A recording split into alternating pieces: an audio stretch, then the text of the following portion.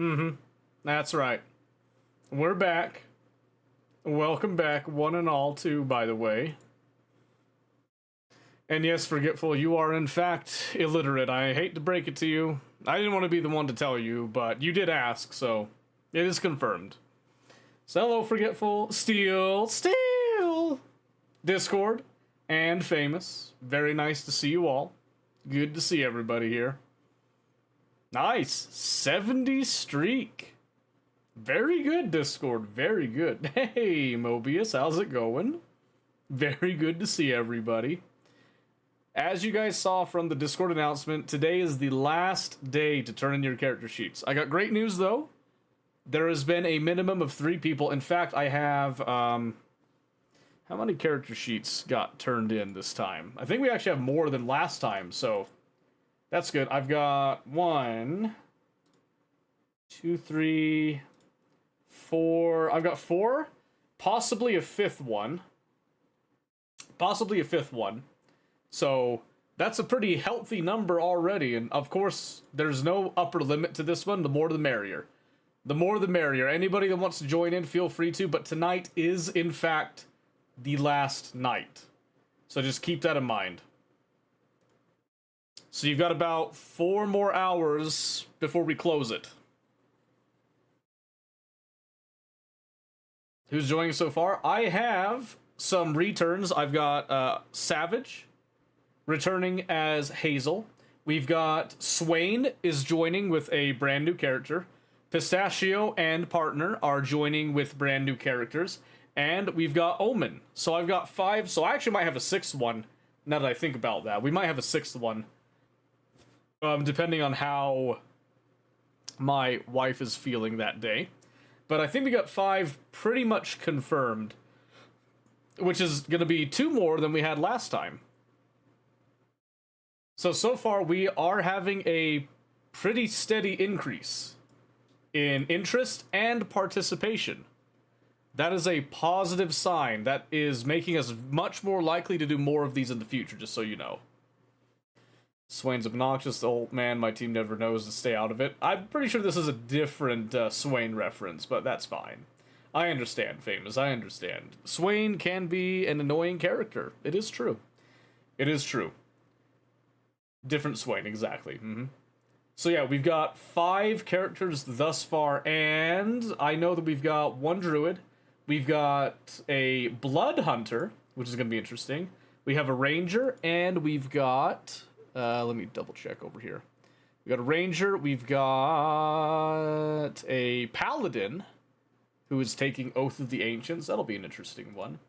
And then we've got the final one so far is a warlock. So we actually have a pretty wide variety of classes, character backgrounds, specializations that are coming in with this. So it should be really good. There'll be a lot of opportunity for people to explore using their classes and their various skills that they hopefully are going to think about. It is still primarily all new players. So to see how it turns out. You should have seen the last one, Steel, but oh no, you had to be away or something. Oh gosh, you had to not attend. Oh, that's fine.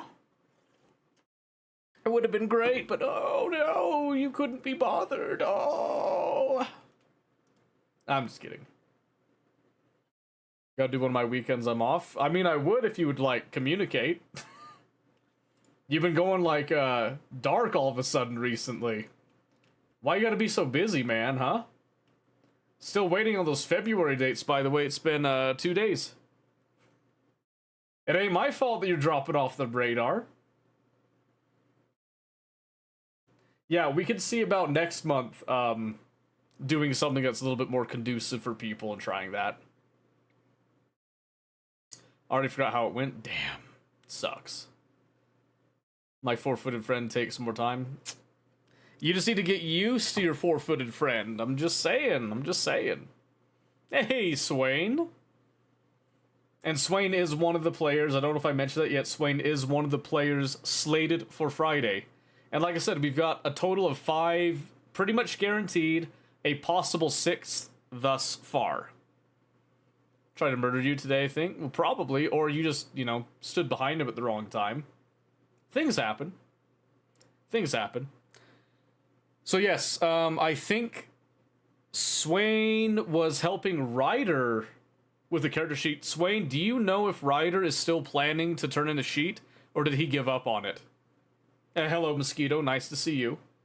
Because I thought Ryder was planning to do it. I don't know if he's still planning to do it now.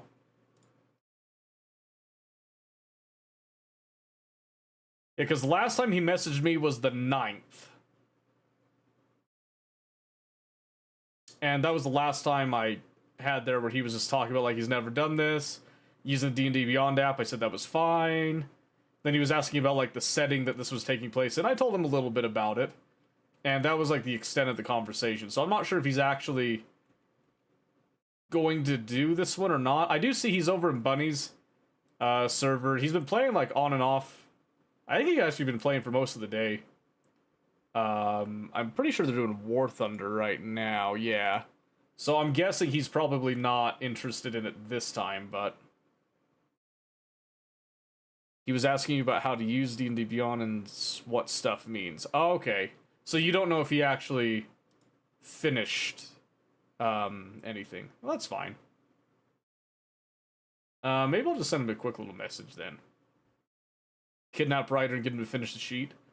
I mean, you can if you want to. I set a deadline for tonight, but I'd be willing to, like, wiggle things around a little bit, because this is a fairly new thing, and I don't have so many people that I have to cut off, like, access to it. So, I'm willing to wiggle the rules a little bit for it. Because the rules are primarily and entirely arbitrary, really, at this point. Completely, like, fabricated by myself, so we can break the rules if we so need to. Yeah. I think that's it for the one-shot, like, talking about that. Like I said, if there's anyone that has, like, last-minute changes that they need to do, you can do that leading up to the day. I just needed the basic character sheets tonight so that I can go over classes to make sure that, like, oh yeah, there's, like, chances for everybody to kind of have their spot in the limelight type of thing.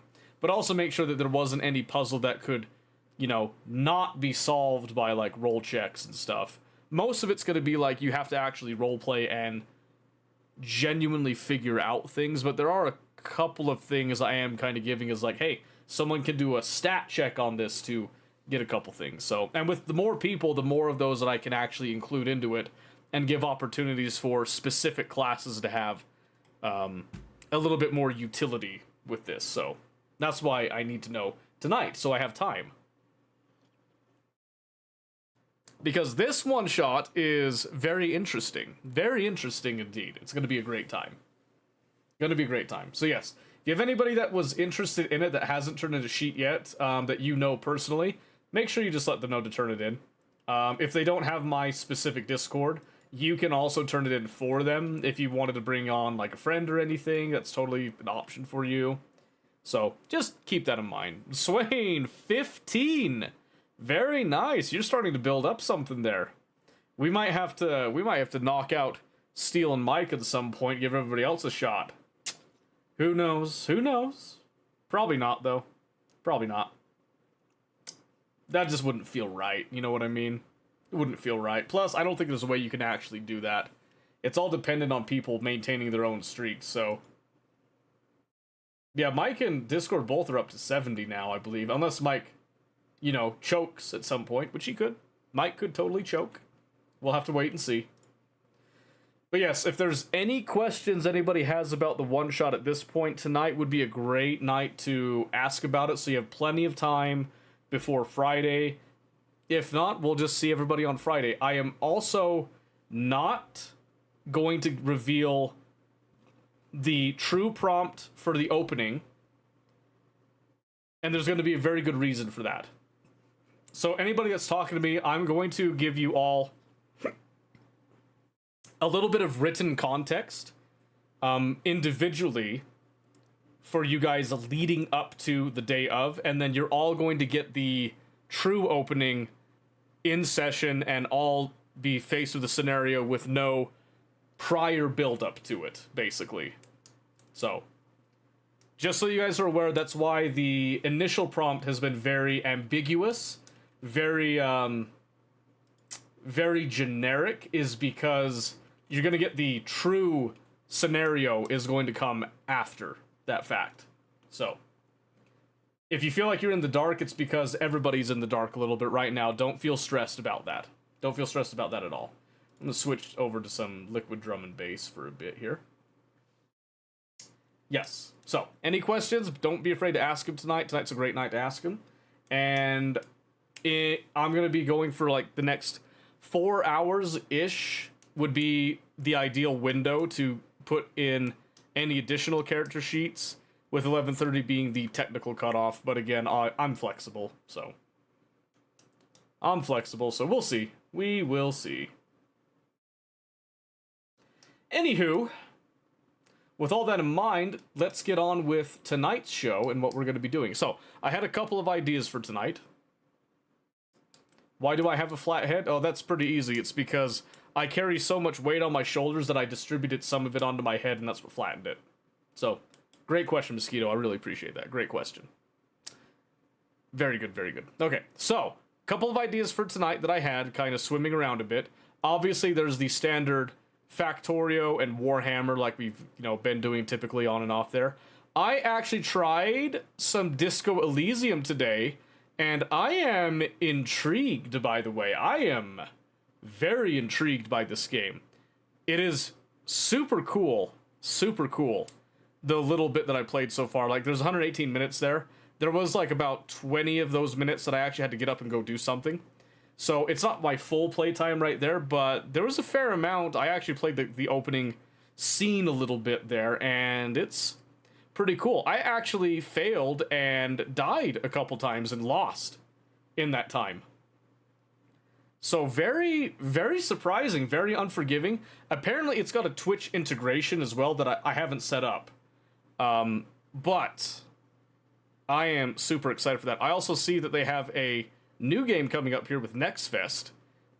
Zero Parades for Dead Spies.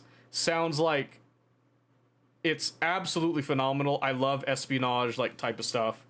And if it's anything like this current game that they have, like, I'm super stoked for it. So this is supposed to come out sometime this year.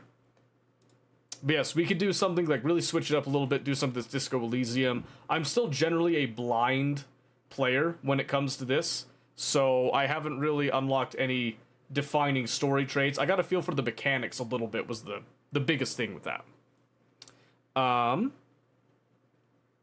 So it's Disco Elysium. It's a role-playing game where you play as a police officer who basically you wake up and you've forgotten literally everything about you. You've forgotten, like, absolutely everything about you, and so you kind of have to piece these together while you're also investigating something. And it's all kind of dependent on the archetype that you select or that you create for yourself. Can open up, like, a huge variety of internal dialogue and external dialogue stuff, so... Got DJ 7 Days to Die, he has the integration active. Me and Bird killed him a fair few times. Oh, yeah? What kind of integrations does 7 Days to Die have? Interesting. Yeah, it's very... I don't know.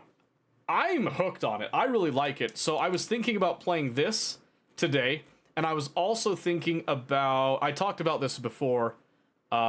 This Pathologic 3. I haven't played it yet, but I played Pathologic 2 a fair amount back in the day. And it's a phenomenal game series. It's another, like, kind of investigative thing. This one's more focused on the horror aspect of it. But still has a lot of that, like, solving the puzzles, the clues, and all that going with it. But Disco Elysium is just there's such an interesting art style. The art style is really cool. The dynamics with the conversations, the dialogue, both external and internal, are just really profound feeling. So... I was already liking it. Obviously, I haven't played enough to actually get any achievements and stuff. So, yeah, that'd be kind of cool. Oh, I need to mention this as well. I did not get a Factorio video out last week, last Friday. For those of you that might be watching this that were looking forward to that, I do apologize. I was absolutely planning on that, but it ended up being that I didn't give myself enough time to do it and make it at least like somewhat palatable to actually watch. So I've given myself another week on that one. That should be coming out this Friday instead. So 1,000 apologies for that, but I want to do it the right way. I don't want to do something half-baked with it, so it's not excuses. I'm just saying that I know the Factorio video, the next episode, did not actually go live this last Friday, but I'm planning to have it done by this next Friday. So it's still coming. It's not dead on arrival or anything. It's still coming. I didn't give myself time Thursday night for a variety of reasons. One of them being that I got guilted into playing Arma with Bunny. I'll be honest with you, I got guilted into it because I never get to play with them. I felt super bad, so I went over, I ended up losing track of time, didn't get off in time to do anything, and I goofed. So, absolutely my bad. I need to take some time on the weekends to do a lot of that stuff, so I have more time during the week for things like that. But it is coming. I still have the footage. I just need to go through and edit it, make it into something that's at least, you know, semi-cohesive, so to speak. Worth it here? Oh, yeah, absolutely. Inexcusable, yeah. I'm sure. I still need to take that clip that Steel got and post it up because that was freaking hilarious. So, well, that'll be going up onto YouTube Shorts and TikTok. Probably, maybe we'll do that one for the one tomorrow, because I thought it was really funny. I thought it was super funny. Although that one might take a little bit more time. I need to, like, cut it, edit it just a little bit. Maybe it'll be Wednesdays. Well, we're gonna plan on that one being Wednesdays, because it'll be funny. It'll be really funny. And Discord, thank you for the hydrate. Appreciate it. Oh yeah, I also tried some Mosquito. I tried some of that spicy ramen. I just did the normal one. It wasn't as spicy as I thought it was gonna be. I'll be honest with you. There was heat there, but I didn't really get a lot of flavor out of it. It was just hot, and then by the time I'd finished swallowing it after like maybe 10 seconds, the heat started to fade away like that. So full packet, yeah. It was just the original. It wasn't the double spicy. It was just the original one. So yeah, full packet. I put the whole thing in, like the whole sauce and everything. So I haven't tried one of the double ones or like the ones I think are spicier. It tasted all right. It just wasn't as spicy as I thought it was gonna be. So I'm curious what the double spicy is gonna be like. My mind just collapsed on me. I just went full blank.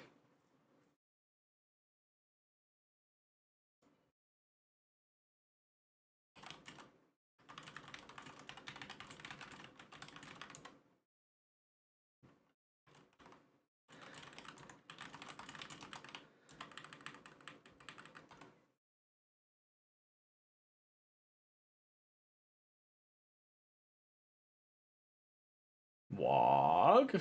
Maybe. We'll see here. Required the sink sprayer in my mouth for the X2 spicy? Really? Well, I guess we'll find out. Maybe I'll try it tomorrow. Tomorrow might be a good time to try it. Let's see. We did do...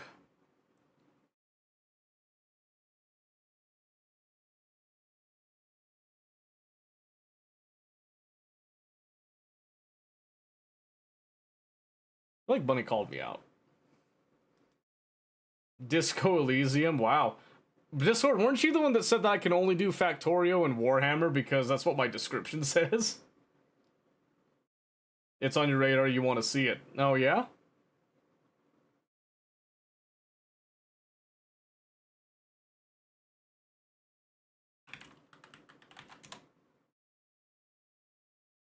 But I mean, we can do that if that's like your actual choice.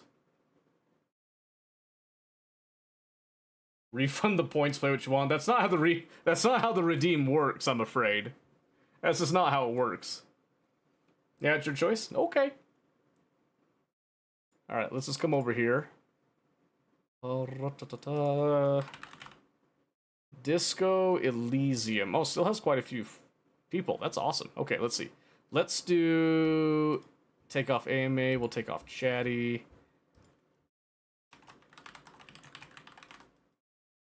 Let's do... I'll say first play... Wow, playthrough. Right there. And then we'll also say... You make the rules, though? Yeah, but if I put something in and then somebody, like, actually cashes in something, I would feel bad not doing it. So first playthrough... Experienced. Let's see. I'll just say first playthrough blind. We'll do like a blind playthrough, why not? Yeah. Ooh, wait, I was adding a tag when that happened. Did it take it away? I think I accidentally took it away because I was actively changing it when you did that. Let's see. You gotta have better timing than that. Better timing than that. We'll take with the community tag. We'll put that. So you put in Screw League. There you go. I put it in manually just for you. I hope you're happy. I hope you're happy. You did come, like, very early. I'll be honest. It was quite early indeed. Alright, so let's do Disco Elysium, and if we're not feeling it, we can always change later. But I'll be honest, I was thoroughly enjoying it. I was thoroughly enjoying it when I tried it earlier, so. Let us begin. So we'll hit this, and then come over here. We're gonna start, like... Oh. That was cool as shit, though. Hold on a second.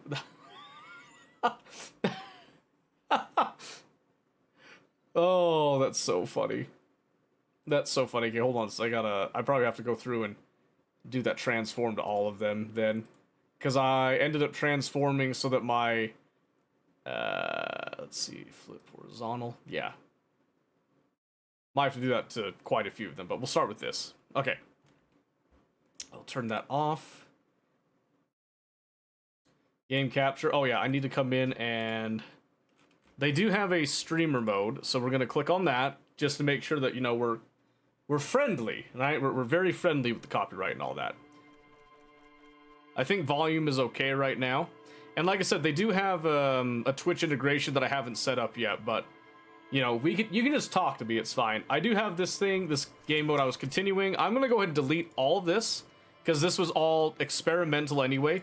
We're gonna start absolutely fresh. I thought I could delete them all at once. So there you go. Oh, let me double check if that actually added the tag. It should have. Screw League. Oh my gosh, did it break? I think StreamerBot updated something, so... Alright, what am I... Probably has to do that one, and... Anything to prove you died? Oh no! Oh no, I died. Twice, actually. Both of them to a morale thing, by the way. Very heinous how it happened, so you're gonna like this. So first off, we start a new game, right? And let me know if the audio in the game is ever too loud, too noisy or anything. If things need to be adjusted, we can do that. And if we need to move the camera a little bit for this, we can also do that. Just let me know. Now, you have these archetypes. It might be easier if I do... Oh gosh, I really need to... Wish I could just flip them all at once. Transform. Flip horizontal. We'll get through this together, you and I. So, right here we've got these archetypes, which are just kind of pre-made stat blocks and stuff.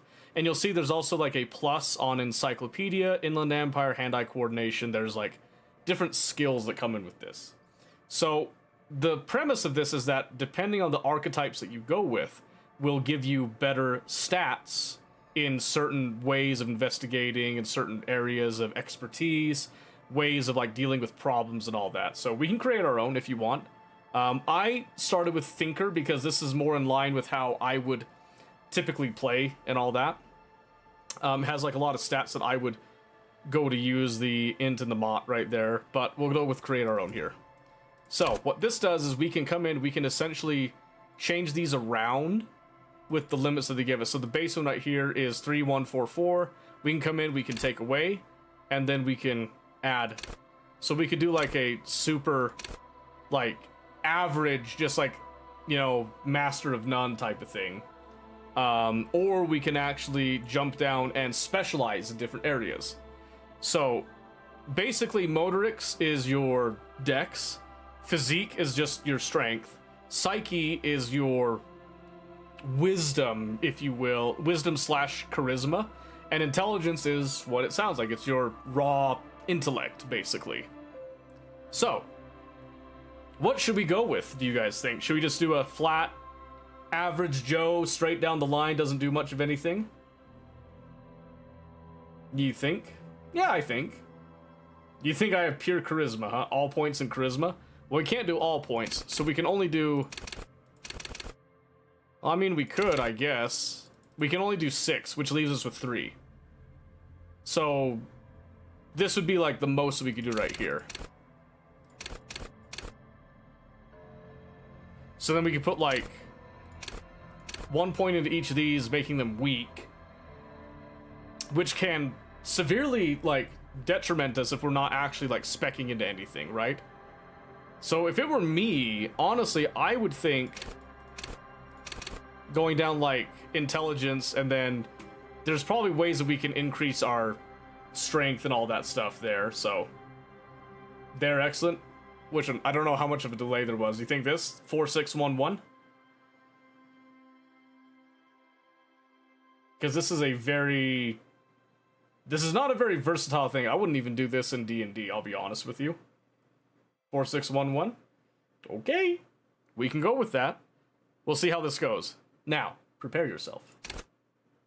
This is going to be a journey. So now we can get signature skills here. So we get a total of 4. So I can come over here and I can pick something in these. So over here we have Encyclopedia, which is what the default gives you. And I was actually really liking the Encyclopedia. It was very interesting, actually. But we can definitely come in here. We can actually put specs into some of these other things. So Inland Empire was coming up a bit. I think that's kind of interesting. There's also chances for empathy, authority, esprit de corps, suggestion. Oh, there is a pretty big, like, French theme with a lot of the stuff, too. So just kind of keep that in mind. But yeah, we can basically pick, like, different areas that we can try to make things a little bit better for ourselves. So, since we're not very, you know, dexterous and we're not very strong, we only have, like, a little bit. You certainly have empathy. Are you trying to make me? Is that what you're saying? Is that what you're trying to go with? Yeah? Are you saying I'm not strong and I'm not dexterous? That's actually a little hurtful. Alright, so we'll set empathy as a signature then. So we only get the 1 signature. So basically what this means is that we'll have all these other skills here, and then we're going to come over here and we have our, obviously, our specialization, or signature skill, and everything else will kind of build around that is the idea. Do the burpee show them how strong you are? No, I'm not doing it right now. All points in drama and rhetoric, huh? Rhetoric actually comes in, like, to play a little bit. I was kind of surprised how much I was seeing it. But personally, like, play-wise, I was really enjoying the Encyclopedia coming into play. But we're gonna go with this for now. So we set our signature. We're going with empathy, 4611. Prepare yourselves, all right? And let me know if the audio is too strong or too weak at any point in time, okay? And I'm going to keep the small screen up here for now. Let me know if you think the bigger screen would be better, but we're going to keep the small screen for the time being so you guys can see what's going on. Without further ado, let us begin. A lot of dialogue, by the way. Be ready for that.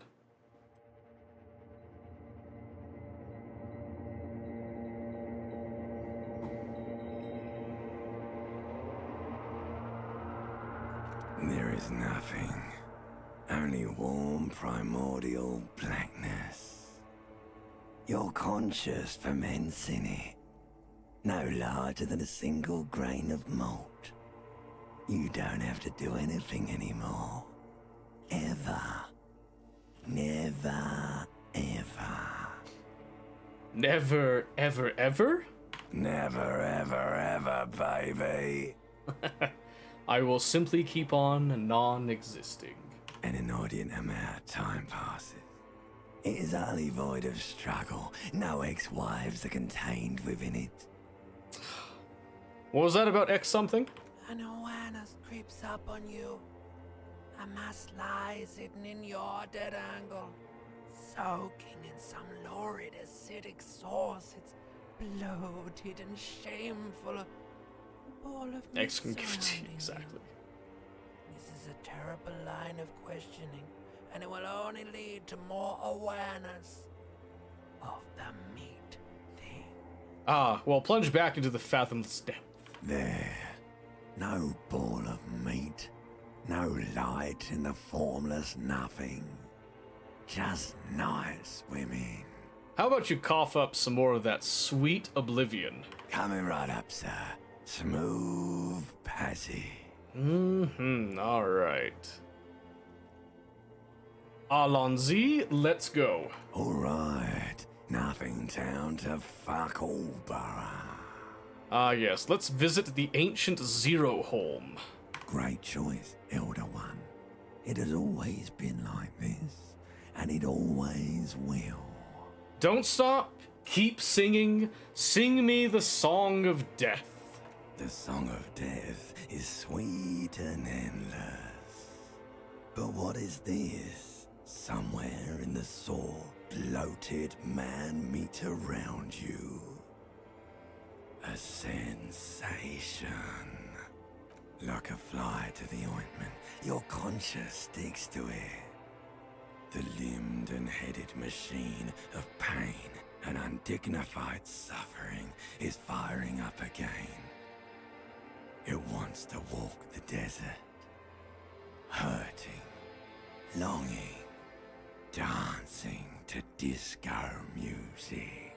You can take it. You're a champion. No, I'm not scared, I'm a champion! I didn't get this before. The stench of liquor rises from your mouth, and with it, an ungodly headache. Okay, I'm a bit scared now. Let's go back to the dark. A fiery streak penetrates your skull, trying to force your eyes open. It's a sound, a clarion call from hell. Somehow, you know what it is. A Caprice Kamena motor carriage. Oh, my encyclopedia actually came through again. Open my eyes!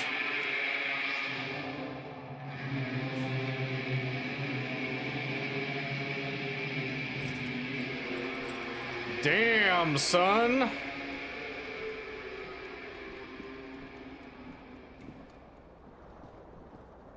Yeah, we feeling it. Alright, hold on. I'm uncomfortable. Put my pants on. Yeah, there we go. You hear a jingle.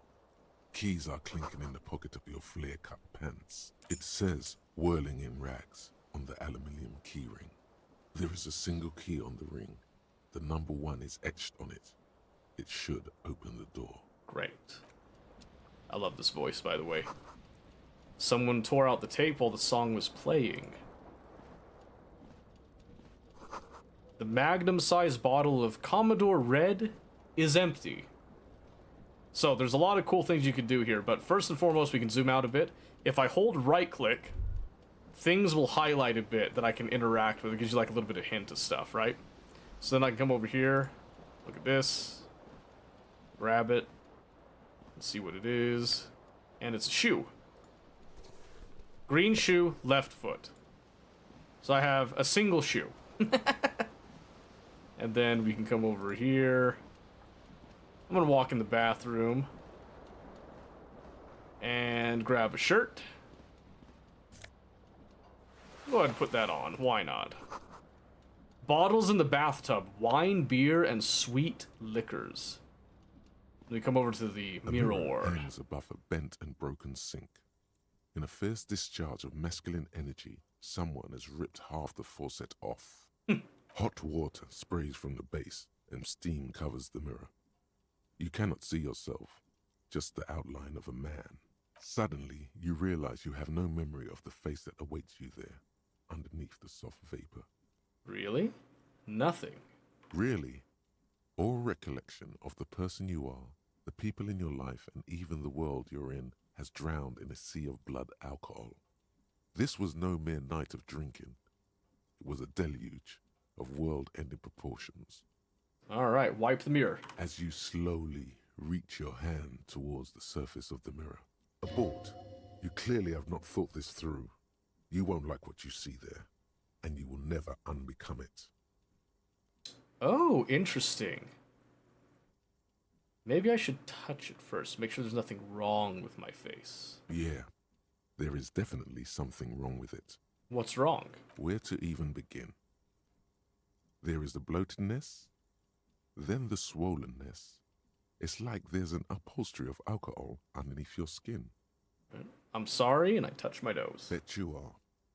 Your nose feels like a small balloon in the middle of your face. It hurts when you honk it. It doesn't appear to be a particularly tiny nose either. Not with all the drinks it's absorbed for you. At least my tongue is okay. It's not. Ah. It's swollen and snail-like, wriggling between Peace your out, fingers. Aurelia. Have a game content replace the current native with a Cockney accent? Probably, yeah. Alright. Well, now I'm scared. I want to stop doing this. Don't be scared. It's only your face. It's not like anyone's going to see it. Okay, I'll wipe it now. Behold, Behold! you have no idea who this thing is, do you? Dear Lord, help me, what is this? Whatever it is, at least it's dead now. There's clearly rigor mortis on your face. Oh wait, is that an expression? Are you trying to make an expression with that face? I'm not making it, the face is making it itself. Please stop. It's horrible. You're scaring yourself. You couldn't stop if you wanted to. It's neurological. Neurological, huh? Okay, try to stop. Oh my god. You can't stop. It's like it's not even voluntary anymore. You have worn that grin into your face and now it won't come off. What does it even mean? What is the emotion you're trying to convey? I think it's supposed to look suggestive. I'm afraid it's meant for the ladies. Please promise yourself you are not going to try it on any of the ladies, whatever happens. I promise I lie. You liar. You can't even tell the truth to yourself. Go ahead. Try something. Okay, let's see. Oh, wow. Yeah, electrochemistry is not great for me. Encyclopedia. This is a white check. You may retry it. Okay. Let's try the encyclopedia check. Like the rest of you, it comes from a bad place somewhere in the past. That's all you know for now. Damn, because I actually got this last time, so I actually got a little bit of background on it. That's okay. So I have no clue where the expression comes from. There was like a little bit of history with it, but that's okay. So now we're gonna wander over. I'll grab the jacket. You'll like this. Watch this. This fan has two chain pull switches. One ends in a tiny fan, the other in a light bulb. A truly horrific necktie has somehow attached itself to one of the blades. Or has it been consigned there as punishment? You feel as though this creature is your friend and wants to reattach itself to your neck so that you may continue your adventures together in this strange world. Okay, so here comes this. Savoir faire. This is a white check that you may retry, grab the tie, or pull on the fan to try to make this check easier. The reason I'm not going to do this is because if you look down here, we've got our health and our morale. And if this drops, we could die. And I can tell you right now. Well, you know what? You know what? Watch this. I'm going to try to pull it. You reach out to grab the tie, but what's this? Diffuse, radiating chest pain. Doom comes over you. You feel something in your chest, an unnatural pressure. It's spreading to your left arm, your jaw. I'm sure it's just heartburn. Oh, God. No, it's many years of combined self-neglect and self-abuse. We try to remain conscious. All you feel is pain and weakness. You have to surrender now. We all do. It gets so dark. You don't even see her face, like you always thought you would. You only see pain and fear. Cop suffers final heart attack. A detective lieutenant of the RCM passed away yesterday. His death, though abrupt, did not come as a surprise to those who knew him. He was the heaviest drinker I'd ever met. Captain Ptolemy Price, the deceased superior officer, commented, "That ain't easy on the ticker." He loved his liquor, sure, said Detective Chester McLean, friend and colleague. But I think before he ever had a heart attack, his heart was broken. According to an official statement given by the RCM, the officer was on the brink of solving a murder case. And that's how quick it can end. Notice that it didn't save anything, so... Because we died so quick that nothing even saves, so we'll have to come through here and do this again. But I did that just to kind of show you guys what happens with it. Yeah, it is quick. So the reason that happened is because our health is so low. We have 1 point of health. If we lose that, just like that. Unless we can quickly heal ourselves, basically. But morale is solid. So I'm just gonna skip through this here. Oh no, coming right up. This. You can take it. You're a champion. Somehow, Yep, so just gonna keep it nice and easy. I'm just gonna skip through all this stuff. We already saw it. I'm already standing here, so now we're going to actually save before we have to do all that stuff. So first, I'm gonna grab pants. Grab pants again. I'm actually gonna clothe up for the most part here. you hear a jingle. It says, Yep, so we already got the keys. I can't really move fast right now. I have to go at this pace. So you can kind of see how we've put ourselves into a little bit of a bind by the choices that we've made right from the get-go with our archetype. Super specialized, not always a great thing. So, a mirror. Come over here. Suddenly, you realize you have no memory of the face that... And then as wipe you the mirror. squat, you clearly have not thought this through. Yeah. Where to even... so we'll do get you touching on. the nose, the It's not. tongue, It's swollen and to then be wipe hot. the mirror. You have no idea. Whatever it is, at least... Please stop. You couldn't stop if you wanted to.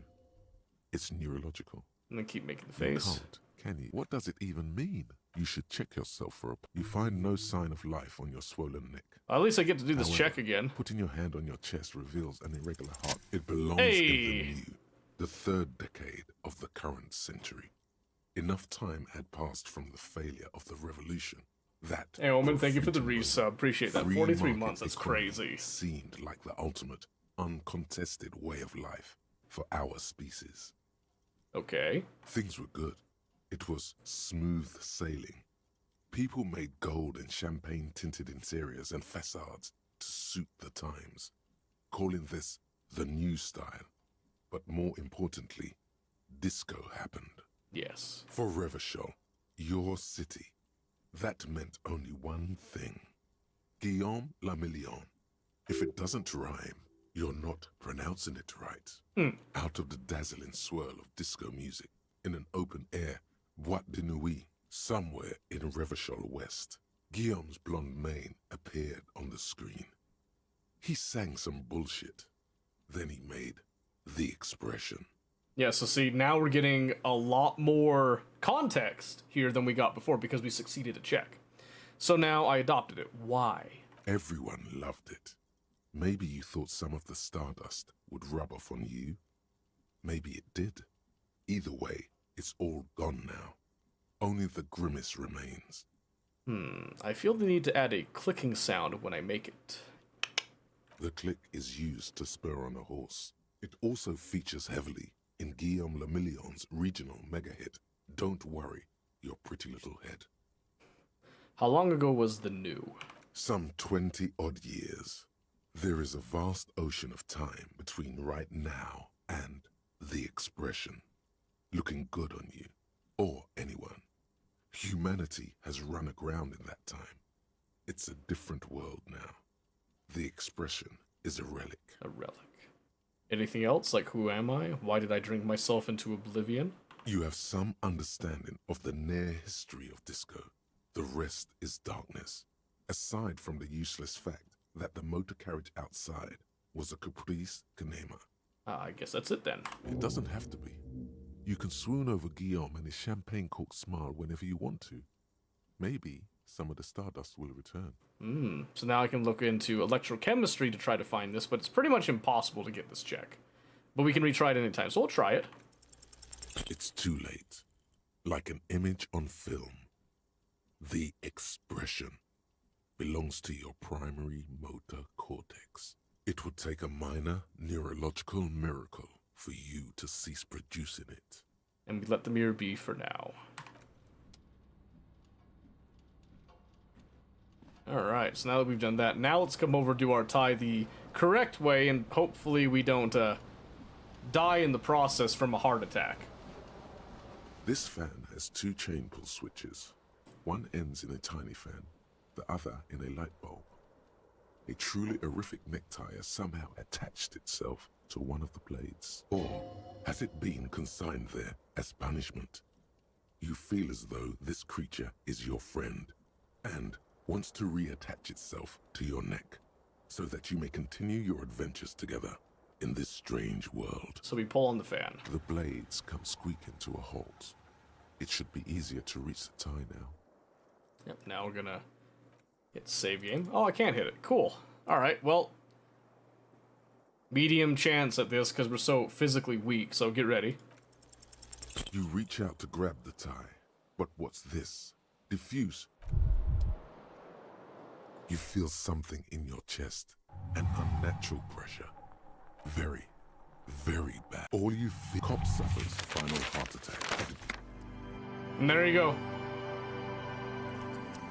So unfortunately, this is going to continue to happen because we have literally, like, nothing basically going for us physically.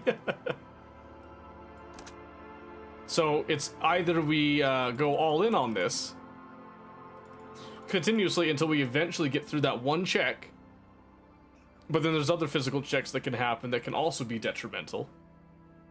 So you can see, like, fully speccing into one can sometimes be a problem. Exactly, Joe, exactly. Ow. Yep, so we'll try it one more time to see if we can get it through, but if not, we're gonna have to actually be intelligent with our, you know, with our build, so to speak. So I'm gonna skip through this one more time. Do equal across the board. Well, it's a little bit late for that now, isn't it? There is nothing. Unless you really want that. You won't ever, never. And I know you do. Coming right up, sir. You were locking into work? That's been going good. Do you want me to up the sun? Look, You can take it. You're a chick. The stench of liquor, a fire. Somehow. Latency? Yeah, latency happens. That's okay. We'll give it one more good shot here. Luckily, we can just do it right now and see what happens. Hey, DJ, how's it going? Yeah, so it's been going all right. We can't get out of the spawn bit because our build is atrocious. It's too specialized right now. So let's come over here and try this again. This fan has two, or as the blades come squeaking to a halt. You reach out to grab the tie, but what's this? Diffuse radiating chest pain. Doom. Yep. You feel something in your chest, an unnatural pressure. You can't It's stop it spreading either. to your very. All you feel. Cop suffers. All right. Now we'll do average Joe across the board. So 3 and 3. There you go. Everything is average. We're completely unremarkable this way. Can't process your genius? It probably. Because he had 10 too many? Yeah. It's crazy. Alright, so I guess we'll still go down empathy since that's what we had originally, but we'll leave everything else just blank, basically.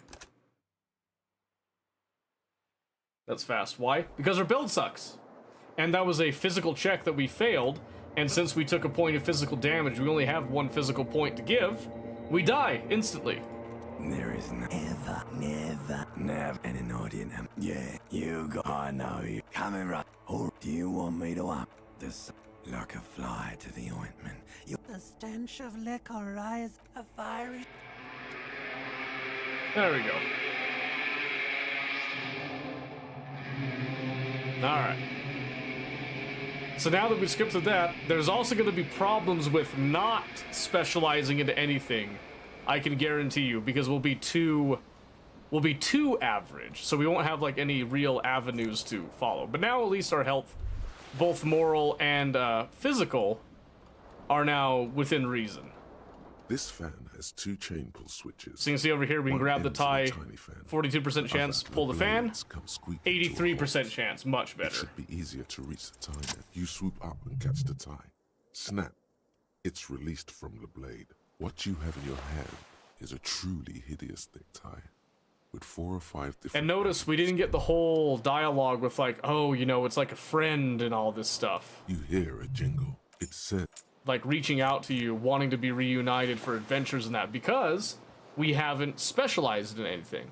And the issue is that we put everything into pure intelligence and wisdom rather than having 6 into our wisdom and then putting 4 into something physical.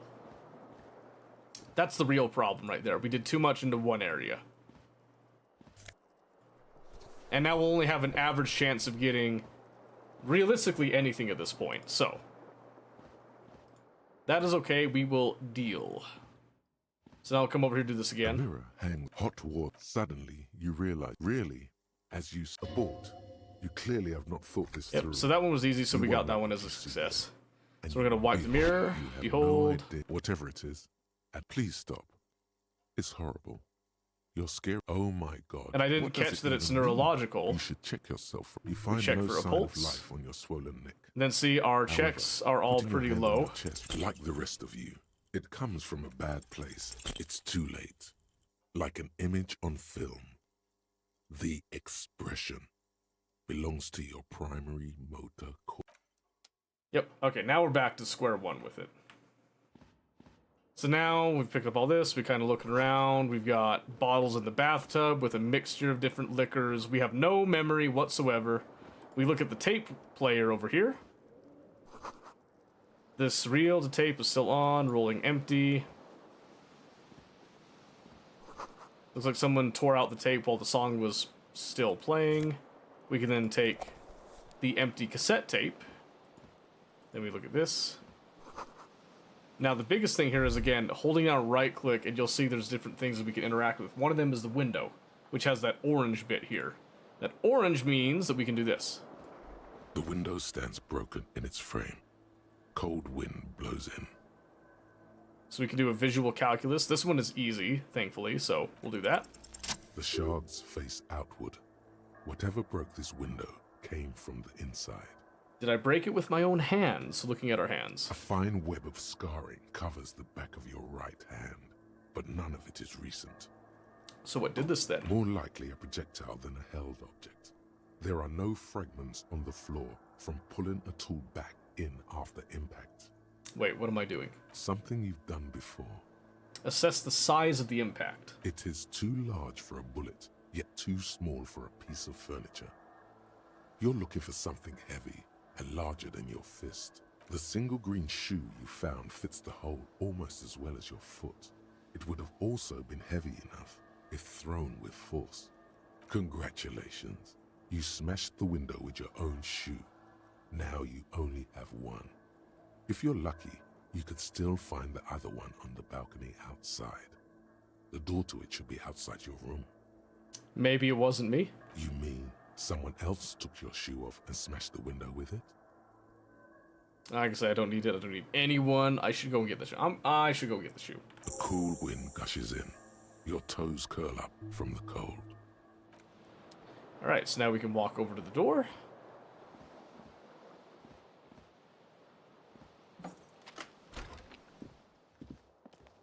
And let's go get our shoe. Oh, what is this? There's something on the table. Money! Real. Yes, this game can be very harsh with its checks. The smell of the sea makes you dizzy.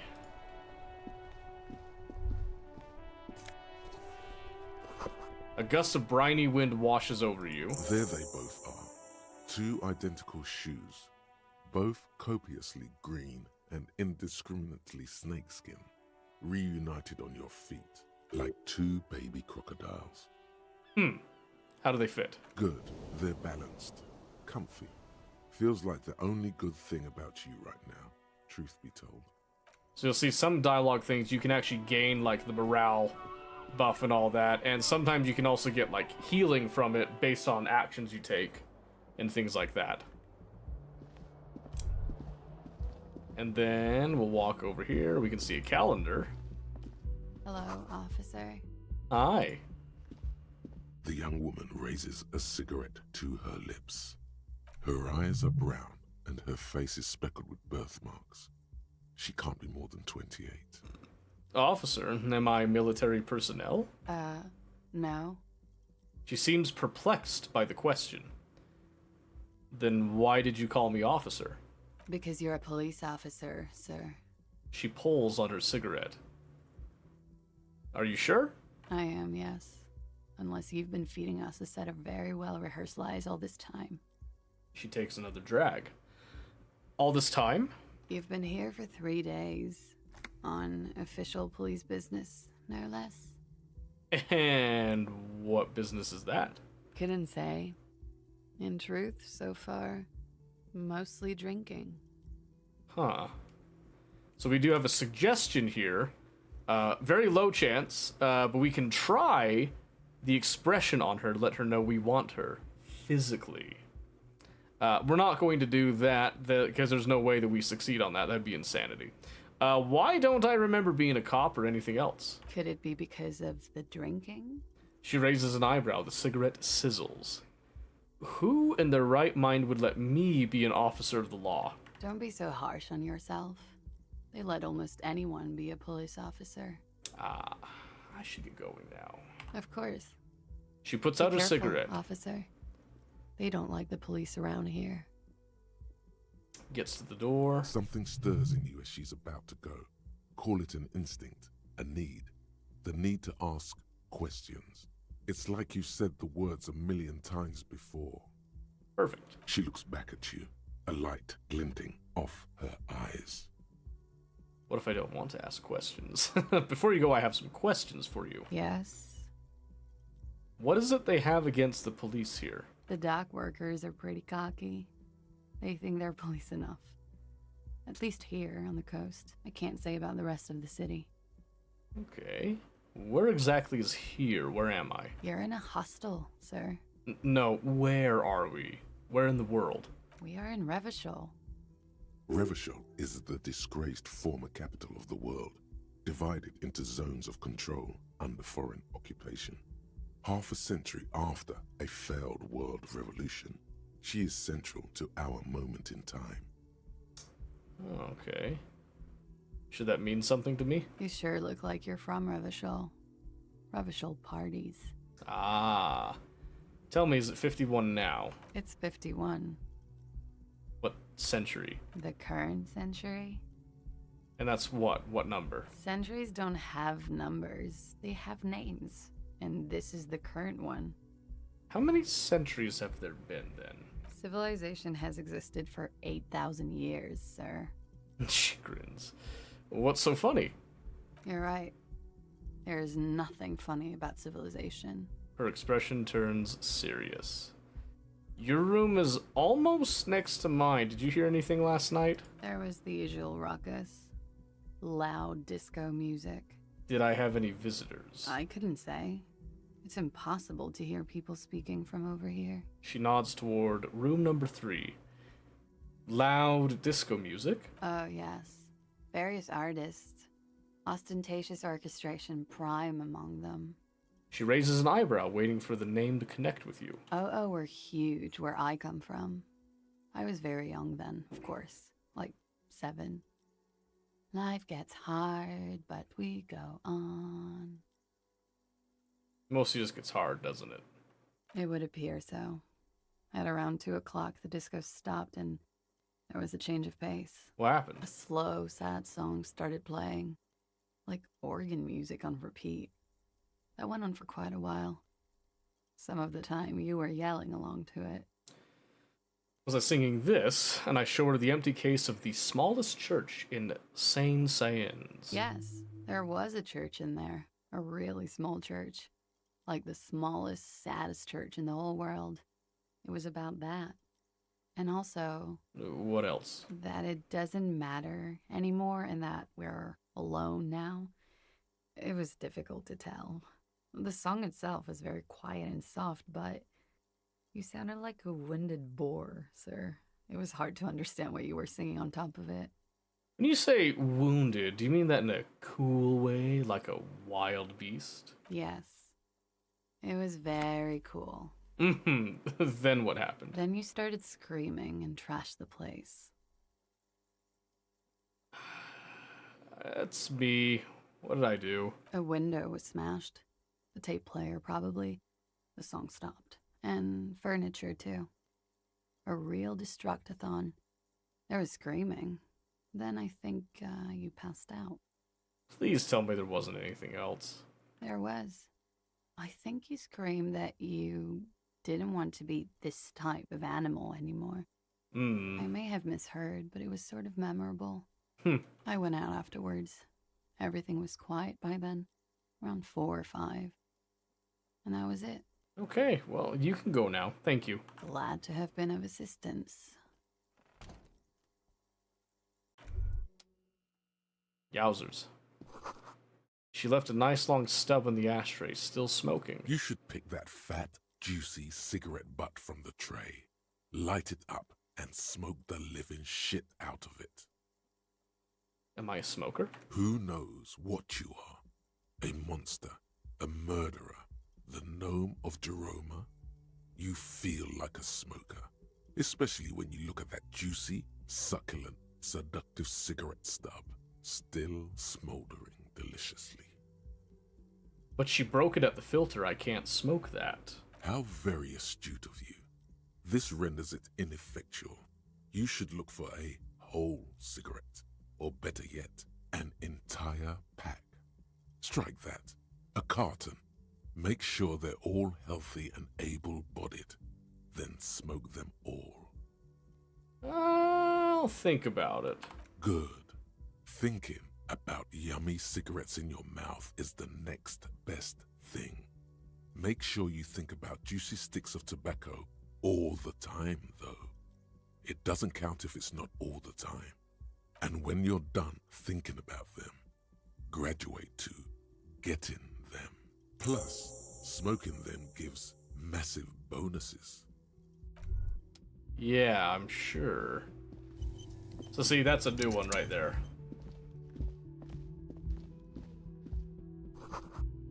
Weekend edition of the satirical newspaper Trompe le Monde.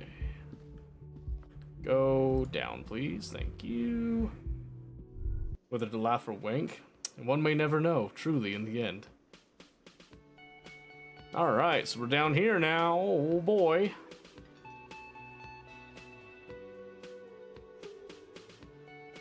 Check this. Summer door closed for the winter.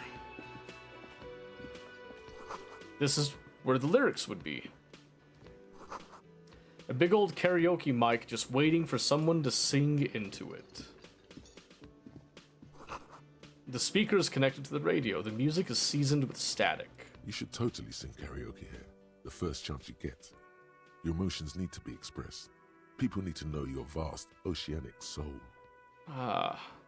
My soul's cubic content is obscured by the hangover. Of course, at this point, precise measurements of your soul can only be performed from the outside. It needs to be heard through a PA system by other people. This goes well with a theory I'm developing, that I'm a down-on-my-luck superstar person. Who is mistakenly identified as a cop for his prominent jawline? Yes, sounds likely. You should probably go on stage and pose for a moment when you're done with this thought. See if it works. What should I sing when it comes to it? You should sing the sad small church song from that tape you found. Thought it was obvious. I think it was maybe I could sing something happy, like from those ostentatious orchestrations folks. No. Don't sing the happy song. It's stupid. Sing the sad song. It's profound. Ah. You would need another copy of the tape first, though. The one upstairs is destroyed. Right. We'll need to sing karaoke then. You just had a great A image should man have stayed in gone. his late Mhm, 20s stands behind the counter, inspecting a stuffed seabird. As you approach, he gives you a sideways glance, then looks down again. That was disdain in his eyes. Even now he is purposely ignoring you. Looks like he's not a fan. I sense you're not a fan of mine. Oh no, you're a hero. A real hero cop. Could the massive property damage upstairs have anything to do with this? You're being sarcastic. Am I? Or did you ride in, take the body down, solve the murder, and not trash my hostel room? I did all those things. I'm guessing I didn't do any of those things. You're right, you didn't, and it's only taken you 3 days not to. What have I been doing all that time? Have you seen me around? No, I haven't seen you around. I'm not always here. Alright. Look at the stuffed bird. A competent work of taxidermy. The white and brown seabird lies among piles of coasters and drying mugs. One of its wings broken. The man is trying to mend it. Looks like the bird was ripped off the shield that was used to mount it. Most likely on a wall. Something about it makes you feel bitter. Ah. Can I help you with that? Look, your buddy is over there. He looks at the doors where a man in a bomber jacket is tapping his foot on the Why floor. don't you go and talk to him, okay? What do you mean, my buddy? He pretends not to hear you, concentrating on the bird instead. Yeah, we're gonna leave that alone. Alright, let's move this along, ladies and gentlemen. Also, let's look at this. The Royal Pinball Machine is unplugged. A bespectacled man in an orange bomber jacket is tapping his foot on the floor. Looks like he's waiting for someone. You. Oh, nice. As you approach, he narrows his eyes and extends his hand in greeting. If an assault were launched on this building right now, if the windows came crashing down and the whole world descended upon you, this man would hurl himself in death's way to save you. You are sure of this, but why? Interesting. Very interesting. Who is he to me? He is your half-brother. Is he now? That's interesting. Craving chicken fajitas so bad, even Whataburger fajitas would suffice. So yeah? Well, you better get on that then. I shake his hand. Hello. I'm Kim Kitsuragi, Lieutenant, Precinct 57. You must be from the 41st.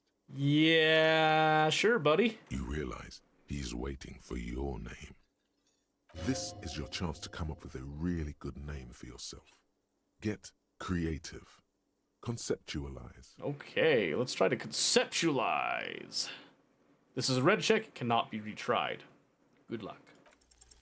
Concentration makes you squint your eyes. Your name should be deep gold and orange, like a forest fire looming on the horizon, but mixed with the stench of liquor rising from your breath. Armakoth You're queue finally two ended. steps closer to it, but there are still many. Then I guess you're not hungry, are you?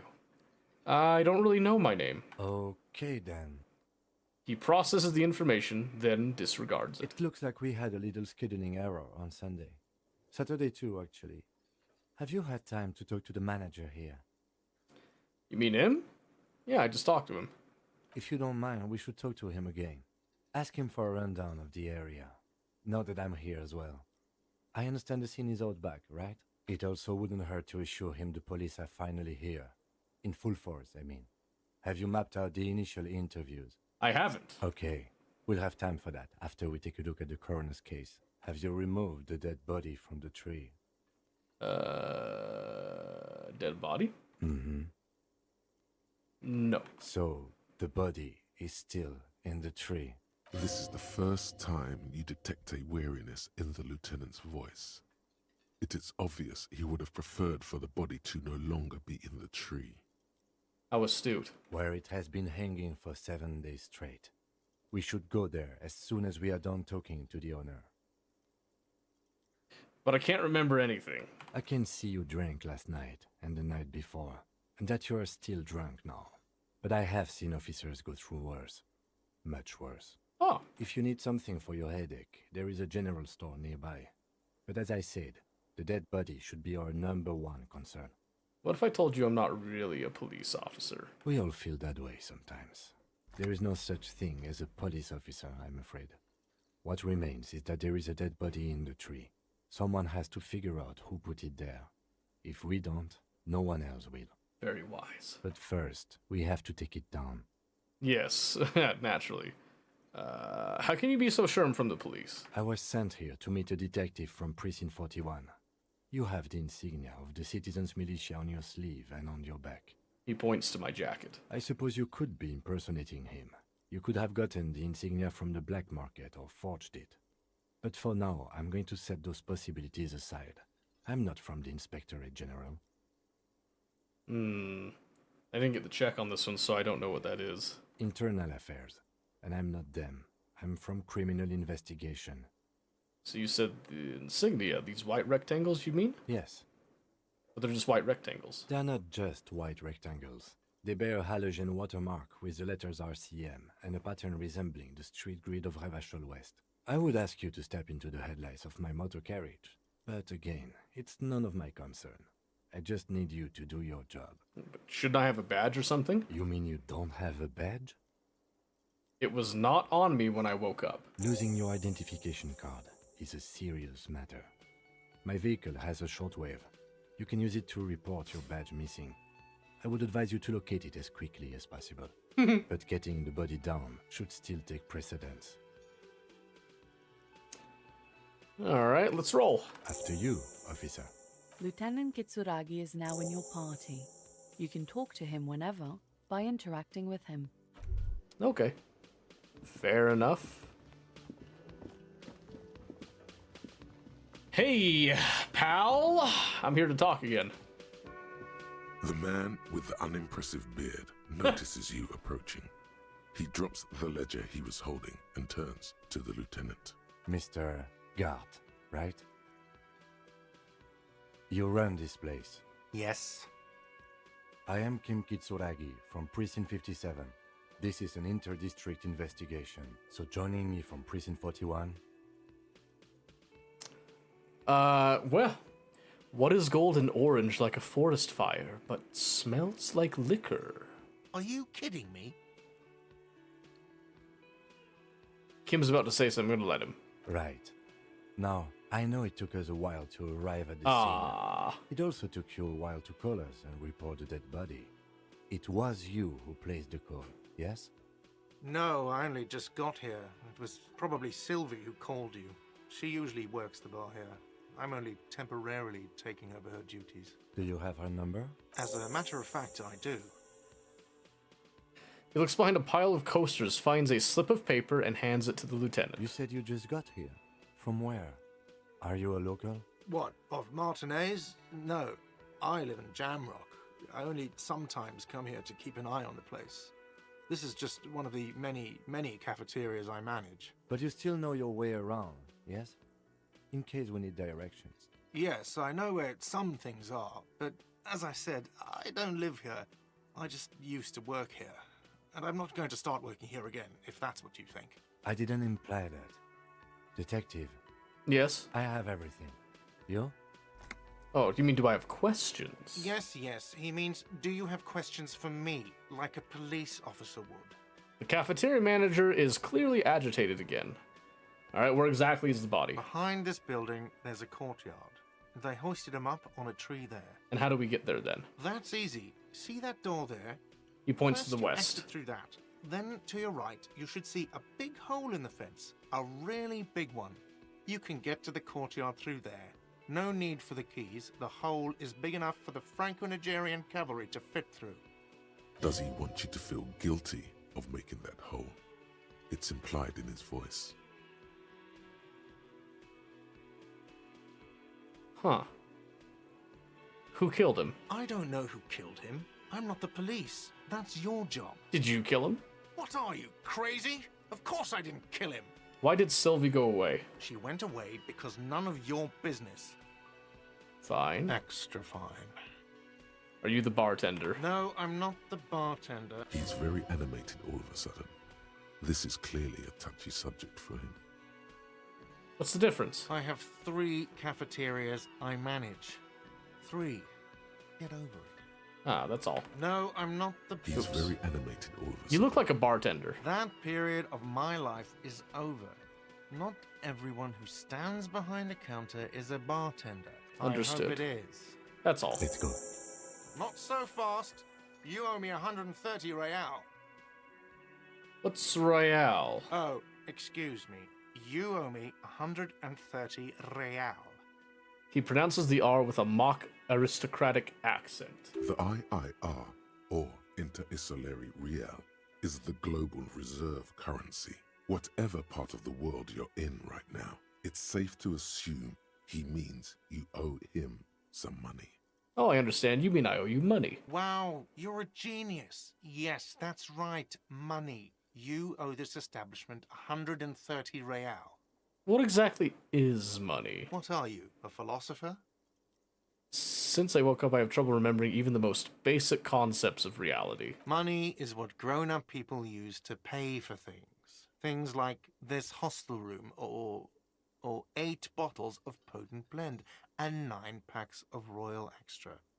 We use it for everything, really. Interesting. Where do I get it from? Are you serious? From your work? I don't know. You can take bribes, I guess. I'm sorry. I don't think cops can take bribes. Some do take recompense, but only to survive. The lieutenant is dead serious. Okay, is this money? Yes, it is. So I pass out the coins. That's 10 plus 10 plus 20 equals 40. I'm now down to 90, right? No, you see, that's 40 cents. Cents are a form of currency 100 times smaller than the real. I'm not even going to take this. Come back when you have 130 real. Okay. The cafeteria manager stands silently, looking at the coppers on the counter before him. Isn't it evil? The order of magnitude between what is asked of a person and what they have. Darkness rides. I pick up the coins. It does, doesn't it? There's a shuffle of nylon as Lieutenant Kitsuragi looks for something in the pockets of his orange bomber. That's cop 4. I haven't offered to pay because I don't have any money either. What happens now? I'm sorry, but he has to pay. I can't let him stay here any longer if he doesn't. If he doesn't have the money by tonight, then... He shrugs. Officer, maybe you are better off working this from home for now. You live in Jamrock, right? It's not that far away. I don't remember where my home is. Officer, you really need to take this up with your station. I have a shortwave radio in my car. Call them, ask for assistance. We have to get this investigation started now. Good luck. Okay. So I'm already noticing there's a lot of stuff I was getting before at this point that I'm not getting now because of my severe lack By of the way, where specialization. is, the address is coming up blank, and this place sure isn't it. I don't remember. But you've been at this hostel cafeteria for only 3 nights. Where were you before? You had to be somewhere. I don't know. Near? South, maybe? You don't really know, do you? I don't. Does this mean I'm homeless? South, maybe. Doesn't sound like somewhere you can stay if you run out of money. Could I trace the way back somehow to the exact street, the exact number on a building? You can try. Run some addresses in your head when you get the time. Maybe a street or an apartment will appear. And this is the interesting thing now, is that we come over to this mechanic. In this case, we're thinking about the lonesome long way home. A temporary research bonus gives us a +1 to encyclopedia. Factual memory returns. Research time 6 hours and 5 minutes in-game. Problem, let's rewind. Trace your drunken steps back home.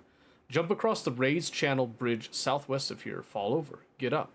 Get off the asphalt in 20 minutes. Shuffle your feet through courtyards, scaring little children. Go under the great raised motor tract, the 881, until you reach Le Domaine Eminent in North Jamrock. The streets are frozen this time of year, caked with ice. Walk down Main to Perdition. There's a side alley there and your footprints in the mud. So we can internalize this. And while we're thinking about this, we're getting a +1 to our encyclopedia stuff, which can help with things.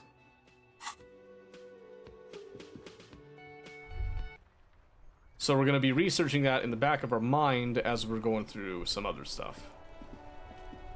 And now we get to a part that I am now unfamiliar with. I pretty much only got over here to the car and I didn't start anything here, so we're now in new territory, I think. Before you stands a motor carriage.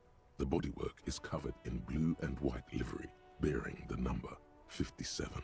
Vapor emanates from the large engine on the back of the vehicle. It hasn't had time to cool off yet. This must be the infernal machine that tore you from oblivion. Open the door. In the cabin, you are welcomed by a set of steering levers, a radio microphone on a hook, a pull-out toolbox under the seat, and the soft glow of the fuel preheater gauge. I'm going to run my fingers over one of the steering levers. The white suede feels luxurious under the touch, and the metal clutch handle so very familiar in your palm. Oh no, actually I have done this. I remember now. I have done this bit. The frequency tableau lights up, and the green button labeled Prime Line glows like a feline eye. And then you hear something. The soft purr of electrical kittens, radio waves cast far and wide over the metropolis. A woman's voice greets you through the static. This is Precinct 57. Hello, Lieutenant. How may I assist you? Hello, Alice. Please assist our colleague from the 41st Precinct here. I'm putting him on. Okay. Well, hi Alice. This is the officer from the 41st Precinct speaking. Nice to meet you. This is Officer Alice Demetri, Precinct 57. How may I assist you? Could you connect me to the 41st Precinct? I have something I need to report. Just a second, officer. She puts you on hold, the static crackling softly like a bonfire. After a while, you hear an old man greet you from the radio. His rattly voice is oddly familiar. 10-2, 10-5. This is 41st. Come in. Over. Okay. A scrawny old man sits in a dusty cubicle, smoking, with a large white rectangle sewn on his vest. In front of him is a box-shaped apparatus with an array of wires and antennas. The radio switchboard. The man uses relay code. You've got this. You're a cop, and cops know relay code. Yeah, well, 10-4, Station 41. I got an urgent business, over. 10-4, message received. 10-5, relay message. What's your status? Over. Just reporting in, over. 10-18, state your message, sir. Okay, I need to report my badge missing. 10-9, over. Badge, I can't find it anywhere. It's gone. 10-4, message received. This is a very serious situation. I need to 10-22 the captain. Over. Over. Is it him? What does he want? Says he lost his badge and needs to report it. He what? He lost his badge? I'm gonna say nothing. Who lost his badge? Dick fucking Mullen. Who do you think? It's Officer Dick Mullen from the bestseller Dick Mullen and the Lost Identity. Dick Mullen is not your name. It's the name of a fictional detective who would not lose his badge. Ah. Defend yourself. Immediately. They're laughing at you. Defend yourself, huh? Alright. Okay, come on, operator. Tell him to stop. This is serious. He's asking you to stop. Says this is serious. Of course it's serious. He lost his fucking badge. Satellite Officer Vicmar Conkers, losing your badge is serious. Over. Satellite Officer Vicarmar. Oh no, that's him. Okay. Welcome, Pistachio. Nice to see you. All right. Officer lost his badge. That's like I'm the first cop to ever misplace his badge. He says this has probably happened to other policemen before him and laughs sarcastically. Oh, goddamn it. Is he fucking kidding? The whole station's gonna be dicked for this. Satellite Officer Vikmar is wondering if you might be joking and adds that this tarnishes the reputation of the entire station. Over. Mullen dicked us. Can we just move on? I want to get it reported and be done with it. 10-4, I hear you, officer. I'm just going to make a note here that you are in pursuit of your misplaced badge. Over. Alright. Fuck me. Mac, come here. You've got to hear this. Dick Mullen lost his badge. What's going on? Super Cop here lost his badge. He lost his what now? His badge. He lost his goddamn fucking badge. Alright. Enough of this now. I have other things to discuss. 10-9, come again. I didn't get that. Over. The animated conversation in the back is making it difficult for him to hear you. New heights even for Captain Sober. Ask him. Ask him if he's lost his gun, too. The room roars with laughter. Sergeant Orson wants to know if you lost your gun too. Over. Check your pockets. Check your... Holy fuck. You don't know where it is, do you? I don't have my gun? No. It's gone. It's not fucking on you. 10-9, come in, officer. Did you get my question? We were wondering about your gun. Over. So we can try to attempt to convince them that I didn't lose the gun, which is a drama check. It cannot be retried. Or we can simply say nothing. We're already deep in shit here. You think we try it? I get the feeling we should come clean, I'll be honest with you here. I'm not sure if it's a good idea to hide it, I'll be honest with you, but we'll go for it, why not? Even before you can get the words out, everything gets scrambled in your brain. No, of course I didn't lose my fun. Gun! Fuck it, I didn't lose my gun. He says he didn't lose his gun. Or his fun, whatever that means.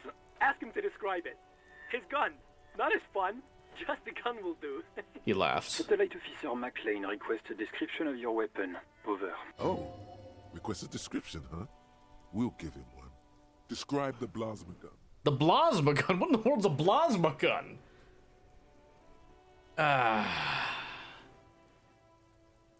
It's massive, flared cooling vents along the front, and hydrogen flasks sticking out, too. What are you packing? Scum? Okay, say regular goddamn murder weapon. You know what they are. Bang, bang. I don't have it, alright? I don't have my gun. You know what? I'm gonna describe the plasma. For starters, it's massive. Flared cooling vents along the front, and hydrogen flasks sticking out, too. 10-9, come again, please. Over. It's got a magnetic accelerator and arc that accelerates the energized ball of periwinkle blue hydrogen-based plasma to near light speed.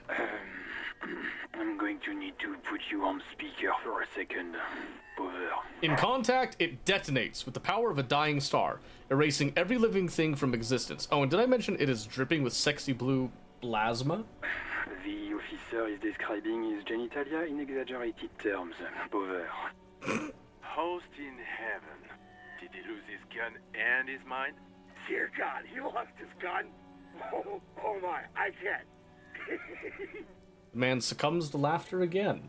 This isn't really a laughing matter. Mac can face a giant of Coco Nur by himself, but Disco here made him piss his pants. Oh, I can't. Fuck. He lost his ass, but he still got his wiener. Oh, man. I'm not going to. I'm not going to. Ask him. Sergeant Orson here is wondering if you are still in possession of your genitalia. Over. I left it at his mama's after I fucked her ass all night. Tell him that. That's a negative. Not going to say that. Over. What's he saying? Share with the class. He said he sodomized your mother. And she enjoyed it too. The prick ate Mama's vanilla waffles at the captain's birthday party. Some nerve he's got. Sure her vanilla waffles were the only thing he ate? Shut up, Chester. This isn't funny. This is my mom we're talking about. Tell him to apologize right now. Sergeant Orson requests that you apologize for the claims that you made about his mother. Over. Alright, tell him I'm sorry. It was just banter. That's what cops do. He says he's sorry and didn't mean nothing by it. Okay. Tell him. Tell him to find his goddamn badge and gun. That's the only thing that matters here. Satellite officer. I heard him. I'm on it. 10-4, affirmative. Officer is in pursuit of his firearm. Oh, God, Mine's fighting back tears. Officer, do you need further assistance? Over. Might sound odd, but there's personal details I'd like to discuss. Okay, 10-4, sir. I hear you. Relay your question. Over. Oh, are you illiterate, Mike? I'm glad. I'm so glad. I was worried about you for a second there. Wait. Before you say anything stupid, think it through. I need information, not fear. Be smart about this. Ask if he's there alone. Oh. 10-4, sir. I'm not hearing your question. Hold on. Are you alone in the room? I need some confidential information about myself. That's a negative, sir. I got 10-12 visitors present here. Over.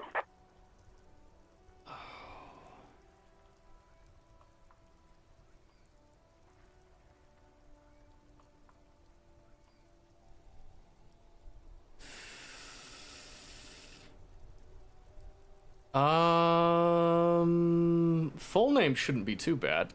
Can you refer to me with my full name in the future? 10-9, repeat message. I didn't get that, sir. Over. Say my name? Sir, I will not have you talk to me in this manner. Over. Please, just say my name, Jules. What? What is it? What can he possibly still want from us? Come on, Jules, say my name. He seems intoxicated and keeps asking me to call him by his name. Mullen's drunk and emotionally aggressive. That's new. Wrap it up. Don't indulge in his drunken antics. Damn it.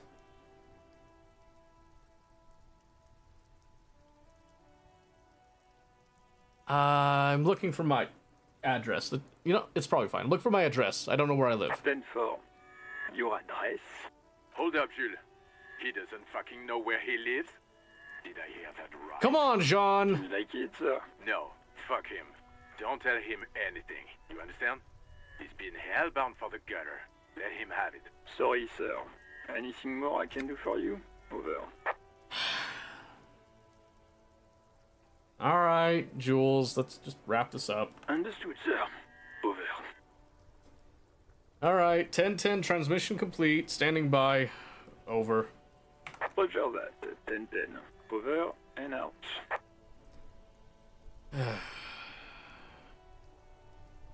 Hold on a second. Was there... This is Precinct 57. How may I Oh, assist right. you? I need you to connect me to a civilian, Sylvie. She may have reported a murder. Of course. What is the number, officer? Kim, didn't Gart give you Sylvie's number? Yes, hold on. Her number is 005 1944 298. Received. Hold on, officer.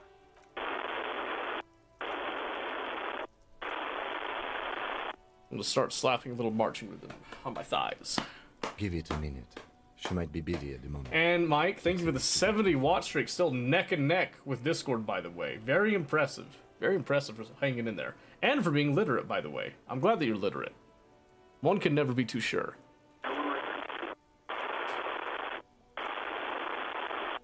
Officer, I have Sylvie Malaika on the line for you. Finally. Yes, hello? Hello, Sylvie? I believe we've met before. This is me, a well, no, okay. This is the police calling. I have some questions for you about your last days at work. Oh, right. Hello, officer. What can I do for you? You can hear resentment in her tone. She's not thrilled to be talking to you again. I don't doubt it. It's got a lovely neck, makes it hard to fall behind. Oh, yeah? Too thick, huh? There is no resentment in her tone. She wants you to ask her out. No question about it. Okay, electrochemistry is definitely the devil in my head. Like, absolutely the devil's like a devil on my shoulder here. Was it you who called the police? Well, you quit your job at the Whirling. Why? You mean, why did I leave the bar? Honestly, I'm not really comfortable discussing it with you, sir. Wait, why aren't you comfortable discussing it with me? Let's just say I left because I needed to get away from someone.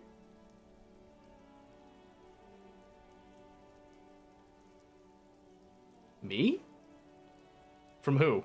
You know who. It's me. Alright. Won't push you on this. Are you ever coming back to work? Maybe, I don't know. I just know I have to take some time off right now. Okay. Let's walk it back a bit. Was it you who called the police? No, not me.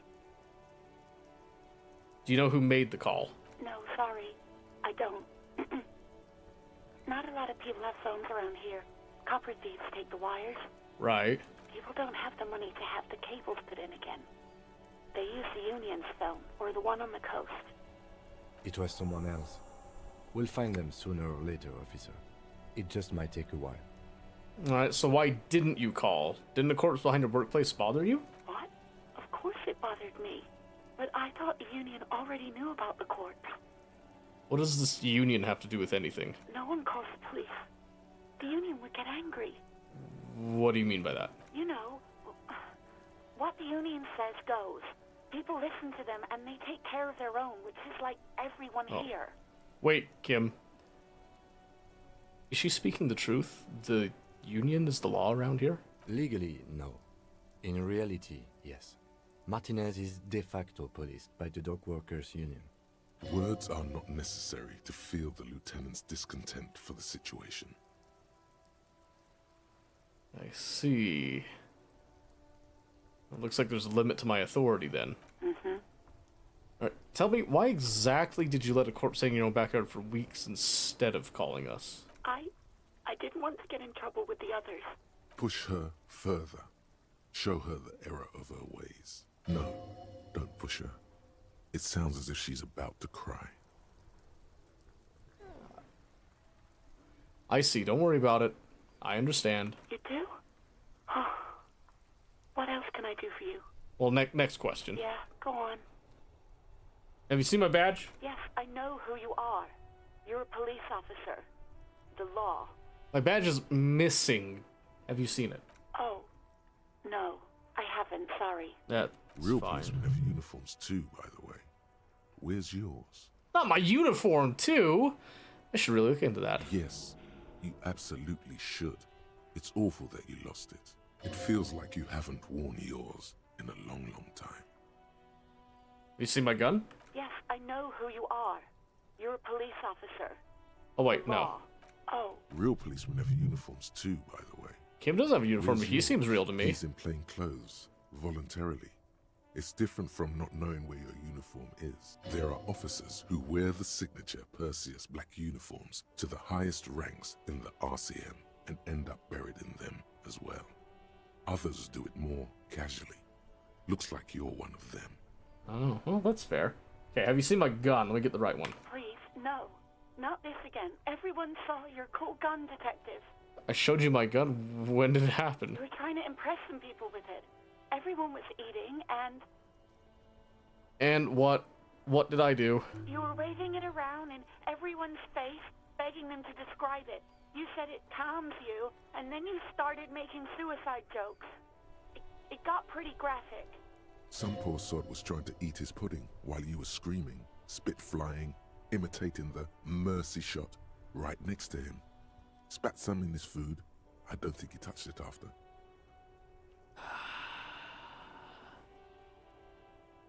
Okay, I don't know what to say. Me neither. But what happened to my gun? No idea.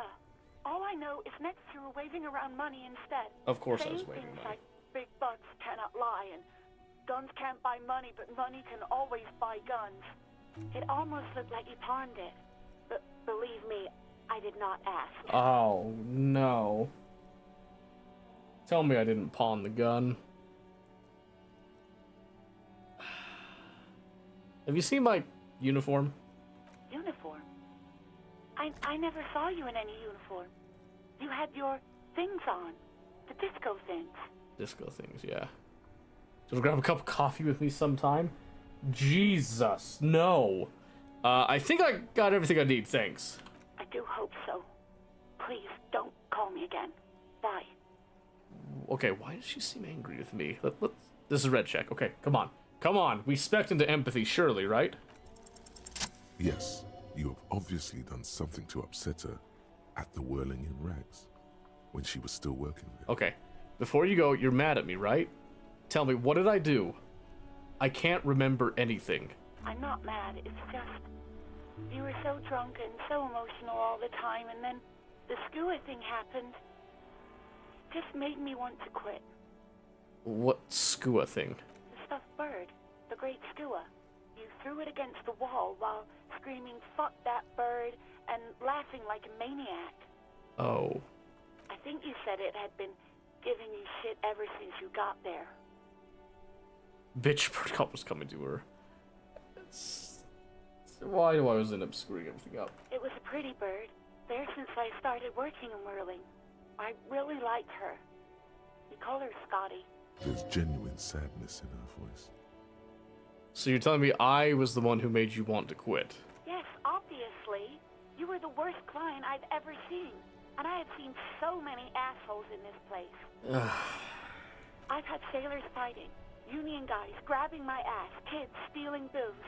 Once a guy was glued to the karaoke machine every night for 2 months. But you... Go on, I want to know what I did. Well, you were worse than all of them. Honestly, you were getting borderline aggressive. Even about little things like not turning down the volume at 3 a.m. I even liked one of those songs you kept listening to on repeat. No more. I hate it now. Hold on, which song? We Go On by the O.O. I can't listen to it anymore. You've turned it into a parody. Sorry. Sorry about the song. To hell with that song. Then there was your room. Your project. An experiment to see how bad it can get in there. Oh, man. I tried to send the cleaner, but you wouldn't let me. Threatened to make me understand. I had no idea what you meant. And I don't want to know. And then you screamed something about how you're actually a real cool guy, and no one understands it. One of the coolest guys there is. The coolest guy in Jamrock. Something about disco, too. I'm sorry. And then I had to deal with your toilet. The one you clogged with police documents, causing water damage downstairs in the kitchen. Police documents? I won't even mention you waving your gun around, harassing customers, threatening to sing karaoke, threatening to kill yourself. Police documents? The ones I had to rent out of your toilet. Okay. What happened to them?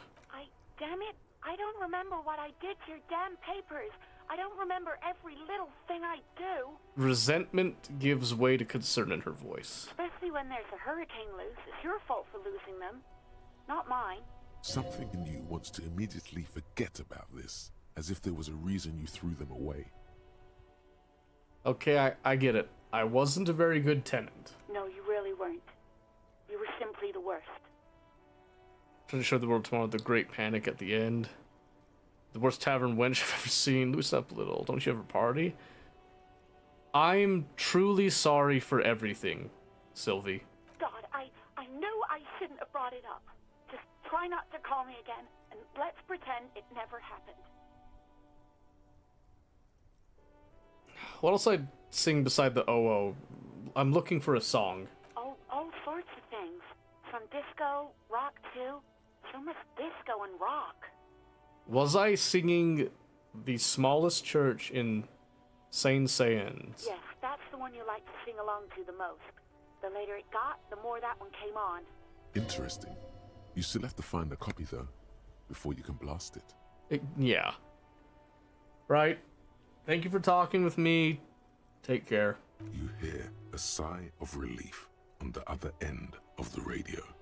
Wordless, the call breaks. Then, the already familiar voice. Anything else I can help you with, officer? I'm done with the radio for now. 57's over and out. In the cabin, you see a set of steering levers, a radio on a hook, a pull-out toolbox, and the soft glow of the fuel preheater gauge. That's way worse than I thought it was going to be, by the way. Let's pull up the toolbox. A metallic drawer slides out from under the seat and clicks into place. The tools inside are neatly organized. Take what you need, officer. It's going to be a long case. I'm not protective of my tools, like some men are. He's clearly a little protective of his tools. But what can you do? Work is work. Well, I'm pry bar chain. We'll take the chain cutter. I'm assuming I'll need the chain cutters to take the body down. The handles are long and sleek. Snap, snap, go the cutters in your hand. Guess we could take the other stuff too. Might as well, right? The pry bar feels nice and cold in your hand. Heavier than you'd think. Useful for opening all sorts of doors and lids. We take the flashlight. It's robust, weatherproof, and well made. Police issue. Blue. Lets you see things in the dark you would otherwise miss. Well, thank you for the posture check. I thought I was just getting into it, but that's fine. Now I'm going to push in the toolbox. The pull-out toolbox slides back into its nest. Preheater gauge casts a warm glow on the steering levers and the radio on its hook. Alright, we'll just close the door. Right. Plenty time to talk to other people. Let's talk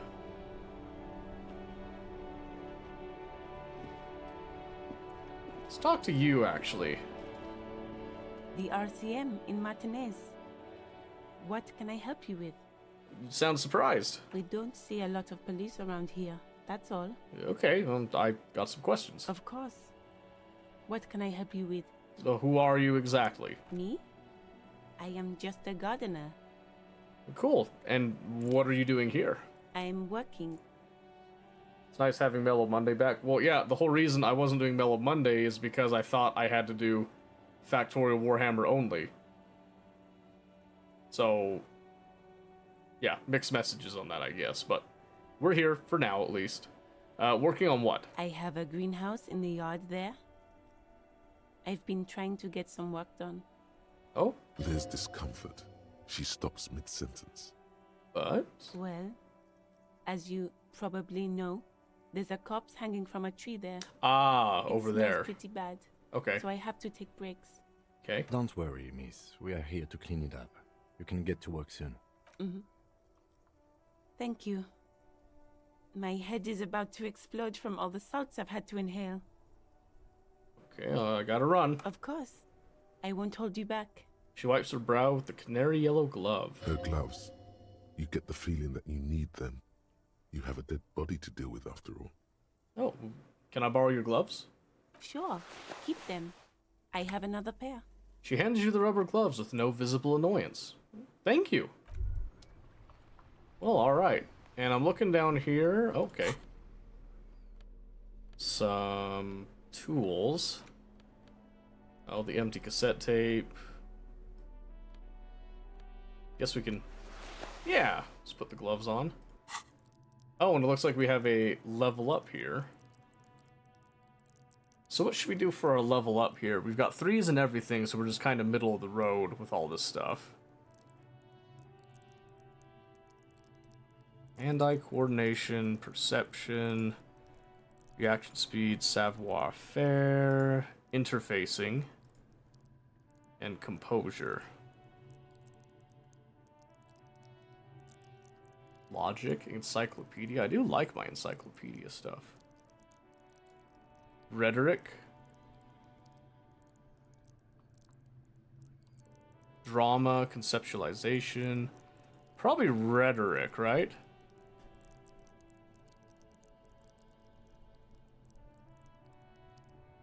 Yeah, I think so. Yeah, let's go with that.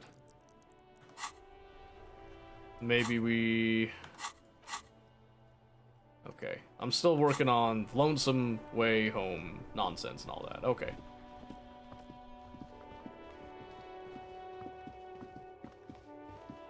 Oh. You see a set of tire tracks in the brown slush that covers the plaza mosaic. Okay. What kind of vehicle drove through here? Hard to say. Your vision is blurred and you're having difficulty concentrating thanks to your relentless hangover. Okay, let's try to reconstruct the movement then. The tire tracks were left here by an unknown event that took place some days ago. It's a message, written in the language of burnt rubber. Some of that rubber stuck to the tiles right in front of the whirling in rags. This is point A. The driver started there. Okay. And then accelerated straight into the fence, left a hole big enough for the Franco-Nigerian cavalry, according to the cafeteria manager. Why that pang of guilt again?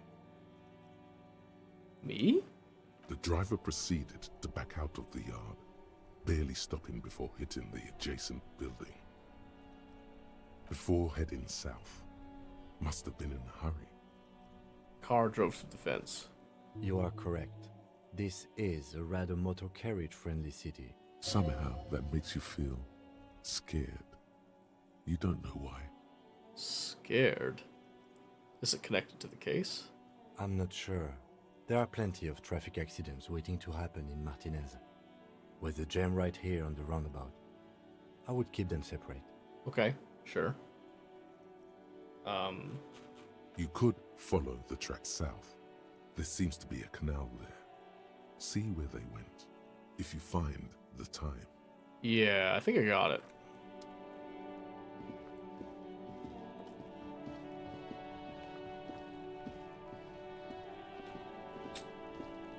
So a body, huh?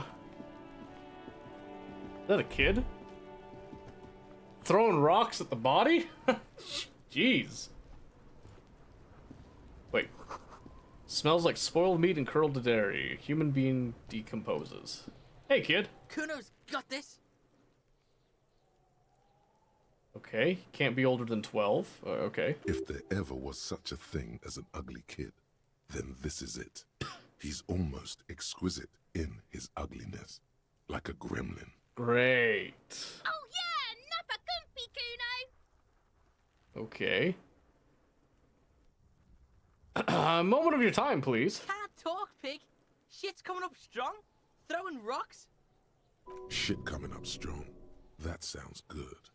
Joyous. You should hang out with this kid and see what that juicy shit is all about. Juicy what now? I mean drugs. The kid's on drugs. Yeah, Kuno, ride the lightning, Kuno. Kuno's riding at sea. He wipes sweat from his brow and sends another rock flying. The rake, Kuno. You should throw the rake at him, Kuno. The fuck does Kuno know what a rake is? Kuno's not a gardener. Kim, what should we do? We shouldn't do anything. I don't tempt such forces. What forces? You will see.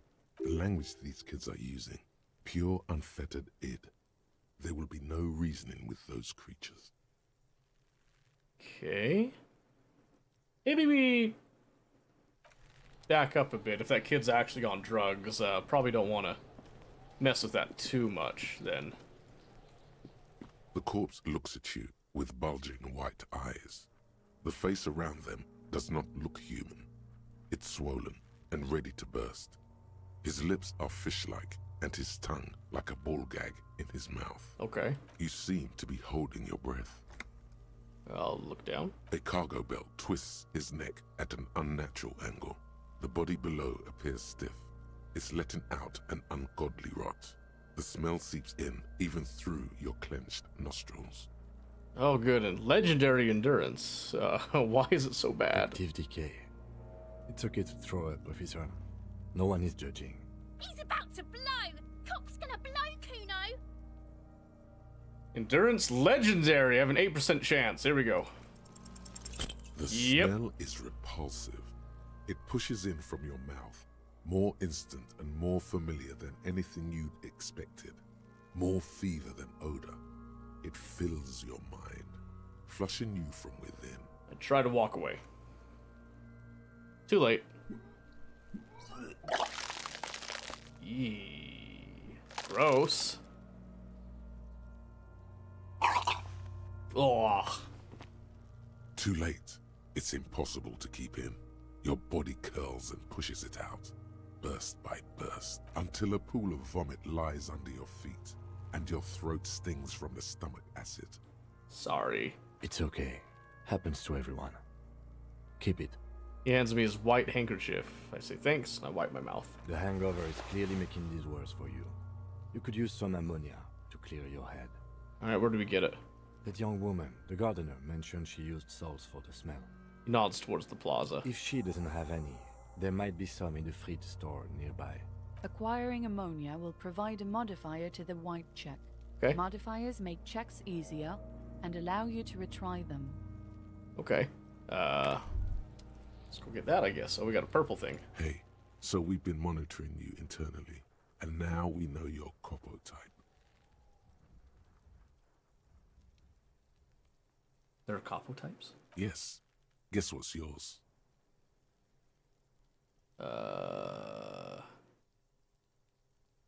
Sorry, cop? I'm sorry, I'm not sure. Yes, sorry cop. The cop who's sorriest. Let's make it official then, shall we? Huge lack of enthusiasm going on in here.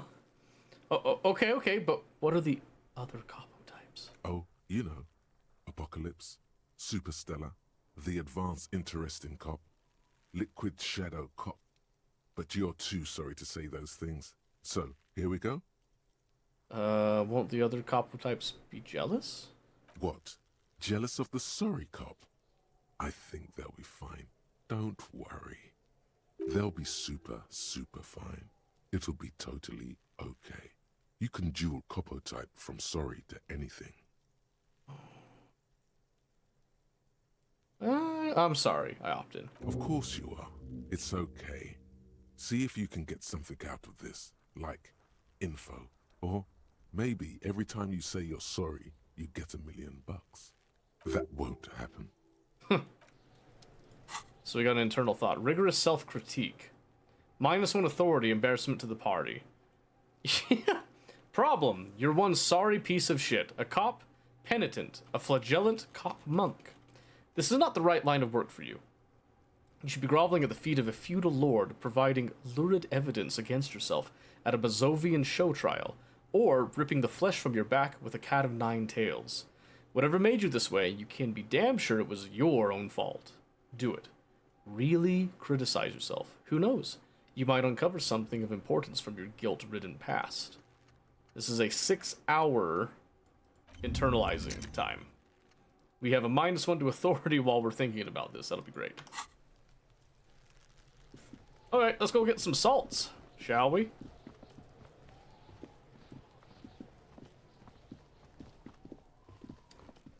Yeah. Well, so far, I feel like, you know, we're making okay progress. I don't feel too put out yet. Madam?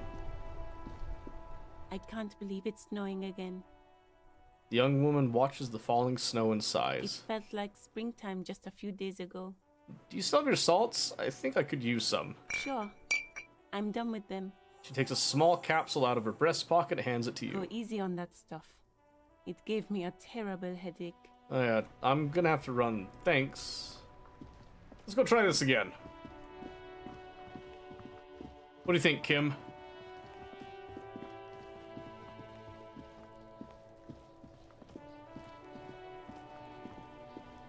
Yeah, okay. Oh. Body first, then we'll look at that. There he still is, looking right through you with his white eyes. The body below is entirely dedicated to that corpse smell. +1 has ammonia. Surely there's... Hold on. There's gotta be something I can do here. More than that. Hold on. There's gotta be something, right? Something to, like, sober up?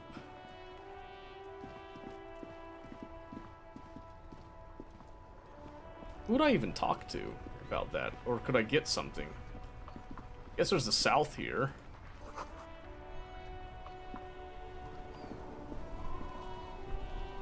Oh wait, there's tracks. Tire tracks leading onto the roof.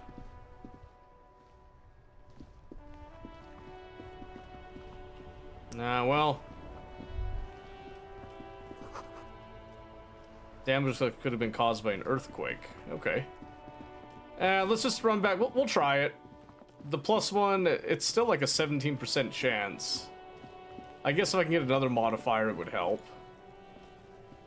There he still is. All right, let's try it. Right through you. You crack open the ammonia ampoule and breathe in. The Oh! odor of death is still stronger. It's a spell of the mind telling you to run, and your stomach to wring itself empty. With your eyes squinting, you stand in it. It worked, okay. Do they always do that? They do after 7 days, yes. We are deep in decomposition here. Step closer. The man before you is naked, but for a pair of underpants and enameled boots. His skin is greenish, marbled with decaying veins and blotched by lividity. A fading web of tattoos covers his chest and shoulders. The cargo belt used to fasten him to the branch above appears industrial in strength. Okay. Let's inspect the boots. The material appears to be ceramic. Its clean white stands in stark contrast to the decaying flesh above the knee. The man wore thick polymer socks, probably for padding. A fine array of interlocking plates covers them. Delicate and fragile, they feel alien to the world around you, out of place somehow. Oh. These are clearly not boots. They're armor, possibly part of a larger set. Okay, they're armor. Indeed. Kim. Technically speaking, these are sabatons, not boots. What kind of armor is this exactly? Ceramic plate. Zirconium dioxide, most likely. This is where the make would be. Where? Under the heel. Fairweather. Fairweather model T500 VE. I'm guessing that's vitreous enamel. This is advanced stuff. What happened to the rest of it? The locals probably scavenged it. It would be odd if he had more arm after 7 days. We should keep a lookout for these pieces. The armor could yield information. Sure. Maybe he'll know something. Maybe he's just wearing these boots. There's no rest of the armor. No. He must have worn something precious underneath his clothes. They've removed all his clothes to get to it. They did not just strip him for the putrid rags. Okay.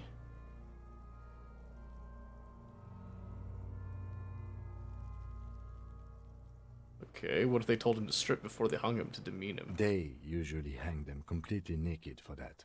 La puta madre, the Mazda, the Besmerties, and the like. This one still has his underpants. True. Fucking talking about underpants. Clearly, Kuno would like to interject something here, but there's not enough for him to hold on to. Okay. The material looks out of place. It is. It's expensive. Yeah. We've requested similar material for our tactical units for years now. The constabularies deemed it too costly. In that time, we've lost 6 men to semi-automatics. How much are we talking about? For a full set, about 4 years of wages. For the northwest region of Revachol, an officer's average yearly income is 5,500 real, unadjusted for rank. Wait, my yearly pay is 5,500 real? Not too much, yes. Sounds puny.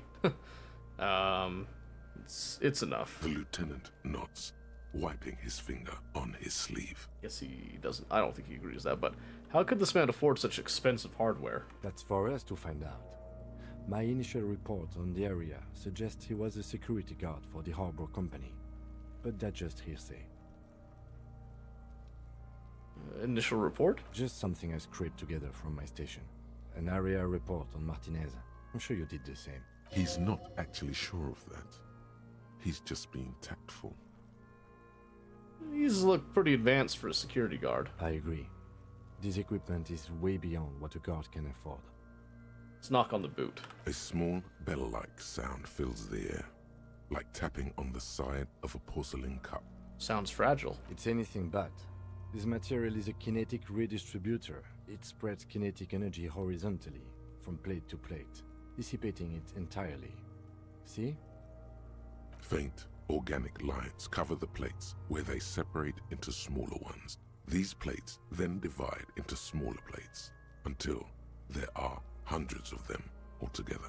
Right. Like whirls of floorboards.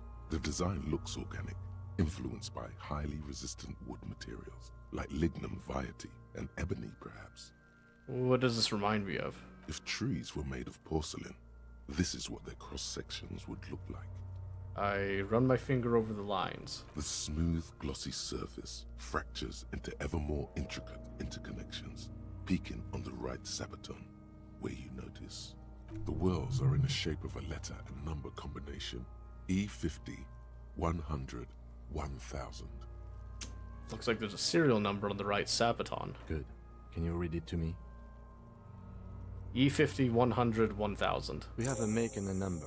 That's something. We can use the radio in my kinema when we're done. Either station can chase it for us. Okay. Should I try? I could try to. Well, I'll try to pull it off. This feels dangerous. Are you sure?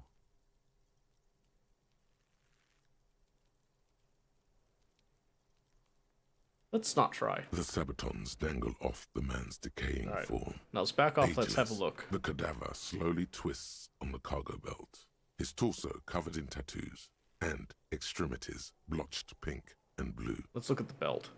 The hangman's knot is pulled tight by the weight of the corpse below. Yellow, hard-edged polyester cuts into his neck. Above, a sliding buckle ties the belt to the branch. This is a steel-reinforced cargo lashing belt. Okay. Big brother of the regular cargo belt. It's used for tying cargo under 6-rotor airships. Alright, Kim, don't ask me how I know, but this is a lashing belt used for airlifting cargo. Airlifting? I thought it was used on lorries for strapping cargo to them. Apparently, this is the reinforced kind, for air transport. My brain tells me so. The local harbor uses 6 rotors to shuffle containers around. I get the sense they use whatever was on hand, without Surprised paying I much got that. attention to not incriminating themselves. We're assuming dock workers from the harbor did it then. The brief suggested as much, politically motivated by the ongoing strike. Did you not get a briefing? My past has undergone total annihilation. Nothing remains. My mother, the love of my life. Certainly not a briefing. Okay, you should ask me for one the first moment we get. Okay. They sure wanted him to stay up there. That rope's reinforced with steel wiring. I was afraid it would be. Thin steel wiring, parallel strands. This makes getting him down more problematic than I had assumed. How do they even get him up there? A noose is one of those things that's easier to use one way around. He points to the buckle tying the belt to the branch above. I think they lassoed the branch, then pulled on the belt. Buckle closes. It's what I would do. Seems easier than climbing out there. That's true. Let's back off and look again. The cadaver hangs from the cargo belt, limbs limp. Yep, and he's torso just covered hanging in out. tattoos. Very true. Inspect the tattoos. An intricate web of blue lines stretches across the torso, from the right shoulder to the solar plexus. Each time they intersect, a small white star is formed in their crossing. Hundreds of fading asterisks riddle his skin. Right. Their concentration is highest around his heart. His corpse is marked by stars. What will mine be marked by? Alcohol and heartbreak. Is this a national pattern? Of no nation that I know of. If anything, it reminds me of religious illumination, last or penultimate century. Men who live harsh lives often turn to innocentic worship. But which one? I see no trace of a humanoid figure. We're missing something. I agree. Sudden ring fills the air as the lieutenant pulls down the zipper of his orange jacket. He takes a thin piece of milled aluminium from his coat pocket and pulls it open. Sounds like a sword being unsheathed. A small lens appears. Some sort of camera. What's that? A Trigger Sunshine. Mini. Triggered is the world's leading manufacturer of intercommunication devices, primarily projectors. The camera before you looks familiar somehow. See, I like the encyclopedia. We should have specced into that. There's a lot of cool stuff we're learning here. Shit, Kuno! What the fuck is that? An instant color camera. He produces 2 metal-capped ampules, clicks them into place on the side of the apparatus. A thin slot shines there. I have only 2 ampoules, so nobody move. I don't want to waste one. He points the camera at the corpse, peering into it. The lens needs adjusting, then... A sound, a shrill flash, followed by the breaking of a small ampoule of glass. You see streams of color pour onto the thick, glossy piece of paper, rolling out. In case we need it. Okay, the lieutenant says and shakes the paper, letting it dry in the cold wind. On it, a color-perfect copy of the dead man's tattooed chest. Cool machine. Yes, it is pretty cool, isn't it? There is only one ampoule left. Use it wisely. What do we need this photo for? It contains insight to the victim's person. By his build, I'd say this was a man of physical violence. The story he wanted his body to tell was important to him. It is his letter. To us. Someone should decipher it. We'll need to show it around. Can I have it? I should look at it later without the corpse smell. Sure. Just don't lose it. Valid? The glassy-eyed corpse looks by, his mouth mute and his skin as colorful as the chemical rainbow on the photo paper, teeming with opportunistic organisms. You've acquired an interactable item. Okay. Investigate this item further by going to the Interact tab in your inventory. Okay. Look him in the eye. His eyes are milky white and blind to the world, protruding comically from their sockets. There is no one home, just subaquatic terrors there. Dark brown hair grows on his head. His face is ready to explode from the organic processes inside. The death's head grin has passed. What remains is an unrecognizable mess. Tell me, who are you, dead man? The corpse is dead silent. You have no idea why you just said that. Who is he? He is male, 40 to 50, with an athletic build. Okay, Inland Empire's got some Looks interesting right through things. you as you distance yourself from its stench. Eyes like a shark. Squint and step back. I think we're going to be doing something to determine, like, coloration with that, if I recall. As you narrow your eyes, the monster before you blurs into a violent It's like a mess common of trick green and they've actually taught us before. Only the lower extremities are pink with a dash of blue. His fatted hands, thighs, and his neck, just above the noose. The rest of the corpse appears dark green in the cold spring air. I'm squinting, Kim. Why am I doing this? I think it's to determine the discoloration, like, pattern, basically. How should I know why you are squinting, officer? Squint harder. His face and hands are pink, thighs too, the rest is greenish. Oh. You are trying to assess lividity. The monster comes back into focus, an explosion of color, coursing with dark marbled veins. His stomach appears pregnant with something. Black liquid streams down his thigh and onto his boot. So, what do you think? I think he's dead. I agree. His personality is no longer a part of the world. Totally dead. The world no longer stores his personality in its composition. There was a time for that, and it ended 7 days ago. That sounds about right, yes. I don't know what to think. What do you think? I think he was upright immediately after death. Blood has gathered in his hands and feet. Yeah, exactly. And his neck. The noose acted like a tourniquet, keeping the blood in his head. The hypostasis here is in tune with the hanging. That's what I think. Maybe he was strangled? Yes, there's always a chance we are wrong. We should check for ligament marks on his neck to see if they're in tune with the belt. We'll have to get him down first. Right. He is beaten up. You see the bruises? I do. Most of them are post-mortem. Maybe even all of them. The delinquents have made our jobs harder with their little sport. Right. Stop talking in riddles, coin slot. It means you fucked him up good, Kuno. Fucked him up brutal-like. Something's coming out of him. The pool of blood and feces has eaten into the frozen mud below the man's feet.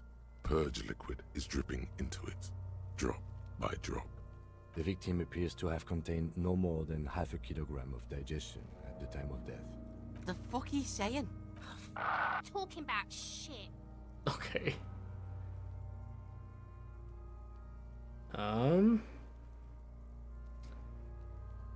Maybe he went to the toilet sometime before death? Maybe. He doesn't really want to dwell on it too long. Yeah, that's fine. Let's back off, catch But breath. there is no breath to catch. Only the cadaver filling the air and your nostrils. Okay. He slowly rotates before you. All right. How do we get him down? Are you sure we finished the preliminary examination of the cadaver? We might miss some of these things once he's done. Let's step back and have another The look. cadaver slowly twists on the cargo belt, his torso covered in tattoos, and extremities blocked. Hold on.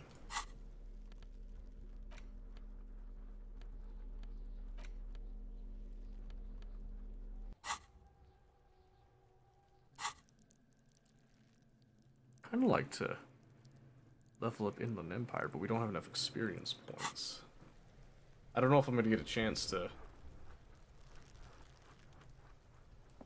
Here, let's go. Let's talk to this chick.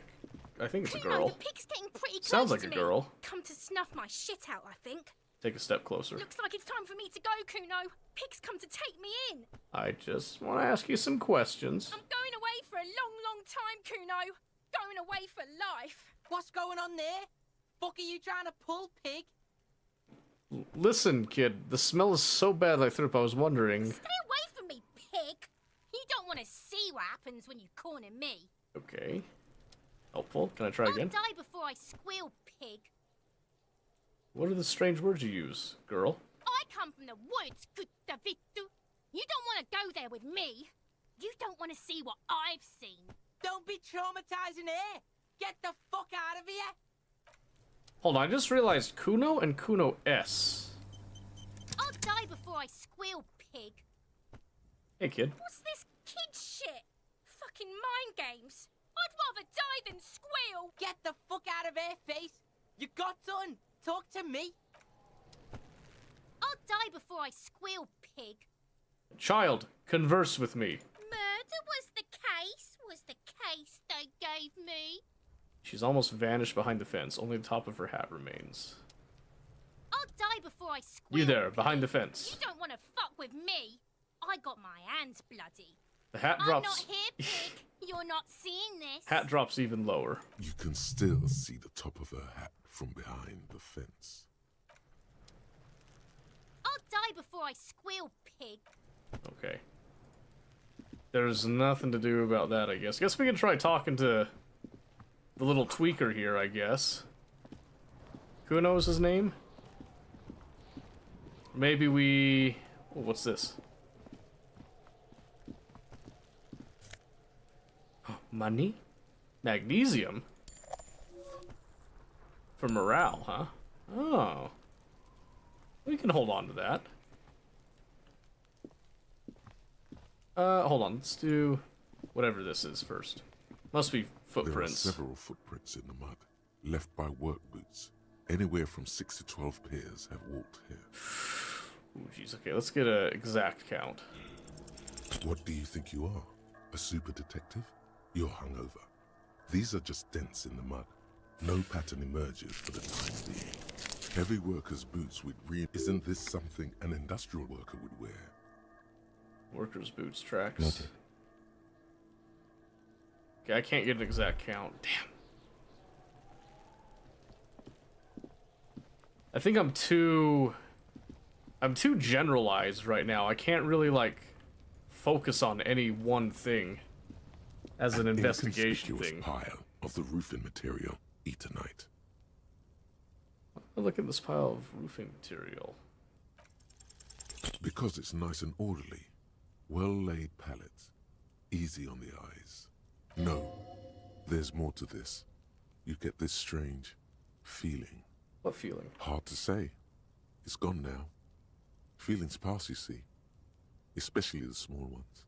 What is this? It's nothing. Someone just left some roofing material slanted against an old shack. God damn it. I need to have better perception then. Right. 11:32.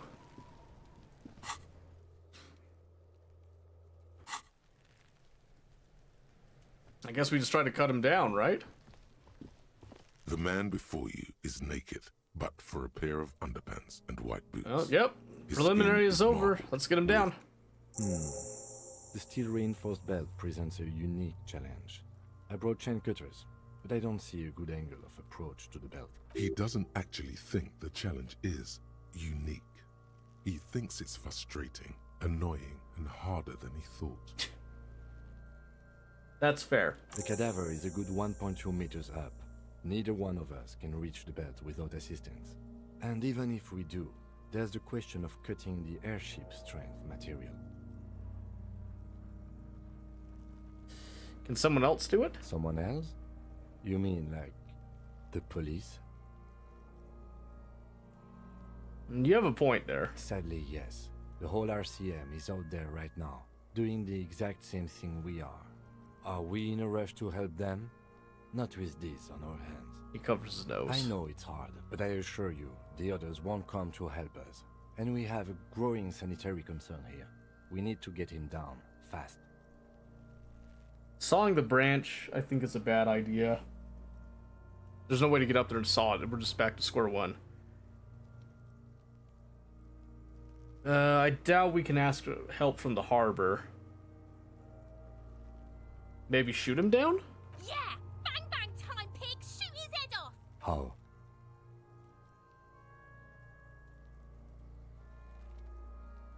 Shoot the belt. Bullet could break that. It absolutely will not, officer. That's not how physics work. It will maybe cut one thread loose. Yeah, now we're talking. Entertain a Kuno with some shit. They'll miss! The pigs will miss Kuno! I don't know, maybe it's better not to do that. What else can we do? Well, let's have another look at him, I guess. Okay. What can we do? What can we do? What can we do? If I get a little bit more experience, I can maybe get a little bit more insight. Let's go try talking to somebody. What about you? You seem interesting. You're a kid? Hello, sir. Oh. Step right in. The store is open. Oh. Hello. Are you interested in a new and exciting book? What kind of store is this anyway? It's a bookstore, sir. We sell books, postcards, and some board games. Oh. It's called Crime, Romance, and Biographies of Famous People. Whoa, whoa, whoa, whoa. Hold your horses, little girl. I failed to check. What does it mean? What's a book? What's a postcard? What's a board game? What's a book? That is a book. They have stories inside them. It's like someone told you a story in a really long letter. What's a postcard? A postcard is a small cardboard picture. You can write a few words on the other side and send it to your friend or beloved. She is unfazed by your questions. She would consider it impolite to point out any perceived weirdness. What's a board game? Board games are like little games on a table, made to pass the time. There are several different ones, but sailors here mostly buy cards. Interesting, thank you. My pleasure. Anything else you'd like to know? Is it okay if I ask you some questions? Okay, sir. I'll try to answer any questions you have. I hope they're about books. Well... what's your name? My name is Annette, sir. My mum, her name is Plaisance. She owns the store. She's inside minding the register or organising the stock. She gazes at the window, then suddenly jolts, her eyes wide as if recalling something. Feel free to step in and browse our wares. You're just standing out here in the cold I'm because... signalling that the store is open. Otherwise, people might not know. They'd miss out on the crime, romance, and biographies of famous people. A sudden gush of wind turns the pages of the books on the counters. She covers her face, smiling. But she's cold. Oh. You're cold. Can I help you in some way? Kind of you to offer, sir. She doesn't know what else to say. What could you do to help her anyway? Well, good trooper you are, already learning the value of hard work. I'm going to pat her head. Thank you, sir. I'm happy to help Mum out with the store. So, shouldn't you be at school? I do my studies at home at the moment. I have to help Mum keep this place running. Isn't going to school more important than this? Mum says it's necessary to do both because it builds character. Mum says a proper worker is dutiful. That's how you get ahead in life. You succeed. There is stress and unease behind these words. She's reciting etiquette. Oh. How's the business going? Mum says it's peachy. She was a little afraid at first. There's talk about this house being cursed. Behind her, the window has been boarded up. You sense the boards creaking, twisting for a second, and some kind of doubt in her tense shoulders. Cursed in what way? Cursed in the way that makes them say that no business has ever really thrived here, sir. That they all go... Bankrupt? Exactly. But we've been doing fine so far. It sounds serious. I should probably look into this. We can go into the bookstore and ask about the case. But I don't see much more to look into here. Yes, please do look at our wares inside. The postcards and board games you asked about are also there, sir. What do you know about the other failed businesses? Nothing really, sir. Mum doesn't allow me to sneak around in the back rooms or the cellar. I don't really know what's there. How does the curse manifest itself? It does not manifest itself in any way. It does not exist. I liked it better when we were talking about whether it's appropriate to stand out in the freezing weather. But Kim, the plasmic manifestations. No such thing. Lieutenant Sanders said stern and serious. Anything else you wanted to talk about, sir? Well, enough about the curse for now. Maybe I can tell you about some of our books instead. Oh, what is this crime business? Crime fiction is about murders or burglaries or things like that, and the work of a policeman or a private detective who's trying to solve a crime and catch the criminals. Okay, I get it. Crime murder gets the people going. And it's kind of like a puzzle too. You can guess who the criminal is or how the good guys are going to catch him. I'm a policeman myself, by the way. You don't look much like a policeman. Well, what does a cop look like then? Didn't mean to offend, sir. Sorry, sir. It's just that you don't look like Dick Mullen. She points to a book cover on which you see a strapping Vespertine officer. He stands grimly over the body of a dead woman.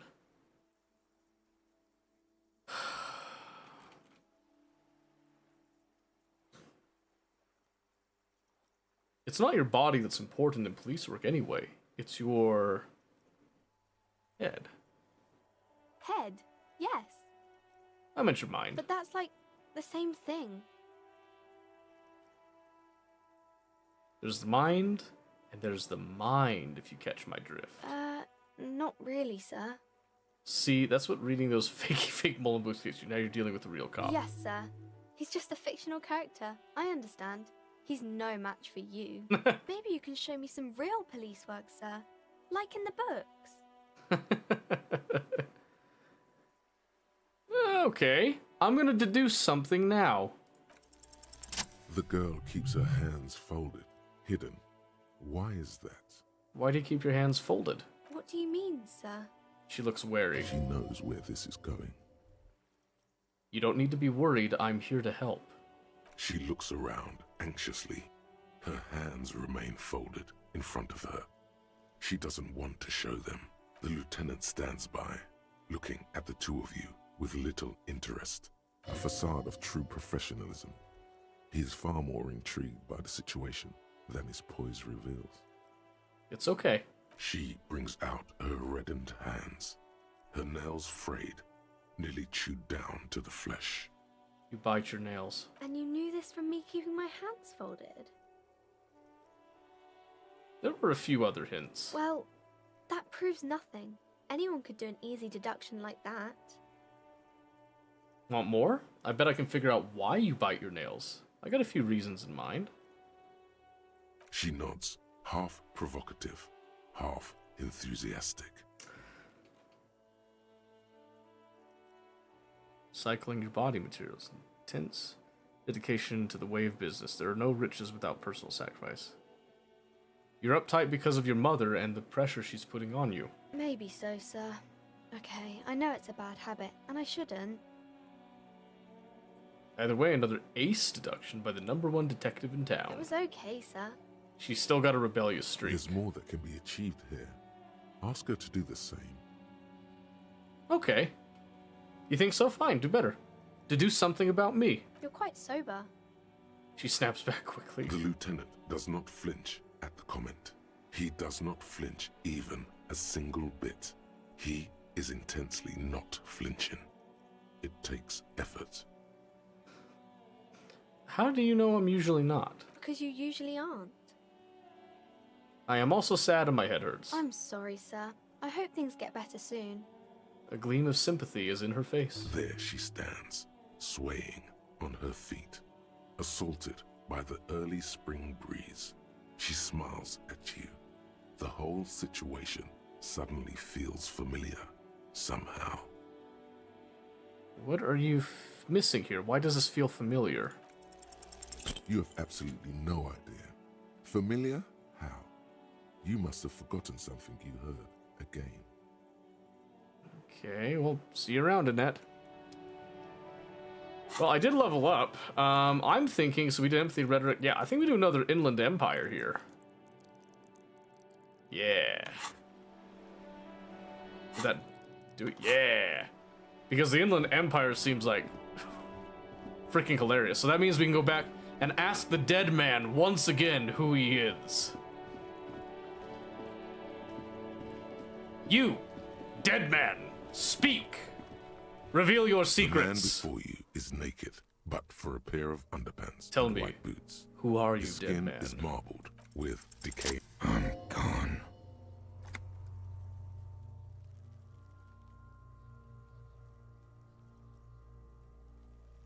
Oh. Really? Where have you gone? Into the wild pale yonder. Where is that? In the past. Way out in the west. I can see you're gone, but who are you? I'm a joke. Look at me. There's nothing funny about you. There is nothing funny about jokes either. Who were you when you were alive? A killer. A motherfucker. And a killer. I have another question for you. Go ahead, Coppo. What is happening? What do you mean? I'm talking to you. It's the power of your... Black, frothy liquid starts bubbling on his lips. Imagination. Go ahead. Ask me more questions. You fucking love questions. Why do I love questions so much? Because you're a copperoonie. Look at all of them go. Do you want more questions? Yeah, give me more questions. Here you go, you loony. Is my name Rooney? Fuck no. You're no Rooney. Rooney is obviously not who I am. Between you and me, your name is probably Harry. Could I really be Harry? You can be anything you want, brother Coppo. Why do I feel like I've forgotten something terrible? Because you have. I hate you. You stink and you're boring. Do I remind you of someone? A child born with Muller's disease, harlequinism, grown up miraculously.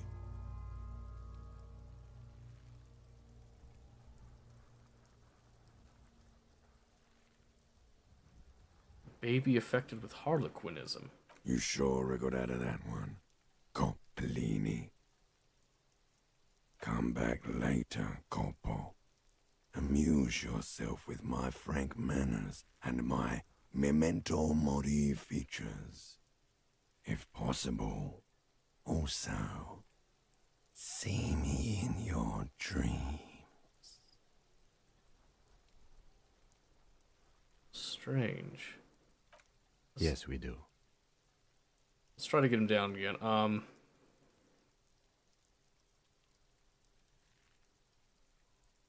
I can try shooting him down. He breathes out heavily. Oh yeah, do this shit! Fuck it up! Let me try. The lieutenant's brow is furrowed. He appears too deep in concentration to even notice what you said. Let's let him choose. Silence.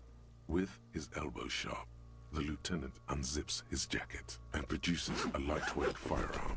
He drops a paper cartridge in the barrel, separates the scouring stick, and gives the cartridge 5 tucks. A muzzle loader? Securing it in place. That's a Kiel A9090 Armistice, mass-produced muzzle loader. Ascetic, frugal, one of the most common firearms in the world. He then steps back and assumes the fellow's desk position, taking aim. The corner of his eye twitches. His finger is on the trigger. I see easy does it. He's gonna fucking miss! The kid's voice is drowned in a shrill blast that echoes off the walls of the surrounding tenements. So he missed. God damn it. He feels bad about it. About his eyes mostly. Just having bad eyesight. Probably from a young age. Whatever you do, do not console him. Fucking idiot! Kuno could have hit it easy, but then Kuno's not fucking handicapped, is he?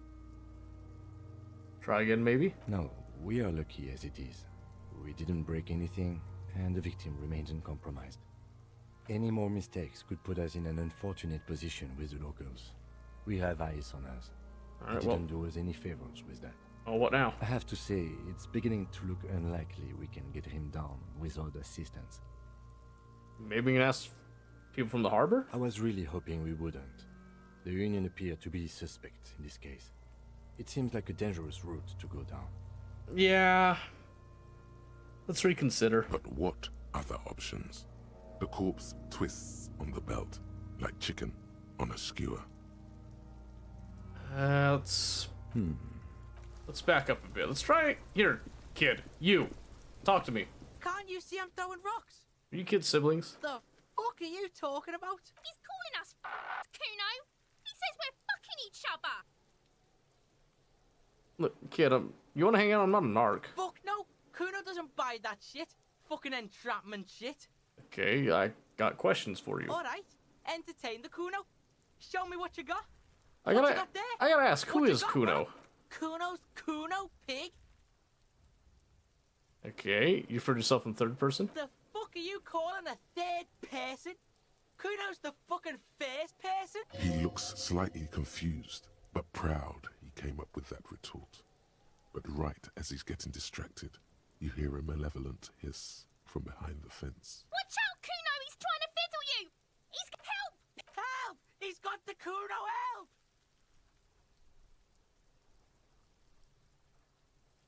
She's antagonizing the situation. Yeah?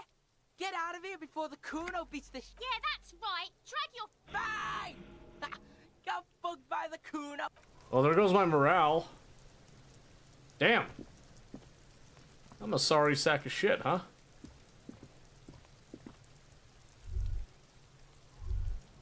I'm noticing the time changing over here, so I might need to... Gotta figure something out here. Let's go south. It said to follow, like, for train tracks. Car tracks. Which went over here. Maybe... Ooh, wait. Oh, there is something right there. What is that? Nosafed. Healing. What's this? Roy's Pawn Shop. I'm almost nervous to find out what's in here. Oh, hold on. Alright, look at this. Some kind of machine. An antique cash register, perhaps? Oh, he's behind glass. That's cool. A bust of a woman. The plaque simply says DEI. In the dark, a film projector is whirring away. Mostly military wear with a few more eccentric fashions thrown in. He says, welcome to the pawn shop. What's on display over here? You see rows of toy soldiers guarding the rest of the trinkets displayed on the table. Some on horseback, others in rags, others yet in bright blue uniforms. All are stern and unyielding in their duty. Try to find something pretty and cool here. Then use it to win her back. Win her back? Yes. Buy something nice. A figurine. Inspect the knights on horseback. Big men on big horses, clad in lamella armor and carrying flintlocks. The kind that would mow down a line of enemy soldiers in the blink of an eye. Who are they? Franco-Nigerian knights. I used to be very serious about these guys. A long, long time ago. Inspect the blue uniforms. They're not all blue. These figurines also wear gold coats and caps, complemented by orange trousers. They are variously posed, wielding swords and rifles with bayonets. What exactly are these? Which ones? Ah, Royalist soldiers from the time of the Revolution. The uniforms are painted a bit too brightly, I suppose. Alright, now the figures and rags. This set of soldiers isn't meant to look impressive. A few have rifles, but most of them carry pistols. Some even shovels and tall sticks. Are these even soldiers? You're probably talking about the revolutionaries, yes? Yes, they are soldiers, revolutionary soldiers. I think their poverty has been exaggerated for effect. When you place them next to the royalists, it doesn't seem like they could possibly win.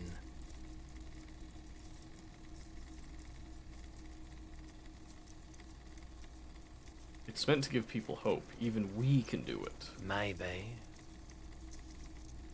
Okay. Dig up a truly cool figurine in the box under the table. Everything you pick out seems faded, chipped, and sad somehow. Most of them are just broken toys. Step away, I guess. Let's talk to the pawn shop owner then. It's not often that I see officers from the RCM in my pawn shop. The man at the counter turns to you slowly. What can I do for you? His courtesy is not insincere, but he prefers being alone with his projector, just watching the movement of light across the walls of the shop. Sorry, I feel like I'm interrupting you. Oh no, not at all. I guess I haven't had many customers lately. RCM or otherwise. Who are your customers usually? All kinds of people come through here. Locals, travelers, people looking for a deal, people looking for a keepsake. People who are terminally bored. As you can see, I have a wide selection of goods for everyone to choose from.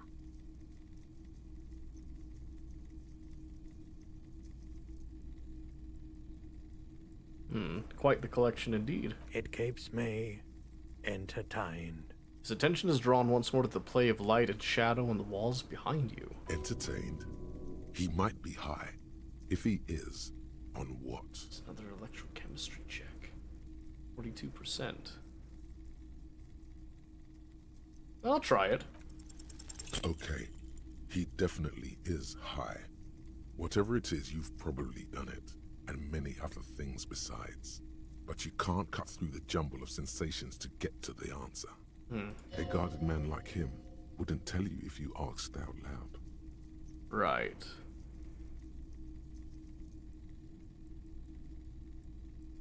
I have other business to take care of for now. A typical Martinez streetlight sits among assorted floor and table lamps. Is that a streetlight? Yes, officer. As you see, it's in perfect working order. His manner is casual, but his speech is careful, measured. He wants you to know that he has nothing to hide. Huh. The light pole has been carefully cut, and the wiring has been redone and attached to a standard indoor plug. The light buzzes faintly, but persistently. This would make quite a statement in your living room. Where'd you get it? It was brought to me to be altered. We are not here to investigate the theft of city property. He leans in so the pawnbroker doesn't hear him. You have to admit it's rather clever what he's done with it. It's true. How much for the streetlight? 700 real. A bargain, I dare say. 700 sounds about right. I imagine it wasn't easy sawing off the street lamp. Hey, I don't know where it came from, but it's not every day you get to buy and sell something so extraordinary. There's nothing else you need to know about the light right now. The boomboxes on the shelf look well-loved and well-traveled. Chipped, dented, they stare at you with the unblinking eyes of their tape reels. Stand on the tips of my toes to see more. One especially catches your eye. Deep gold and amber plastic with a big old handle on top. A classic boombox that says, Stereo 8 approved. This is you. golden orange. A sunset suite. Just make sure it works before you buy it. The shopkeep, the Stereo 8 approved machine here. Is the Harman Welsh W2. Made in Vespa. Designed in Seoul. Plays all reel-to-reel formats. 2mm, 8mm, 12mm. It's even got a little radio in there. It'll set you back 12 real.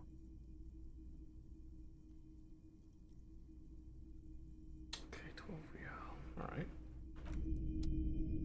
How many people are playing this time? It's still open, but I've got about 5 and possibly a 6th thus far.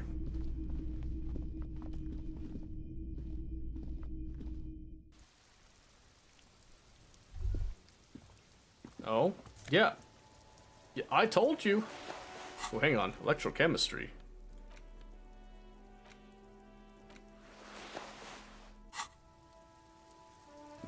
You're very excited? Yeah? Hey, what are you doing over here? G'day to you, officers. G'day! A burly man hangs out by the waterlock, carving up a generous serving of salami with an old hunter's knife.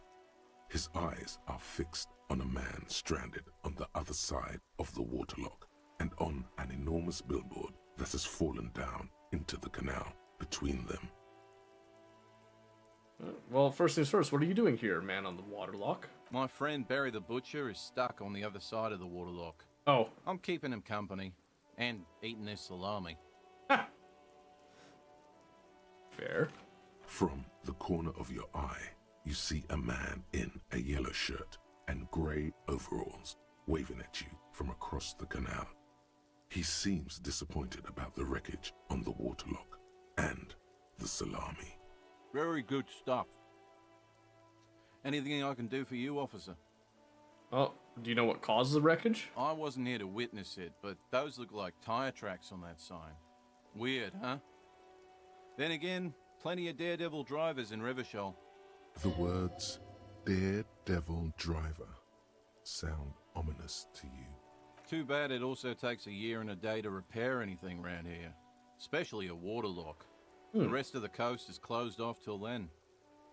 Can I have some of that salami? Sure thing. Oh. Want some too, officer? Why not?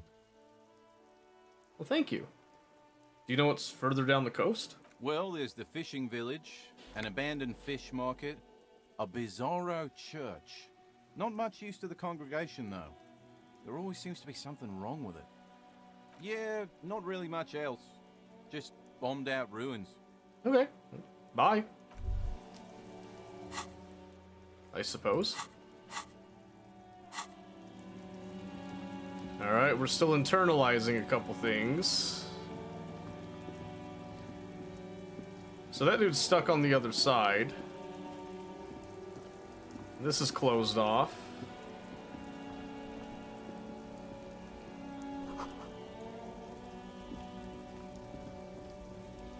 There's a pile of cheap sunglasses in a small box, a variety of shapes and colors.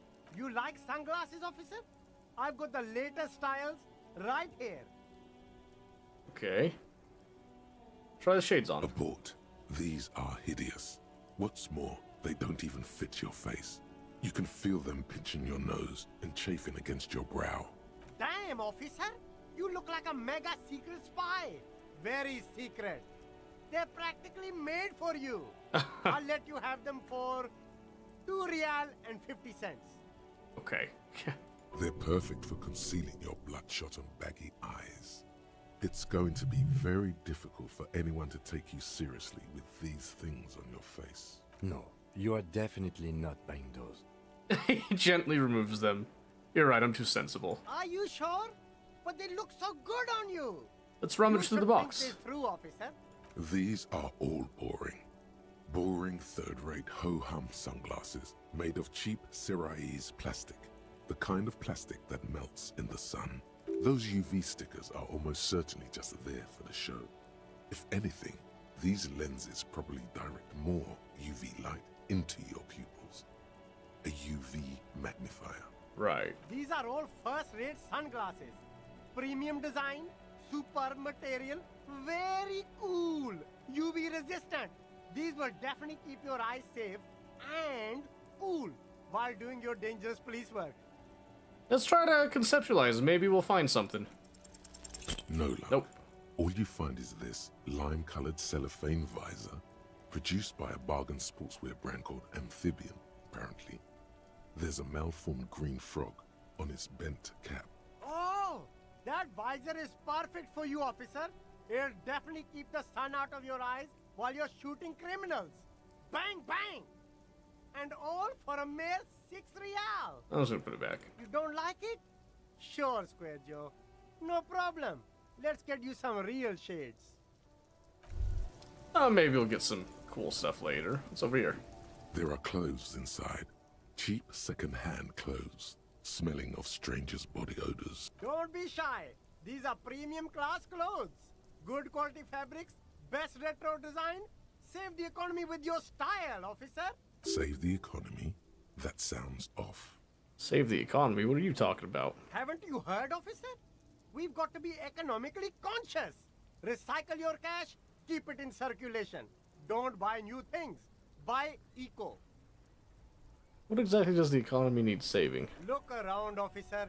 You see all these premium goods just sitting there, not getting bought? We've got to keep the flow of goods moving. Fair. Is this really the economy we want to leave to our children?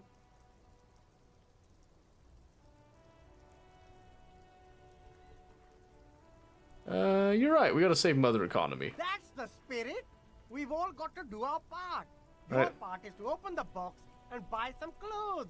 Oh, browse the box. You find your hands deep in tattered and faded garments made from weird polyester blends that make your body itch and sweat in all the wrong places. Economical, but also trendy. Look firsthand, buy secondhand. Keep the economy moving. Alright. Let's see if there's something worth salvaging from the pile of rags. Something cold grazes your hand. Synthetic and sleek. A windbreaker. Surf, it says, but also wind, summer, 100% waterproof, and sport. All in different typefaces. Good choice, officer. Mega sporty. And it's only $4.50 for you, sir. I'm gonna leave it for now. I don't have money. Then what is this? You see two lowly, defeated speakers, thralls, slaves basically, perched atop them like conquerors surveying the land. A pair of found, durable wear sneakers, ultra series. I can see you've a taste for luxury, officer. Can't keep your eyes off those sneakers? Inspect the sneakers. A pair of found ultras. The design is impossibly sleek and simple. A futuristic silhouette with a sleek monochrome colorway, a jet black upper, and a silver-lined midsole. Those sneakers, mister. Those sneakers are the latest found sneakers. Super air, super fine, super cool. Only 50 real. Only? That's madness. I need those. Alright. How about we just talk to him, huh? You see a Samaran street vendor surrounded by a motley assemblage of goods. When he realizes you're looking at him, his face breaks into a wide, welcoming grin. The name Sileng is embroidered over his breast pocket. Happy shopping, officer. Everything's cool here. What's so cool? Everything's cool. The goods are cool, the customers are cool, the place is cool. And one more thing, officer, you're very cool. Bang, bang, bang, bang. Really? You think I'm cool? Oh, yes. You got style. You got personal style. You know what you like. You like premium menswear. Look around and browse. Everything looks cool on a guy like you. Take your time. Okay, what kind of stuff are you selling here? Only the coolest goods in Revachol. I've got sneakers, speakers, extremely comfy pants too. Try them on right here. No shame, only freedom. Is there a discount for cool officers like me? No need for discounts at ceilings, officer. Everything's already on sale. Anything you want. 50% off. Yeah. Anything for you. Oh, look around. Yeah, Kim, we ain't getting nothing out of that guy. My morale is very low, by the way. Very low. It's already 1 in the afternoon, Kim. Shit ain't going so hot. We gotta do something here, Kim. Come on, Kim. Oh, this dude. He seems cool. I am a gander and a hunter and a gatherer. Feel like a traveler. The man mutters himself, accenting the beats as he A goes. simple little cadence. He seems to be making it up as he goes. I keep listening. From another planet. Hey there. What's going on here? It's the jam, my man. What's the jam? It's a traffic jam for the ages. Harbor gates up the street are shut tight. No explanation given. Workers on strike, scabs agitating, an all-around clusterfuck. Okay. Meanwhile, we're all stuck here in long-haul limbo for days upon days upon days. Upon days. Limbo, huh? That's where I am. Yeah, exactly. It's official. He too agrees. This is the antechamber of the afterlife. So how long have you been here? Feels like forever. Like I was born on this here roundabout and this was all I ever knew. Just me and the metal and the tires, the oil and the fumes of mazout. Extravagantly phrased, but I can roll with it. Yeah, imagine. It's been a whole week already. Behind the laugh, however, a touch of sorrow. Oh. So tell me, what do you need?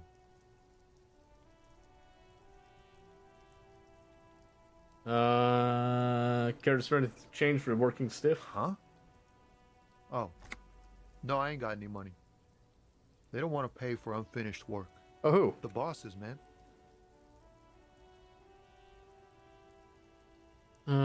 Makes sense. First work, then pay. Makes sense. It sucks is what it does. Yeah. Well, got any smokes? Nope.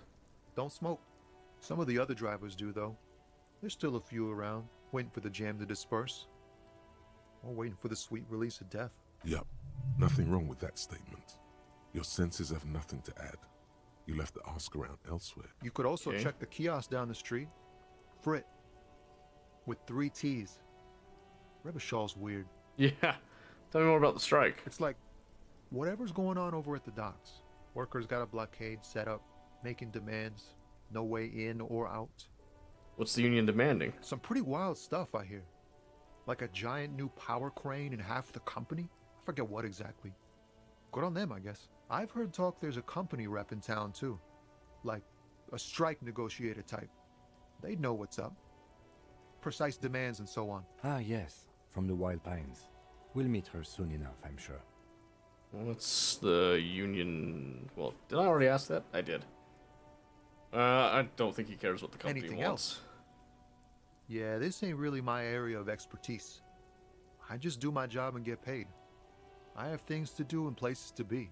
All of us do. Right. All of who? Us lorry drivers. Camionneurs. You still hang around here waiting for this mess to end. Most have scurried off somewhere to get drunk or high. Or laid. Not that I blame them, really. Not you. Not my thing. Chasing transient pleasures is a drag these days. I prefer the examined life now. Thinking, reflecting, observing. He glances down the road toward the horizon, a glint of something in his eyes. What's better than chasing transient pleasures? The more transient, the better. When one's ended, you can get onto the next one. He tries his best to look nonchalant, but there's a rigidity in him, as if trying to conceal something warm and deep beneath a cool exterior. I see. You know anything about the dead man? He ain't one of us drivers. I know that. All accounted for. Right. Otherwise, I haven't really asked about that. Been wasting time right here. Keep him busy. Yeah. It's easy to see he's telling the truth. He's kept his nose out of the dark stuff. Alright. Busy with what, though? Analyzing the fundamental structural and psychological conditions of being stranded in the midst of a sea of motor lorries and their sad, despondent chauffeurs. And your conclusion? A sense of surprise there ain't more bodies hanging from more trees. Fair. What are you hauling? Oh, high-grade narcotics, illegal firearms, stuff like that. Relax. He's merely joking. Wicked. I've always wanted a friend in the underworld. Ha! No, I'm joking, my man. Found runs a nice, clean business. This haul of cargo is mostly sporting goods. You know, tracksuits and that kind of thing. They usually get shipped to Grodd and the Oxidants. Though we've been making headway in the Il Moran market lately. Is that your machine behind you? This rockin' beauty. Sure is. Like a rash you can't get rid of. You interested in heavy-duty cargo machinery? A motor lorry, also called a camion, on Caillou and neighboring islands. Oh. This one looks roughed up enough to be some sort of found rust bucket. Maybe the A6. Is that a found A6 you got there? Good eye, my man. Yup, she's an old one, but reliable. Me and her spent a long time together. There it is again. A little touch of sadness beneath his cool. He thinks he's spent too long in this lorry. I see. The man taps his fingers rhythmically against his arm. I'm gonna see if I can see something in his eyes. Ease into it. Nope. Don't go too far. This seems like a personal matter. Okay. You look sad. What's going on? I'm okay, man. Just... the jams got me down. Okay. The fumes, the chemical rainbows, the tarpaulin stretched on the frames and the dull engines off. He recedes into his days of words. Maybe the full-on direct approach wasn't correct. Damn. It's tricky business looking into someone's eyes and not doing it wrong. Good for now. Good talk. Don't be a stranger. 1311. I guess. Come over here. Man, this shit looks like it's been here a while. Guess I can go over here. See this? Hey, Ice. Nice to see ya. Humanox. Oh, hello. An old monument stands in the middle of the traffic island, pointing toward the sea. It looks as if it's been reassembled piece by piece, secured and mounted in the air with the aid of numerous ropes and rods. Who's this? A silver plaque on the statue's pedestal reads, I am Philip III, the Squanderer, the greatest of the Philippian kings of Revachol, son of Philip II, the opulent, father of Philip IV, the insane. What does King do? Even by the standards of the Philippian kings, old sumptuous Philip was known for his profligacy. In what way? Well, he blew through the whole national treasury, starting the decline of one of the penultimate century's greatest superpowers, the suzerain of Revachol. His own maladministration foreshadowed the fall of the monarchy during the anti-centennial revolution, an end to his family line and the monarchy on the Insulindian Isola. How did he manage to blow through the entire national treasury? Stories have it that he had his bedroom converted into a treasure chamber, where he stored unfathomable wealth. Krugerrands, bars of gold, ornate weaponry, armor, and various chalices. He called it the Sol Aurum. It was obscene. There were whispers he slept on a huge pile of gold-dipped feathers, like some obese dragon, instead of a bed, like a normal person. Huh. There's no way that's true. But wait, you haven't even heard about his fabled cocaine addiction. The what now? You see, old Philippe wasn't just good at squandering the national treasury on gold and ceremonial weaponry. He was also a prodigious snorter of nose candy. Was he? Not just any nose candy, though. We're talking Royal Philippian Blow, allegedly twice as potent as the stuff you find nowadays, and purple. Philippian cocaine was purple. So he was addicted to nose candy, a bloated druggie? That's what the revolutionaries said 150 years later, right before they emptied out the royal mausoleum and dumped His Majesty's mortal remains in the Insulindian Bay. This is a lot to process. His Majesty's courtiers said it helped him connect with the higher realms. Okay, where's he buried now? Beneath the cold waters of the Insulindian Bay, thrown there by the revolutionaries after they cleaned out the royal mausoleum. What happened to the statue? The original was blown apart by communards, then further damaged during the landing of the coalition's airships during the turn-of-the-century revolution, when Martinez was leveled. You don't even know what work means? Most historians think the coalition's hasty landing may have ultimately saved the statue. If the communards had more time, they would have reduced it up to even finer pieces. So who restored the monument then? Some years ago, a group of liberal, artistically inclined individuals, designers mostly, thought it would be ironic to restore the statue of the most wasteful ruler of Revachol in the poorest part of the city. The statue is supposed to capture the moment it was blown apart, like an instant frozen in time, a rare butterfly trapped in amber, floating on a sea of shit. I'll admit, that's brilliant. It's funny and it's nihilistic. People in Martinez tend to disagree, as do many prominent art critics and thought leaders with more nuanced social awareness than the young ironists. Philip III, the Squanderer, however, with his bronze face up in the air, doesn't seem concerned about what the hoi polloi think of him in death. Not that he ever did in life either. Yeah. Well, Kim? Yes? Tell me about the case. What do you want to know? Literally anything. I can't remember a single thing. Ah, yes. The case brief you missed. Now I remember. Brief, yes, that sounds good. 3 days ago, the RCM Emergencies Desk received a report about a security guard who was found hanged in Martinez. An anonymous caller said there was a dead body behind the Whirling in Rags hostel cafeteria. The cadaver had been there for 4 days. No one had come to investigate. During that time, the victim had been stripped of his belongings. The caller did not identify him, but used the word lynching. There is an ongoing labor dispute between the local dock workers and the logistics company Wild Pines. I was told we should approach the death as part of this dispute. Does the briefing say who the victim was? A security guard or worker of some sort, hired by Wild Pines. This was just hearsay from Martinez, of course. We need to find out the truth. Why didn't we know anything about the caller? They didn't identify themselves in any way. The tone was muffled using a device of some sort. The desk could identify neither the caller's age nor sex. Why hide? There's a strong prejudice against involving the RCM in what's seen as union matters.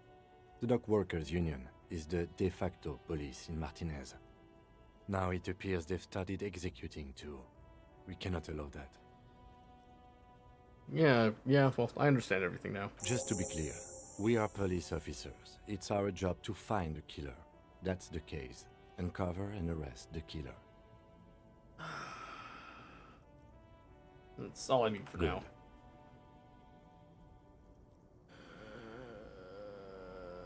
Alright.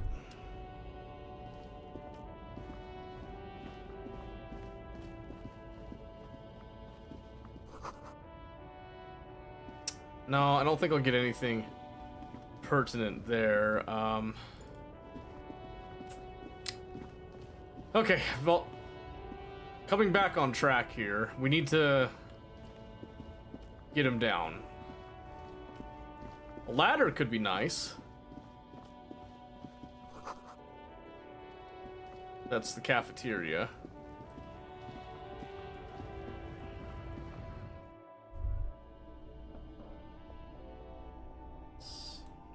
Excuse me, madam.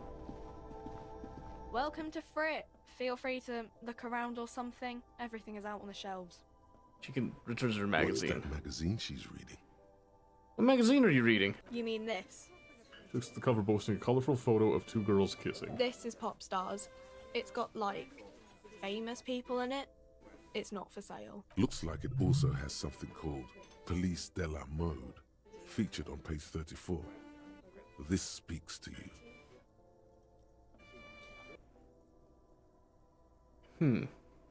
Forget about all that. What's this Fashion Police feature? I point at the cover.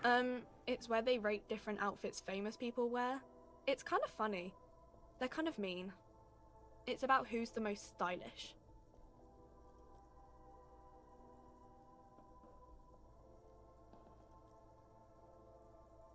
I bet your hat would take the prize. No. I don't like it. I hate it. We are not the fashion police. We're the real police. Okay. Before we go on, what is this, Frita? I don't know. Frit? Frit? And what is Frit? A 7 to 11 grocery store. Why is it written with 3 T's? I think they think that the extra T makes it funkier. It doesn't. The story goes that normal Fritta, with 2 T's, a men's workwear shop in Vredefort, was already taken.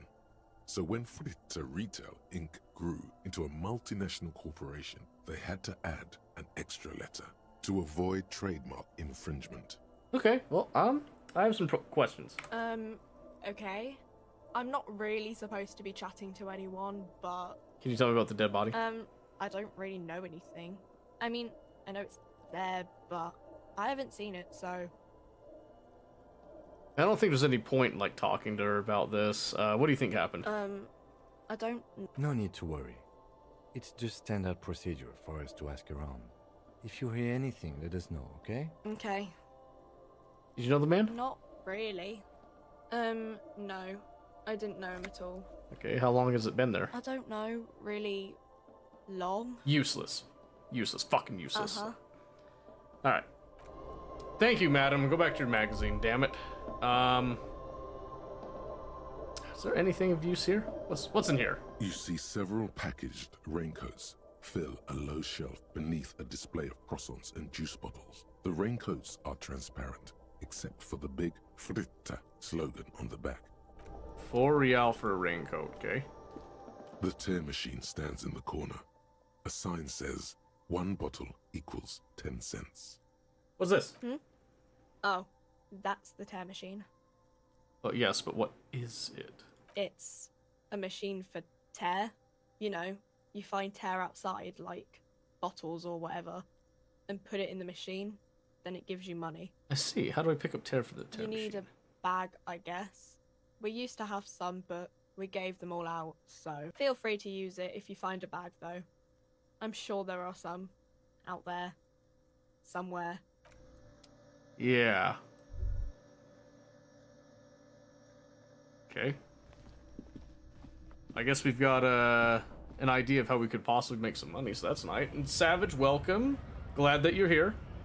Mahalik, the story's going great. Our build is very mid and in the middle of nowhere, and I have no clue what's going on. This looks like money on the ground. I'm taking it. There we go. I've got almost 1 real. Isn't that nice? Is there a bag here? Magnesium. Holy shit, thank you. I feel much better already.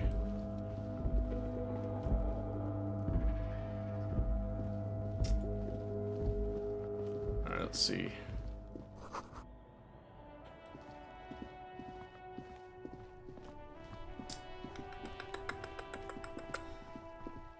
Okay, let's see. What's this? An old call box with a matrix of push buttons lists all the companies in the East Delta Commerce Center. Okay. Main hall building, Andrew Orlando Harris, CA, Tim Tips Boxing for Young Athletes, 24-hour window, M's Fashion Atelier, Fabron's Taxi, Slipstream SCA, Fortress Accident SCA, Revachol Ice City, Main hall building B, and then there's an empty card. This button looks new, but someone has removed the name card. Nothing happens when you try to ring it. Huh. This button looks new. It's probably not connected yet. Yeah. I don't think there's anyone to talk to right now. I have no... Okay. Running out of time. I got an idea. Please let me do this. The man before you is naked, but for a pair of underpants and white. Of course. Come back. Yes, we do. You have the gun? I should try. It's bad as it is. Go ahead. I'm not stopping. They only have one. This is the sorriest pair of pig. Yeah, take it, you fucking banana poika. Take it and shoot yourself in the mouth. Alright, I'm gonna feel the weight. The cold piece of bakelite and gunmetal is surprisingly light. Your fingers fit right through the guard, instinctively resting on the trigger. The fuck are you waiting for, Kuno? Tell him to shoot himself in the mouth. Point the gun to the belt. The buckle comes into focus in your sights. You stand with your feet planted firmly in the ground and your left hand supporting your gun arm. Why don't you just shoot yourself in your mouth? At least you won't miss. I actually had this thought. It's like, fuck you, kid. Do it! Set me free! You feel as though it would be dangerous to set this creature free to roam about the cosmos. She is not afraid of shit. Don't. You feel Lieutenant's hand on your shoulder. Do it! Oh, fuck. Oh, okay, that's just to, do the composure. Okay. Intense shit, copper. Could waved his gun. It wasn't intense, it was pathetic. I responded to the provocation. No, I'm gonna mess something up. It's a red check.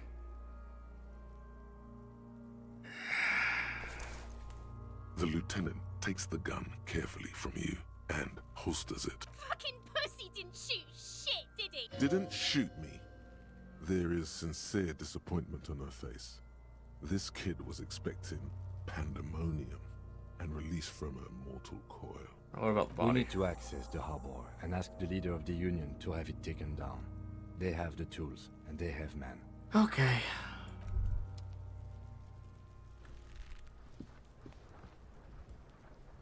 I want to get one of the kids to go up there, but I can't. Shoot the kid, I can't. I don't even have the composure for it. It's not going to solve anything either. 17%, yeah, it's bullshit. 12 mag should do it. We have a muzzle-loading pistol. Inside, you see a set of steering levers, a radio microphone, a pull-out toolbox, and the soft glow of the fuel preheat. Okay. How do we talk to the Union leader then, Kim? Yes? No response. He's having trouble processing it, believing it even. I don't remember think there was heavy drinking involved. Have you tried concentrating on something other than your personal affairs? There is a sudden, harsh edge to his voice, like he's tired of hearing about your personal affairs. Okay. I'm completely lacking in basic information about even this organization. Can you help me? We should get through this day first. Okay. Off hours begin at 9 p.m. If you're still having trouble then, I can give you an orientation. Okay. That's fine. Focus on other people's troubles, not your own. A moment passes. The lieutenant glances at the sports watch on his wrist. How do I even talk to... Access the harbor and ask for Ervart Claire's help.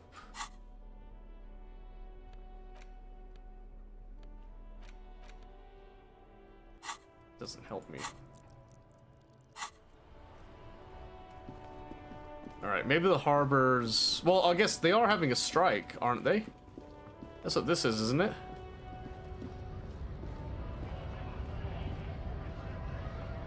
You look important. Excuse me. Bastards! We have a right to work! Okay, what's going on here? Hold up and stay frosty, everyone. Cops are here. The broad-shouldered alpha male turns to you. He's a full head taller than everybody else here. You here to fuck with us? Beat the honest worker down. No. Good. We're fighting for a cause here. You chance at the gates. To work! Right to work! Besides, we're not that different. It helps if people see us talking, cops and strikebreakers together. Shows authorities are on our side. Builds confidence. Okay, what kind of cause are we talking about? Rights of people. Rights of workers. To have gainful employment.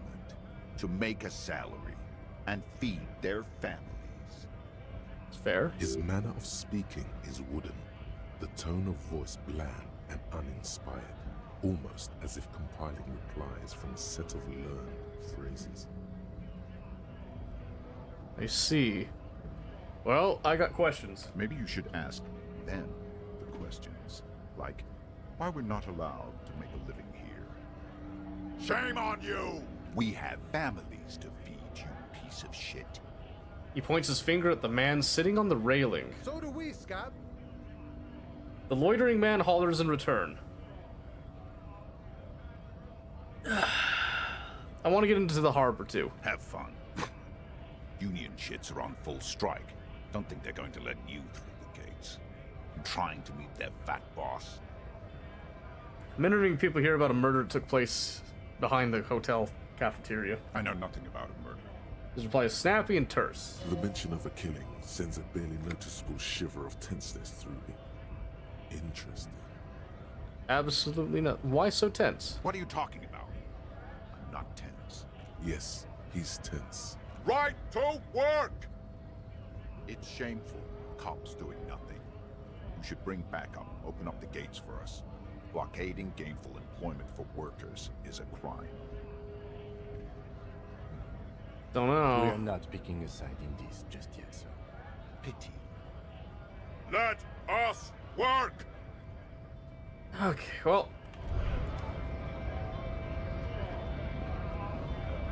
Hey, you up there. Scab? Asks him out, jolly eyes, tilting his head. You're hazy on the notion of a scab. Smells like politics, though. Maybe it's got something to do with the flask he reaches for from time to time. Not a scab, I'm a cop. I was just messing with you. No one's ever seen a cop scab. Imagine, you cops going on a strike, but then another cop comes in and says, let us cop for less money. Speaking of, what brings the RCM here?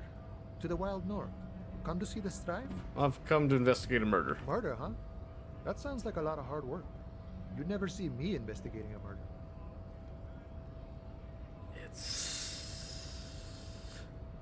Maybe you want to help me solve it by telling me who did it? Of course, Policia. It wasn't me. You can rule me out. Easier that way. He didn't do it. It's the truth. Okay.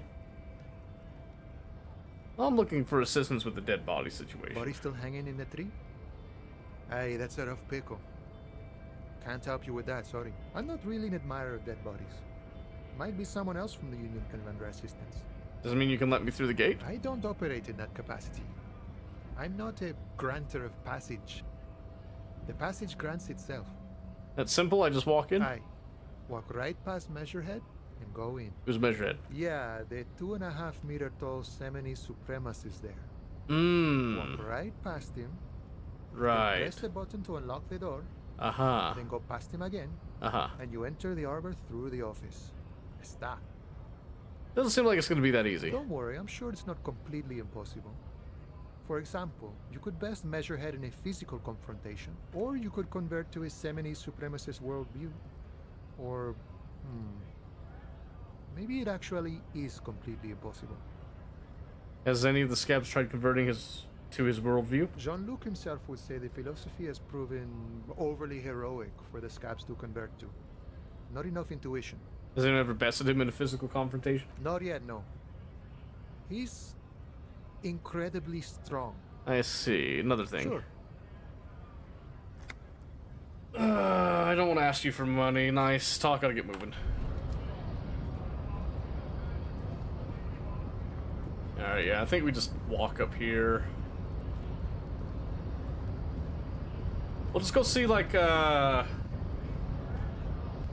what he has to say. Maybe there's something. I see 3 women up here. Your body betrays your degeneracy. Yeah, Measurehead. His body totally betrays his degeneracy. I see. What do you mean my body betrays my degeneracy? You have succumbed to Al Ghul. His face contorts in disgust as if he were smelling a dead rat. You reek of it. An invisible sword of Al Ghul emerges from your throat. You cannot see it, but others can. It is making the woman in my company sick. Wait, Al Ghul? Yes, Al Ghul. What is that? Al Ghul is an ancient Ilmaran poison, a parasitic fungus that has colonized your race. It is a trick the desert pygmies played on you for humiliating them and stripping them of their land. Intentionally fermented drinks have existed for 10,000 years.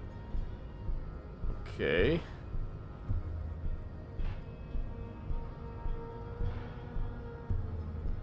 This explains everything. Servitude to Al Ghul does not explain everything. There are other reasons for your race descent. Yes, Al Ghul intentionally fermented drinks. This is a fabrication the alchemists of Yizot and Bashir and their Rolam Al Ghul have fed your people. Go on believing in it, race loser. I don't think that's how history works. Why don't you have another drink? Your features are not yet congenitally deformed enough. Oh yeah, Measurehead. The babe looks at him with eyes full of admiration that transcends the merely sexual. You're right, I'm a servant of Al Ghul, but I still need that body down from the tree. No, you don't. You need to get another drink.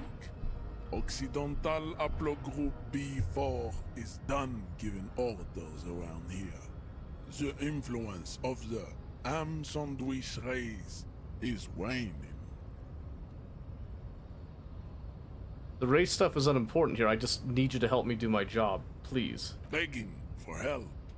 Attempting to pass fear for cooperation. How far the Occidental Haplogroup has fallen. You were once a noble and powerful race. You gave the world eugenics, electricity, and powerful weapons of war like missiles and aerostatic aircraft. You made great gains in metallurgy, race theory, and statecraft. You dominated lesser cultures, like the deformed Himians and the inexplicably potato-obsessed Kroikos. But now your ascent to the genetic summit has halted. You are obsessed with sadness and with frivolous pop culture. You will be superseded. Isn't that right, babe? It is, baby, yeah. You know it. There is a button right behind him, just out of reach. It must be the one that opens the door to the harbor. This man is not budging. Let's hope his superiors inside are more cooperative.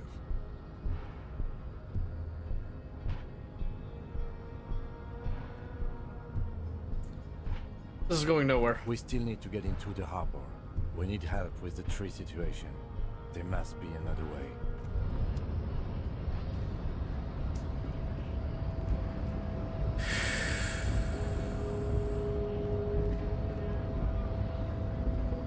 Maybe he's got superiors in here? I don't know. In case of a strike, press a button behind guard. Okay. Locked.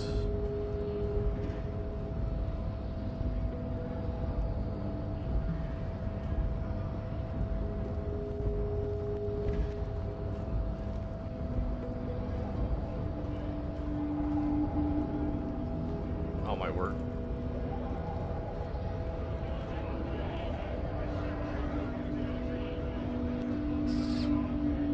There's gotta be something. It's 2.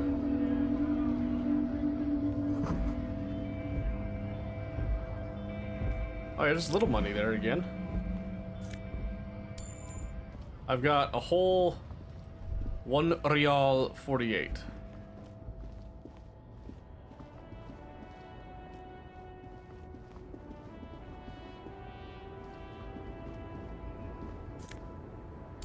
I now have 341. Cool.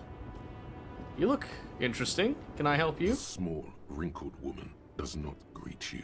She nods along to something on her radio. A photograph is clutched in her hands, and there is a warm smile on her face. The photo, an ambrotype, from the turn of the century, as golden as her smile. It's the warmth of a winter night's fire. Maybe she could give you comfort and shelter, some cigarettes and food money.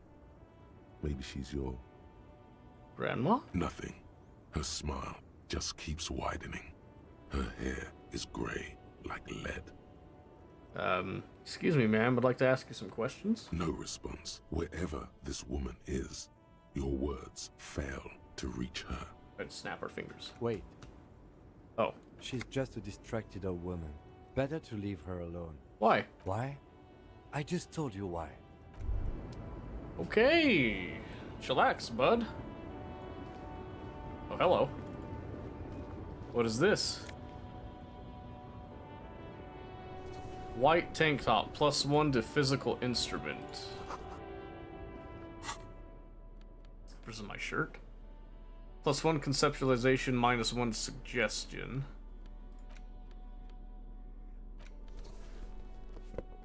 Yeah, jeez.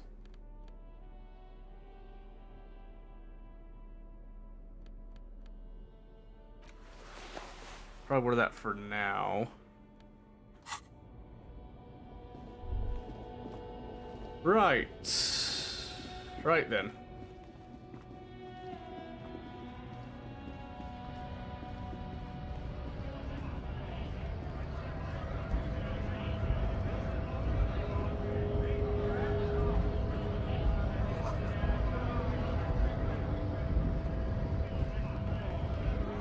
It's 1410. How about you, sir? Can you help me? Welcome to Revachol. A racist lorry driver. It's addressed to the lieutenant. Okay. Why are you addressing my partner like that? Don't you welcome to Revachol me. My grandfather came here from a 3,000-year-old racist isolationist culture, while your ancestors came to this island a mere 300 years ago. Every school of thought and government has failed in the city, but I love it nonetheless. It belongs to me as much as it belongs to you. You tell him, Kim. It's men like you who keep Revachol divided, making it that much harder for everyone to climb out of this post-war limbo. What he means is, fixation on the Revacholian nation makes it harder for Revachol to actually attain self-determination. He's right, you're undermining our best shot at real self-determination. Oh, come on, man. I just said welcome to Revachol. It's a lorry driver thing. I know exactly what you meant. You think my kind doesn't belong here, that I should watch myself and behave. But you see, I'm an officer of the RCN. It's actually my job to make sure you behave. I would advise you to remember that. Silence. The air between them becomes tense. Your partner needs backup. Now's your moment to shine.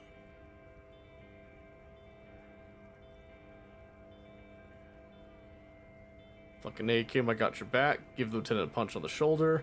I think we all learned something here. Smile at the lorry man. Yeah, fucking A, Kim, I got your back. You two make a cute couple. You know that. The lieutenant exhales and resumes his regular calmness. Now that's settled, we have a couple questions. Whatever you say, officers. What are you hauling? Oh, not much anymore. I'm here to pick up some cargo. Exactly, but, Mahalik. the Very dock good. Workers are on strike, so it's a sit and wait on your ass situation. How long has this been going? The strike? Oh, they've been at it for a while. A month, 2 months maybe. But this here is just the last week or so. What kind of cargo are you supposed to pick up? Apples. Apples is exactly the kind of thing you'd say if you had something to hide. Sounds like a cover story to be. Look, as detective. I come from a long line of lorrymen. We got ancient rights and privileges. He loses patience for explaining it. Oh, I'm here to pick up a load of fucking apples, man. Just regular, Koiko-picked apples. Damn, you're not gonna get more out of them on this. He's put up the wall of racism. You said something about the rights and privileges of lorrymen. Oh yeah, they're a big deal. My great-grandfather was a carter, had a royal license and everything. We've tried to hold on to our privileges.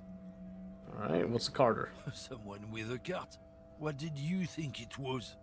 That's how deep into history our thing reaches. Before machines. That's a privilege. Sure fucking is. We have a guild and everything, huh? Very ancient. Very prestigious. So you're in a Carter's Guild. Goddamn right.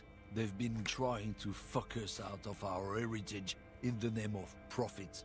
But when they try to replace us, they'll regret it. Trusting street thugs with their goods is going to fuck them right up the ass. Mark my words. Generations of practice and no laughing matter. Okay, got a smoke? No. Okay. He's got a smoke right there, in his fucking hand. Snatch that shit out of his fat fingers. You need it after listening to his garbage. You're smoking one right now. It's my last one. Can I get a drag? Sorry, all done. Puts out a cigarette, flicks a tiny stub toward the street. Cool. I changed my mind anyway. I bet. Sorry I couldn't be of any...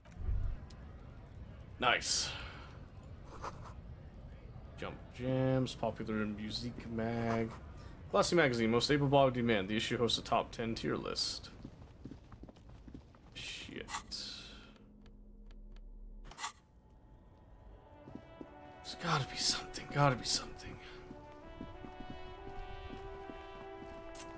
Let's try going around.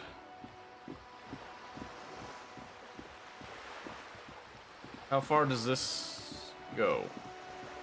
Oh, wait a minute. Only cormorants are seen different to your approach, okay? Wait a minute. Aha! Hey, girl. Can't believe you didn't take the shot. Fucking coward.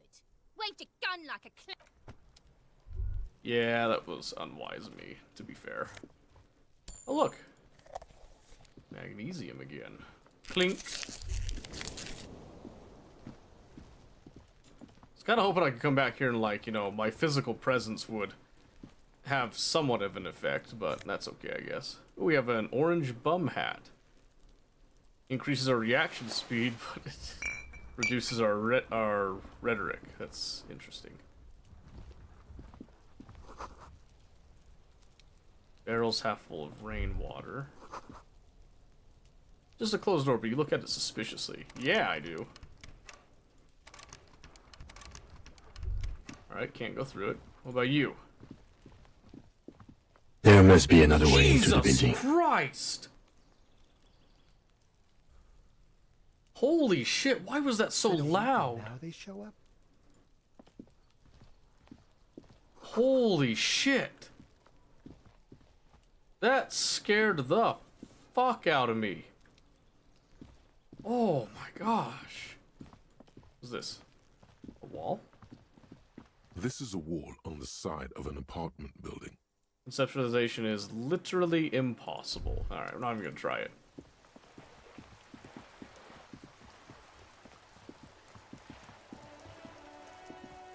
Oh, welcome back, Pistachio. Level appropriate gear. You'll thank me later. Hold on. Can I pry this open? Yeah. Signal blue navy coat. Higo, huh?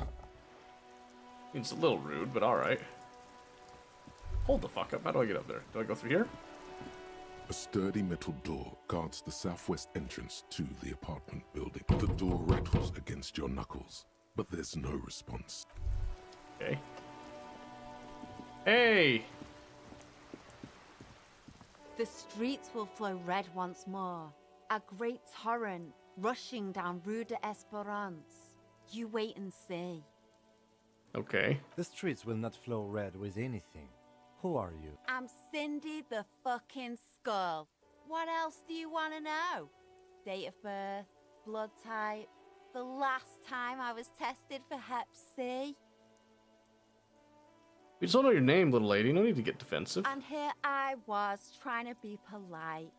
Just can't win with you pigs. Despite the sash, she puts the brush aside. Oh, very nice. Good morning. How are you doing, Dimitri? You keep looking to the side. What are you looking at? The lieutenant furrows his brow at another one of your eccentricisms. She nods disdainfully toward the woman performing maintenance on the boat dock next to the pier. Hatred, disgust.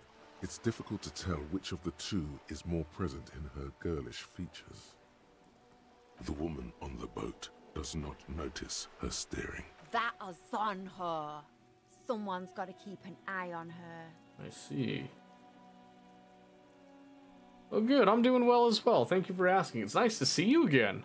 Ozon is an archipelago 2 days' travel away from Rivershaw. Its moneyed residents, used to posh restaurants and upscale boutiques, rarely have reason to visit Martinez. Who's she? Probably the Wild Pines rep. We should talk to her. She's a professional negotiator, though. I have the feeling she will be very cooperative while telling us nothing. You should take the lead. Ask her unexpected questions, you know? Do your thing. Don't be afraid to get a bit wacky. Throwing her off is our best bet. Good idea, piggies. Run along now. Fuck her shit up good. Impound that boat while you're at it. I'd like to watch her swim back to Ozon.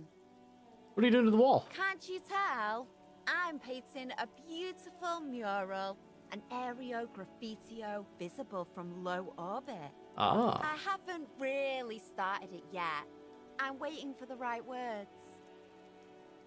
So you don't know what to write? Have you ever tried your hand at graffitio? When faced with a blank wall, most people write unimaginative stuff, like pigs go home, and Mono is here. We rarely see pigs round here, though. Just union cats. And my name's not Mona, so... She wants it to be something true and total. I have an opinion on this. Do you want to hear it? Yeah? I love public art. Don't mind us. Keep doing what you're doing. Thanks.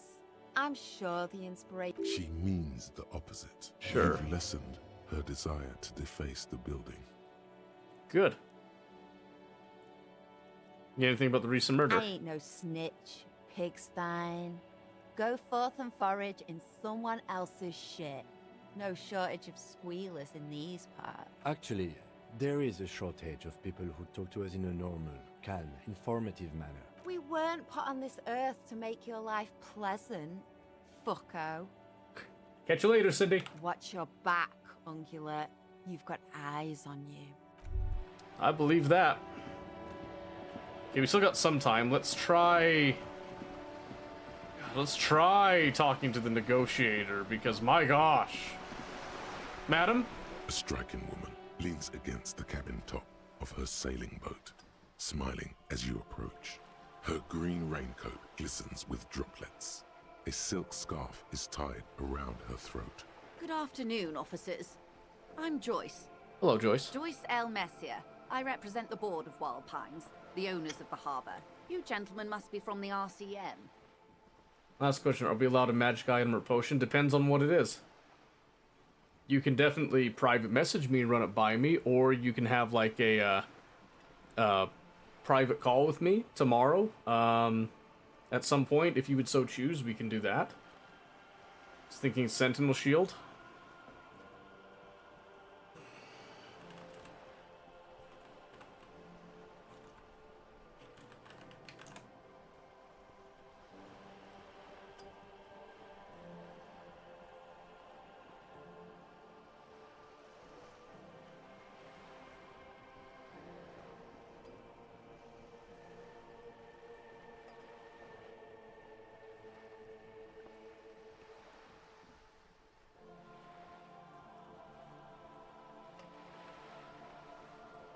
That doesn't look right. There you go, Wikidot, that's what I wanted.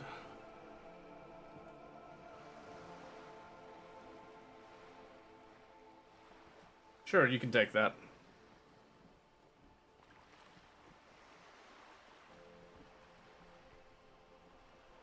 Alright, let's see. Oh, what gave us away? Well, no, shake her hand. I'm glad to see you here. Her grip is tight and cold. I was dispatched to handle a strike, not a lynching. Anything I can do to assist the RCM in this matter, I will, gladly. That is good to hear, madame. My colleague will take the lead on this interview. I should let you know that he is recovering from an unusual medical episode. Very unusual. But I can assure you of his ultimate competency. There's a trace of irony in his voice. Mischief, even. This is a tactic. Good. How interesting. I wish you a swift recovery. In the meanwhile, you have my full cooperation, and the full cooperation of the Wild Pines group. You're on a boat. Why, yes I am. Mm-hmm. Does she have a name? The boat? No. It is called Cor de Lady 19, because that's the type of sloop it is. The word, it, feels strange. Such a beautiful boat deserves a proper name. Well, your boat really needs a name. Okay. How about Cor de Lady 19? Why? Because it was manufactured in Revachol East by a company called Cor de Lady, and its hull is 19 paces long. How about Dolores? Why Dolores? I don't know. Feels pretty. Well, it means nothing to me. I think I'll stick with the factory name. But thank you for the suggestion. Oh, what kind of boat is it? It's a pleasure craft. A 19-pacer. It also happens to be rated for Category 1 racing. Though these days I mainly use it for business. Let's see, how do you like it? My sloop? I like it a lot. It's the eel's hips, baby. I'm enjoying this part of the interview. It has so little to do with the murder we're investigating. I really do, the lieutenant thinks. Is she thrown off yet? He's looking at the woman, assessing her. I see. Not a lot of people on boats, are there? Of course there are. We're on an archipelago. How else are you supposed to get around? What do you mean, archipelago? I mean, we are on Le Caillou, are we not?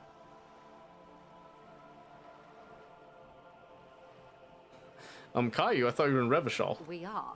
And the city of Revachol is on the island of Le Caillou. Still, I haven't seen anyone else sail a boat around here. I haven't seen anyone else drive a souped-up Capri Kenema motor carriage either. Actually, that motor carriage has been specially issued to serve as a patrol and pursuit vehicle. It's for crossing long distances in the greater Revachol industrial harbor. It's not a toy. Neither is this.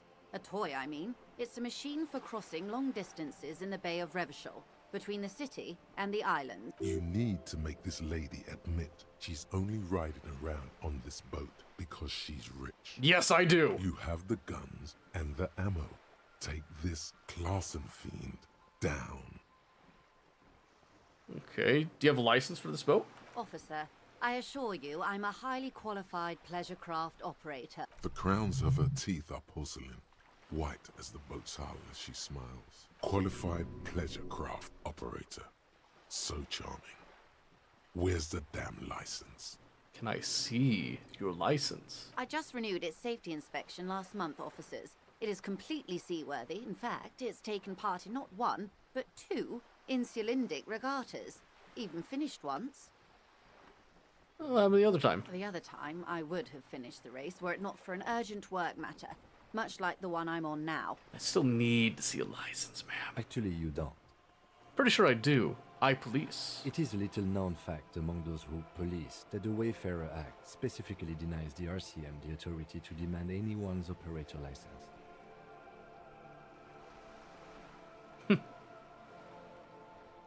Exactly how little is known I was just being polite. Even school children know the Wayfarer Act. More like the Anarchy Act. No need to politicize this. You may still ask for the lady's passport. Yes, I'm gonna need to see your passport. Of course. Producing bundle of documents and steel plastic. Look at the passport. The woman is silent, smiling while the waves lap against the hull. In your hand, under the plastic, a light blue passport saying, Republic of Vespa. The coat of arms has a lion and an ostrich. Seigent. The Republic of Vespa, formerly the Republic of Vespa Messina, was once a dual kingdom. An amicable parting of ways produced 2 constitutional monarchies. I see. Vespa, the richer of the 2, is an occidental nation known for its proximity to the Pale. and its exotic financial derivatives. Look at the photo page. The woman, born in the year 3 in the commune of Revachol, smiles at you, face adorned with frown lines and crow's feet. The photo is recent. The name reads Rejoice Leighton Messier. From the Republic of Vesper. My husband is. I have dual citizenship. A Vespertine is handier when traveling. Let's see, your name's Rejoice. Yes. But please don't call me that. Why? Joyce is much more efficient. She doesn't like it. Probably a bad memory. Mean girls at school or some ancient lover. Look at the passport the woman again. Is silent, smiling. The Republic of Vesper. It is a stable country, and yet there has always been something ominous about its perfect stability. It's a place at the edge of the Muindi Isola, overlooking the Ubi Sunt Isles, fracturing into the great unrest of the Pearl. The woman, born in the year 3 in the All right, commune everything of seems to be in Revachol. order. She nods and returns the plastic bag to her coat. All right, so let's talk about the economics of the boat you're on. Oh my. The E word. You mean to say that it's a symbol of conspicuous consumption? That I'm a member of the ruling class?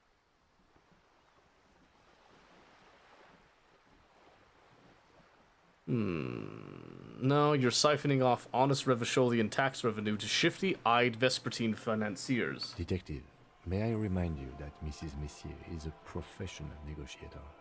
Then what does that say? Does it say docking reserved for residents of Rue de Saint-Ghislain, 33A, 33A? This old proletarian haunt here.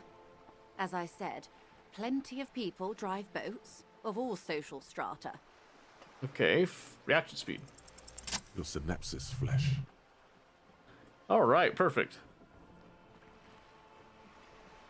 Funny, I don't see any of the heels around there. Doesn't seem to be much space left with this 19 pace sloop docked here. Yep, that's the stuff. Good. Good thing everyone else has tiny skiffs. I assure you, they drove quite the hard bargain for this space. But you're right, I am a bourgeois woman, and this is my long, incredibly lightweight, interminably bourgeois boat. There is no shame in her voice. A touch of sadness, yes, but no shame. Okay, I think that was pretty good there. I think I have a handle on the boat thing. Good. Okay. Tell me about Wild Pines. What do you do? What we do? I'm afraid I don't speak for Wild Pines as a whole. It's a giant undertaking. Sure. There was a touch of discomfort there. She wants to merely represent. I see. So what do they do? The Pines' core competency is logistics. Container shipping, freight, that sort of thing. See those airships there, blinking? Those are the shipping side of things, and that is the terminal. Another subdivision deals with energy, oil and gas exploration, offshore platforms. The Wild Pines Group is one of the original Revacholian Indo-tribes. Companies awarded royal monopolies by the king, the suzerain himself, centuries ago. The king is long gone, but several of the Indo-tribes remain. I see. Well, you're in good company, it seems. Why, thank you. How much money does Wild Pines have? I'm not at liberty to discuss the company balance sheet, but I can tell you that last year, the company booked more than 20 billion real in revenue. A billion?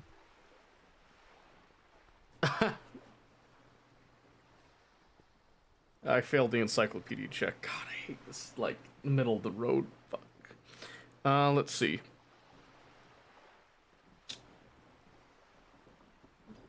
Wow. 20 billion is a large number, but the conglomerate employs 72,000 people. They all need to be paid.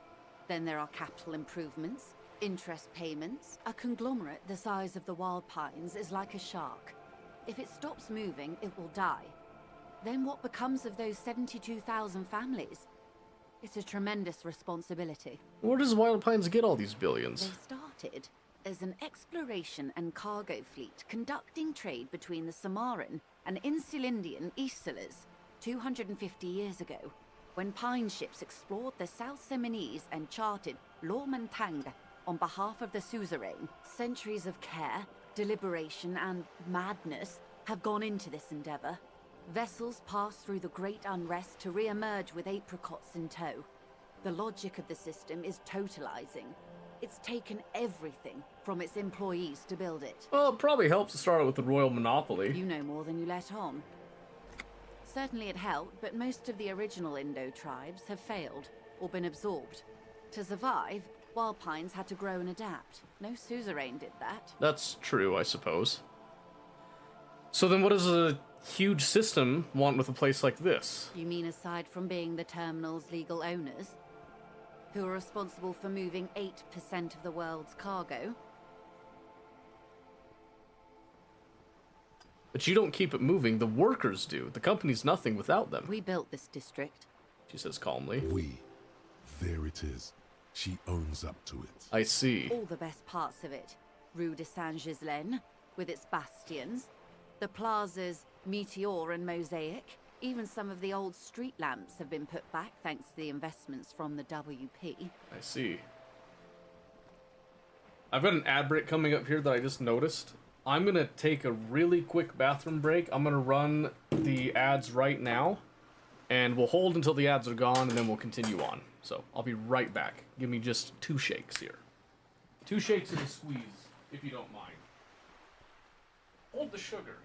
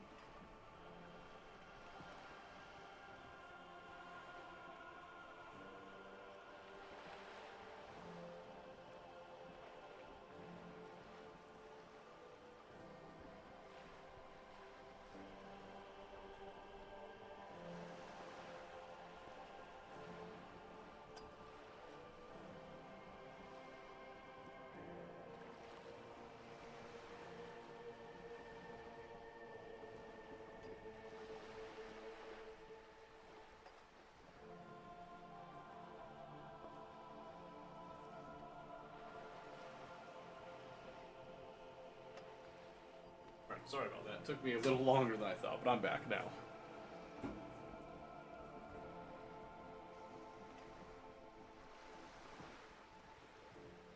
Okay. We are back.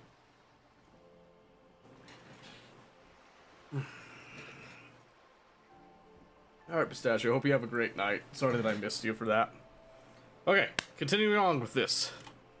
Oops, wrong thing. Before Martinez was swallowed by the industrial harbour, even before it was part of Revachol, long before Terminal B was erected here, the Pines built it as a resort for its Revacholian employees.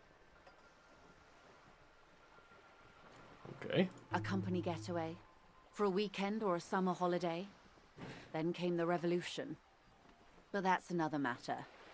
I'm here to make sure the Pines can fulfill their responsibilities to the place they built. With your help, hopefully, says her warm tone.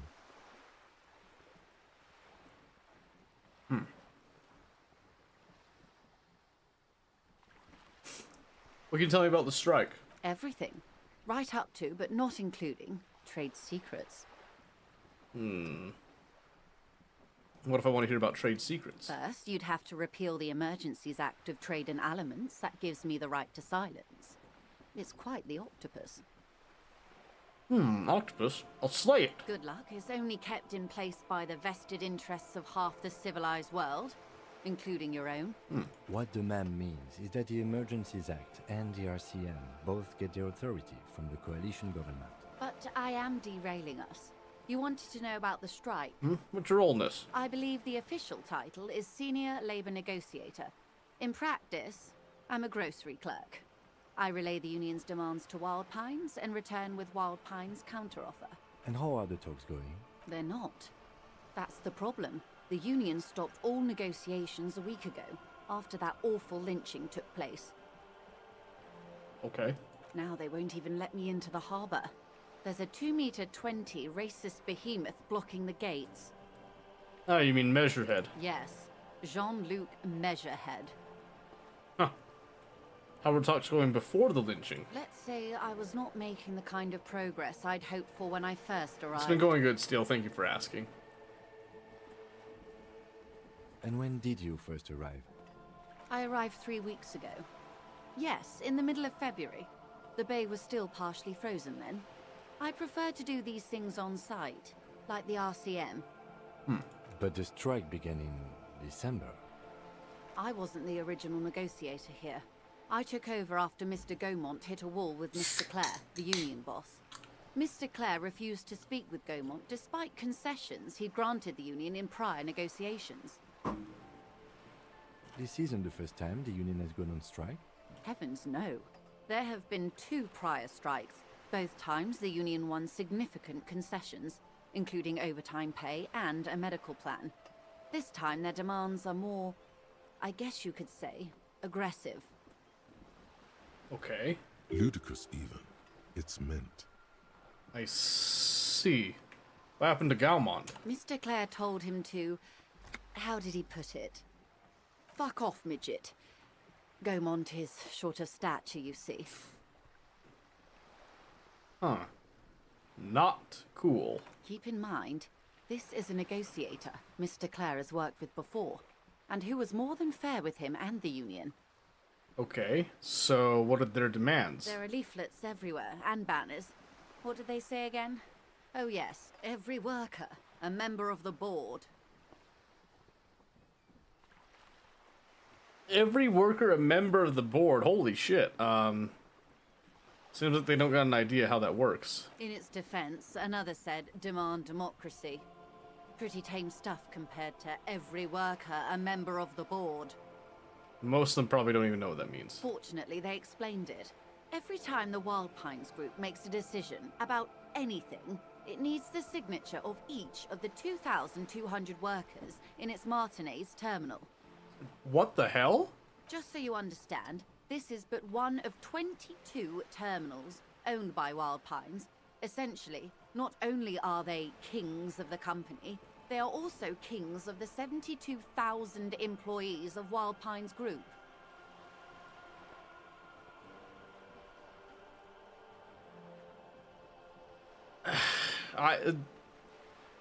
That's a bit funny, I have to admit. They're having a blast. But how can they afford it? After 4 months, my assumption was they would prefer a more practical solution. So what are you gonna do? I'm not sure. Naturally, I assume that was just their opening position. Sure, yeah. A hard-nosed tactic with a side of mockery. But there's been no follow-up, just the same nonsensical slogan repeated over and over again. And now, people are getting lynched, I hear. Behind the whirling in rags. A disastrous situation if there ever was one. I agree. Excuse me, from whom did you hear about this lynching?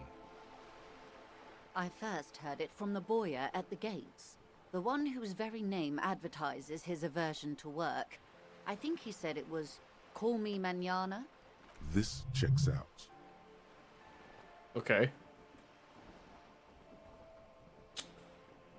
The scabs at the gate. Did you put them there? The scabs?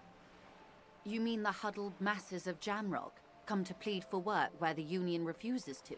If they were organized by Wild Pines or its affiliates, then it would be a company secret. I could not share it with you. Not right now, at least. It's implied. She's open to discussing this matter with you at a later occasion. I see. Okay. Tell me about Mr. Clare. Everard Clare is a man of the utmost integrity. If you can say one thing about him, it's that he always puts the interests of the workers first. Really? Of course not. Everard is fantastically corrupt. I imagine he has a thick, viscous goo where you and I have blood. Damn! Is he that bad? He is the most corrupt individual I have ever seen, and I deal with men like him for a living. If there is anyone more venal, more irredeemably nepotistic, then it's his twin brother, Edgar. Oh, so there's two of them. Yes. Edgar looks exactly like his brother, except for that lazy eye. He also talks exactly like Everard does, and when one's term as foreman is up, the other takes over. It's how they circumvent the term limits, you see, with a funny little switcheroo. While in office, they've embezzled God knows how much of their workers' dues. So what about the Union itself, then? The Debardeurs Union was once a perfectly normal institution. 20 years ago, anyway. It must not have been easy to establish under the Emergency Act, but they did it. I can respect that. Organized labor at its best, as they say. Then something happened in the local chapter elections. The brothers Clare came and transformed it into a... how do you say? Hold on, I'm having a breakthrough in my mind. Oh, I probably can't do anything about that yet. Okay. A mob. The Debardeurs are a crime syndicate. Sad as it may be, I suspect we'll be forced to cooperate with them. Refreshingly honest, officer. The company has tried appeasing in the past, but I'm afraid our concessions have only emboldened Everard and his brother.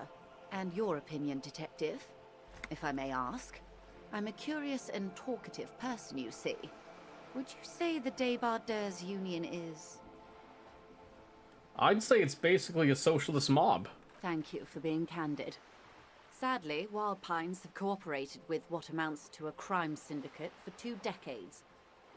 However much you feed the wolf always hungers.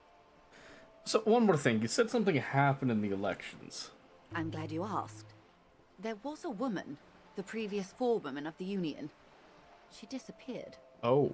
Disappeared? Yes. On the last day of the local chapter elections, her daughter phoned in and said she wasn't running anymore. Or coming to work. Ever. End of story. That sounds like extortion. Indeed. The company suspects foul play, but there's nothing they could do. It was a union matter. True. The point of the presentation is, these kinds of things happen around the Clares. Sure. Watch out when you're dealing with him. Thank you for your concern, ma'am. We'll be just fine. That's all I need for that. Let's change the topic. Of course. How else can I help? What can you tell me about the lynching? Quite a few things, I'm afraid. The information I'm to share with you includes sensitive trade secrets. For the sake of my employer, I have to ask for your names and badge numbers.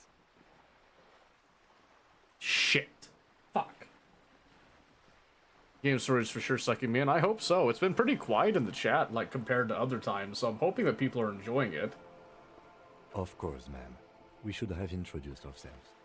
I am Lieutenant Kitsuragi from Precinct 57, and this is my colleague from Precinct 41. I'm afraid he doesn't have his badge at the moment. I hope mine will suffice. How curious. Why is that, Detective? Awkwardness washes over the conversation. The woman doesn't like this turn of events. Remember when my partner told you I'd recently suffered from an unusual medical episode? My lost badge is related to it. I see. So, are you saying you lost your badge during the course of this episode? It's possible after a night of heavy drinking I lost all memory of my life and the world. Oh dear. I suppose this does explain some of the more curious turns in our conversation. As I said, ma'am, his technique may be very unconventional, but he is an officer of the RCM. Of course, I sympathize, but I'm afraid I simply can't share anything more until I've seen that badge. Right. She's a professional negotiator. She should be open to some sort of mutually beneficial arrangement. Fuck. A red check.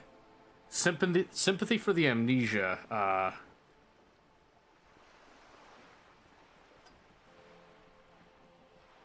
It's even. I don't have a really high chance of this.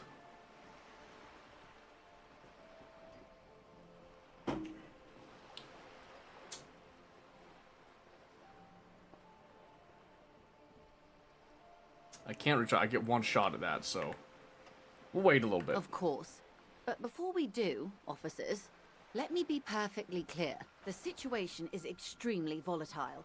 The sooner we can speak about this lynching business, the better for all of us. Do you know anything about these tattoos? I'll show the photo. That's the man who was killed. I'm afraid this is a discussion for once we've cleared the lynching question. Okay, we'll come back to that later. Better not tie the fourth day to the backstay on this. I hope there is something else I can help you with. She wants to answer the question. Protocol keeps her from it. I see. You seem rich guy with some money? Is what you want to say, but it isn't that easy, is it? Look at why that not? lady. Take a gander. Squint your eyes, bub. Nice, but lustrous hair. A well-kempt, yet tastefully short bob of dark hair.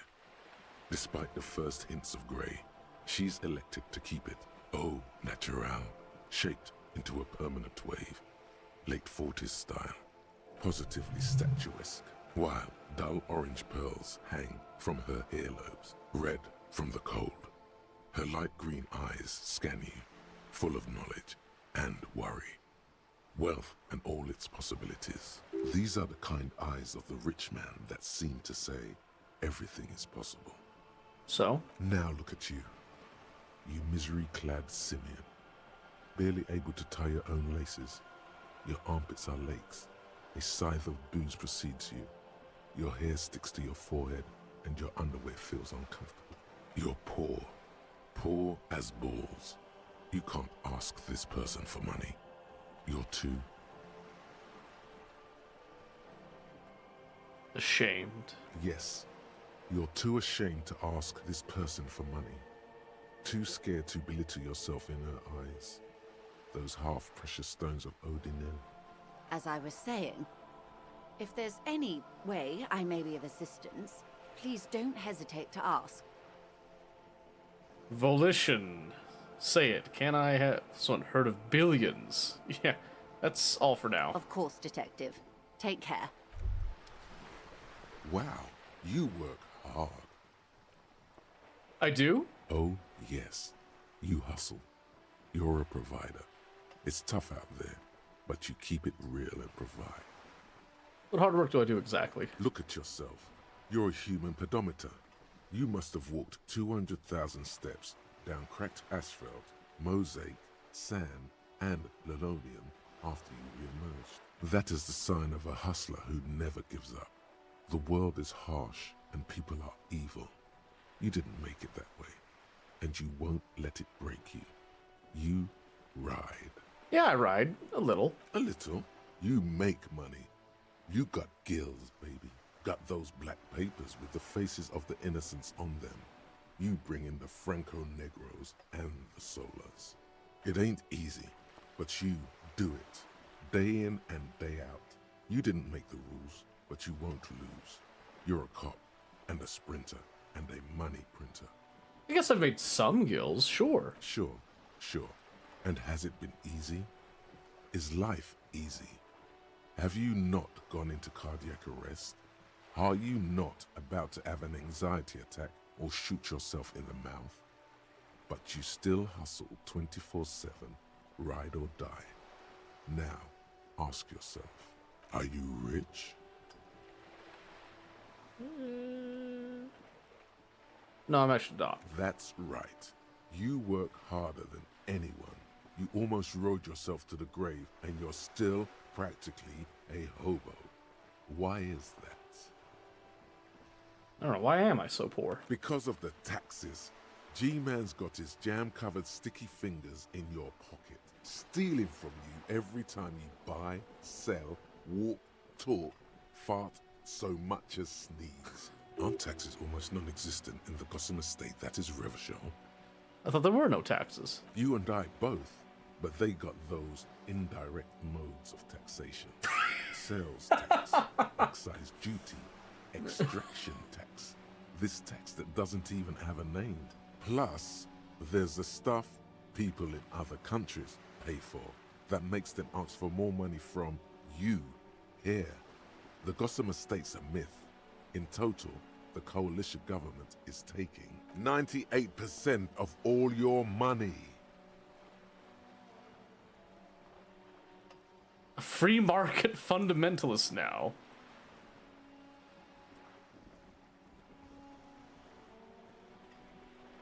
Are you sure? It seems like a pretty big number. What are you not sure about? They're milking your nipples till they bleed. Can't you see? Aren't you sick and tired of having bloody nipples? Opt in only a little, opt out. Bleeding nipples are kind of a pain, but how will deregulation help with that? I'll opt in, just a little. It's all about the tax issue, hustler. No other problem in the world is as pressing as top marginal tax rates. And don't you fucking forget it. Okay, that's fair. Lonesome, long way home. Here we go. Home awaits. Walk past Station 41 and through the market, past the Boogie Street spearhead to the other side of the lake, the frozen eye at the center of the district. Then past the video rental store on the corner. There, at the end of a street lined with pine trees, a small house no larger than a matchbox, 11 Voyager Road. You no longer live there. Those times are gone. And so are those people. Why did you come here? Why are you still here? And where's the dealer? You have to get back to work. That's all you have now. Learning cap for perception raised to 5. Speed gives 1 psi. Ooh. Okay.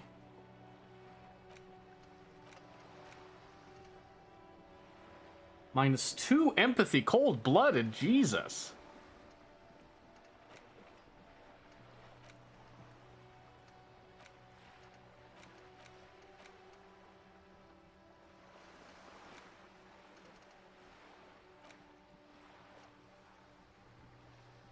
Okay.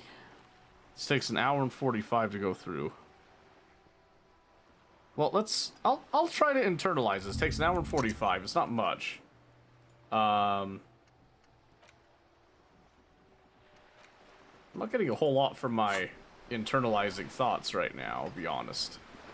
Okay, we gotta find our badge. Let's think.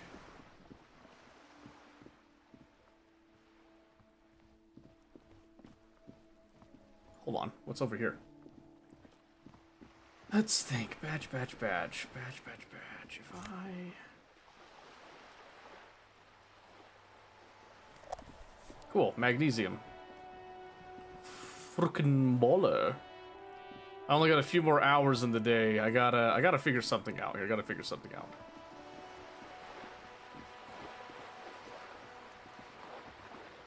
Let's think a moment. There was a mention of a pawn shop.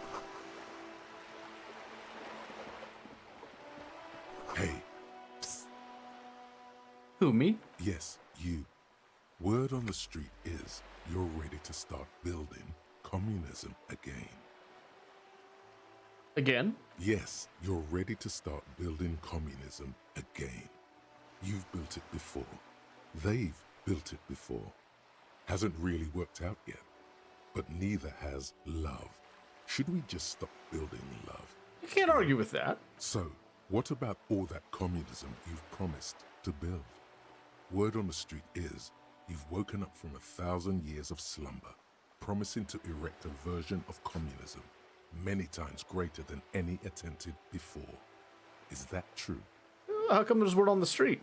You keep saying things like, down with the bourgeoisie, eat the rich, sodomize the landowners, impale all people who have more than 25 real in their pocket, literally murder all human beings regardless of their political beliefs.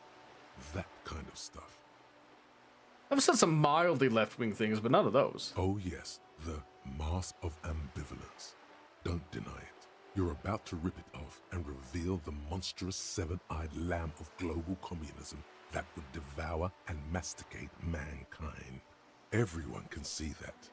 So tell me, do you have any questions before we fire up the big communism builder? Or do we get right down to it? Hold up. What's this communism even about? Failure. It's about failure. I don't do failure. Of course you do. You are failure. You are communism. Absolutely vanquished, beaten, curb-stomped, shat on, while everyone else is out partying, having a callous laugh. You will reverse the fortune of the workers of the world. You alone, against every living thing. I see. Against every human alive. 800 trillion real in the hands of an impossibly well-organized ruling class. Towering city blocks of bankmen who have the ears of prime ministers. Million-headed armies of nations and the love of your own mother. You against the atom, the charm and the spin. Where the whole world failed. Matter failed to bend to human will. Human will failed to get out of bed and tie its laces. You alone, single-handedly, will rebuild the dreams of the working class. You are the last communist. Now get to work, comrade. Optin? Oh yeah. Get the firing squads and the animal wagons ready. Firing squad? You didn't say anything about those. Too late to back out now. You can't make an omelette without breaking a few million eggs. Alright. Thought has been gained. Mazovian Socioeconomics. Which is a -2 to visual calculus. Damn. While I'm learning them, I guess, or internalizing, excuse me. Alright, well. Let that go, I guess, for a bit. Let's keep on trucking. Okay. Okay, I'm getting some money. What's this? A bag?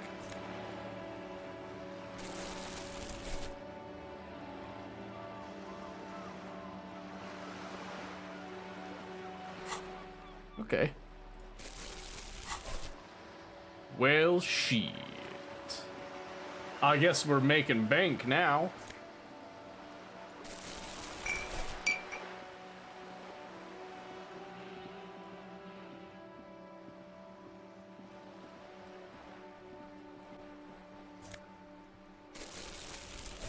I'm not sure how I grabbed that, but I did.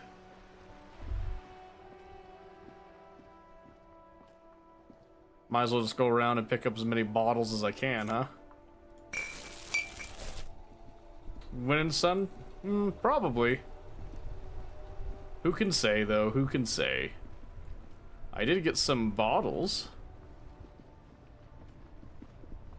I've also been dubbed the last communist, so that's exciting.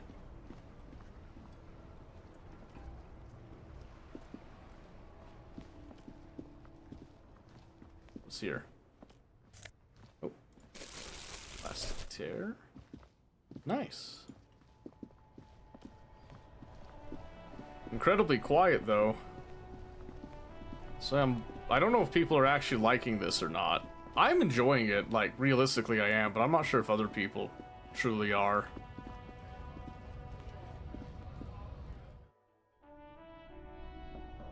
Alright, let's see.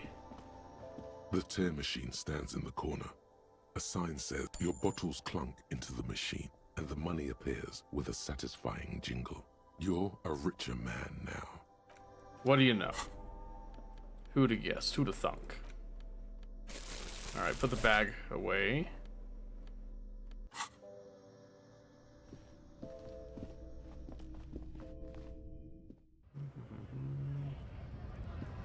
The narrative voice is spooky, huh? I find it quite pleasant. Alright. Hang on. Do you know what I haven't done yet? Now that I realize. Who are you? Can I talk to you?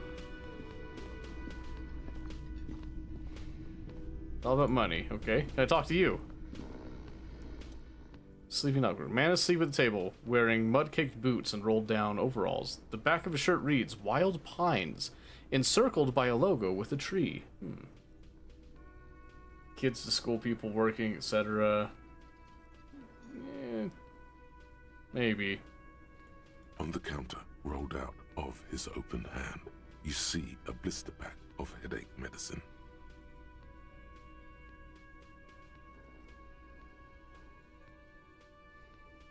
Pick up the pills? The man does not mind. You probably need them more than he does. You've just picked up some magnesium. This item is I think I was stored supposed in to the pick bottom that left before. corner of the screen above your character portrait. We could try Use waking him up. magnesium to heal. There is only one way to wake this bone idol from his slumber. Roar like a hurricane. Rip the buildings from the earth.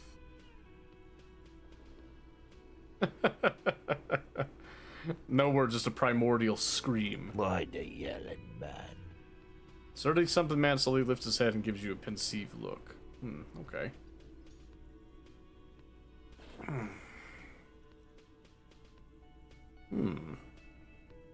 Need to answer some questions right now. Really?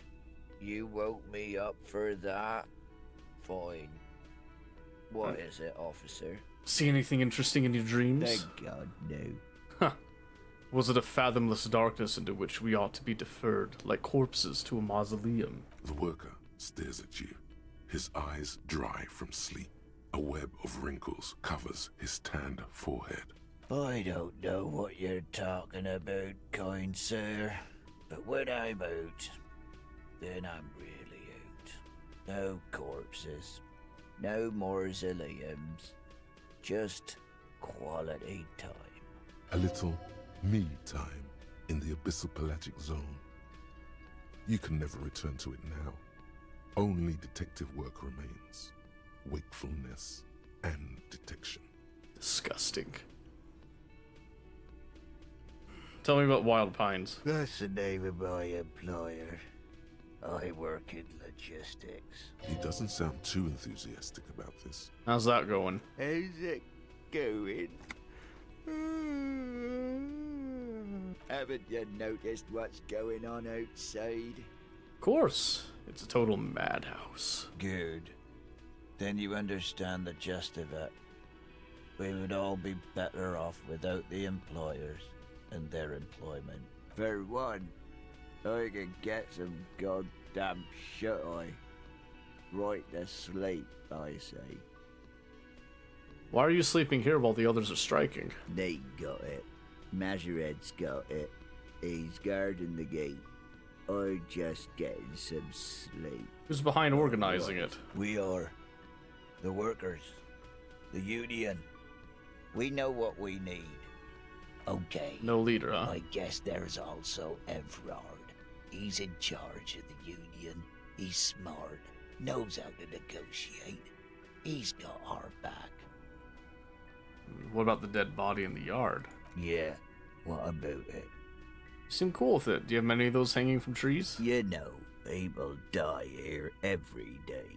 Someone's found in a ditch, another one falls in a manhole, A third one gets eaten by stray dogs.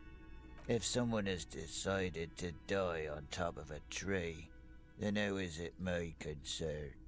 Someone's got to look into it, and looks like I'm them. So tell me what you know. I can tell you this. Trouble's ahead. What trouble? You heard what I said.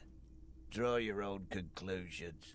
That's all I know, and I prefer to keep it this way. The lieutenant gives you a little nod, then makes a note in his blue notebook. So Union people think he was a killer, he thinks. Even Sleepyhair. This doesn't help a lot, but it's something. Good work, detective. Interestingly enough, that translates to the thought that I had talking to the corpse itself. Is that yours, the ROM? Indeed. Help yourself to some. Wait. No. Oh, it's empty. Sorry about that, pal. Alright, go back to sleep. The dock worker doesn't answer. His head is already back down on the table, in sweet sleep. That sugary black rum stain on the counter makes you teary-eyed with joy. It's almost touching how syrupy and sticky it is. How long have you been up already? Pretty long. Attaboy. It's coming back to him. You had your mesolimbic reward pathway worried there, not thinking about drinking all that time. It was like you weren't yourself. Should I be thinking about this? Looks like drinking hasn't turned out too well for me. Maybe you haven't turned out well for your drinking. Have you thought about that? Get a goddamn rum and lemonade into yourself, boy. Or better yet, lick that stain off the counter. I'm not licking it. What happened, man? You used to be cool. Go get your boring normal person drink then. It would go well with those cigarettes. That's a great combination. Incredible. Madam? Hello, sweetie. An elderly woman turns to you with a smile. Wait, who's Sweetie? Who's Sweetie? Why, you are, officer. I'm no Sweetie, look at me. You're a handsome man, officer, with your mustache and your chiseled jaw and that silly dimple on your chin. Thanks, I appreciate it. You must forgive me. I'm getting so scatterbrained. I completely forgot to introduce myself. I'm Lena. My husband Morel and I are staying with our friend Gary just down the street, but I come here for tea when they're away. I see. This Lena is wacky enough for the motley crew. Hire her on the spot. I agree. You seem to be in a chair. Yes, dear. I'm a paraplegic. A paraplegic is someone with limited or no ability to use the lower half of their body. Paraplegia is caused by spinal cord injuries, like falling from a great height, or a grenade explosion. A grenade? Did you fight in a war? No, dear. I'm not quite that old, although I was injured in the line of duty. Were you a mountaineer? Nothing so glamorous, dear. Though when I was young, I dreamt of planting the Revacholian flag on some figurative peak. What'd you do then? I was a training and development manager at a rapidly expanding mail-order shoe company. Did not expect that. You'd think it would be a safe job, but I had to be everywhere, and, well, once I happened to be under some faulty scaffolding. Oh. I was lucky. This was almost 20 years ago, and I was compensated exceptionally well. One can only dream of such payoffs nowadays. Well, I'm sorry, it was rude of me to mention the wheelchair. Let's move on. That's quite all right. I'm used to people asking questions. I know they're thinking about it anyway. How would you like to roll with me? Whatever do you mean? I want you to be my wheelchaired partner in fighting crime, ridding backyards of corpses, catching sequence killers. Sequence killers? Oh my. But I think you already have a partner, sweetie. A partner who needs you to help him get a corpse down from a tree. Kim, of course. I forgot I had you. Yes, and it seems to me that you do well to stick close to him. He has the look of an upstanding officer of the law, someone you can lean on, and, sweetie, you are looking unsteady. And even if he weren't there, I don't think you'd have much use for me. Why? 3 heads are better than 2. Thank you, but Martinez isn't the most wheelchair-accessible place, you see. I'd slow you down. Perhaps another time. She turns back to you with a hopeful glint in her. Can we get her another time? Do sweeties get money? I'm not asking her for money. I've got to get going now. Of course, dear. Good luck with your case. Thank you, Lena. I love you, Lena. Oh, hey, this is open now.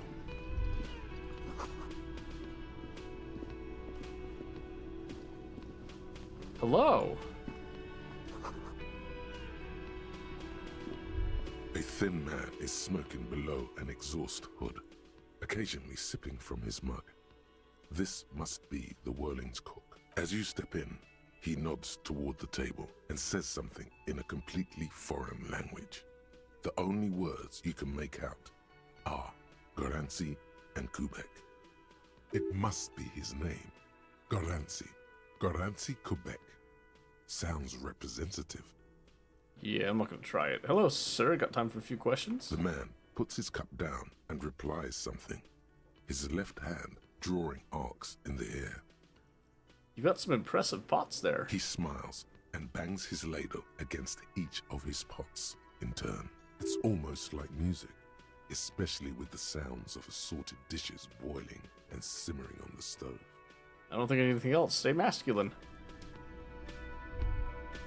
What's this? Yoink. Well, can I go through here? You see a heavy steel door with a prominent dimple lock. It's painted blue. You immediately feel drawn to the color. Blue is for mystery.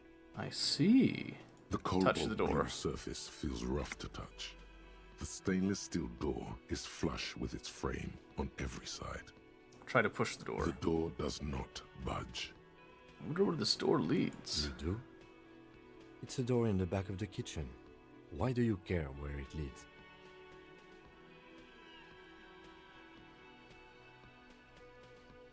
Out of duty, we may find something pertinent to the investigation. Yes, I suppose it's worth seeing if we can get in. Just to be thorough. As a side investigation. The door and the main investigation will merge into a stereo investigation. If you say so. Gart is the person to ask about this. The cafeteria manager. Indeed. Excuse me, good sir. Will you let me in?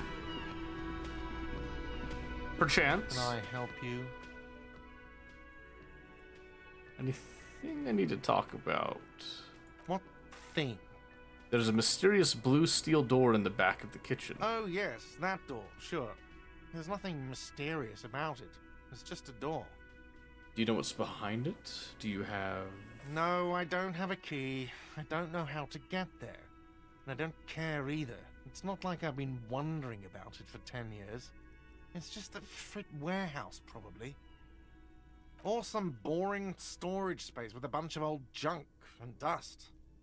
Junk and dust. I see. He's attempting to maintain an air of indifference. It's absolutely not convincing. I think you'd like to know what's back there. Fine, okay, a little. But my job doesn't leave me time for wondering about one locked door in one of the cafeterias I manage. So I haven't opened it. I have cleaned the whole place 100 times over, though, after the animals. And I haven't found a key, so good luck with that. I see. What? By the way, you should come back to this thing-based questionnaire if you see anything interesting in the Whirling later. I see. Oh. There's money here that I didn't see.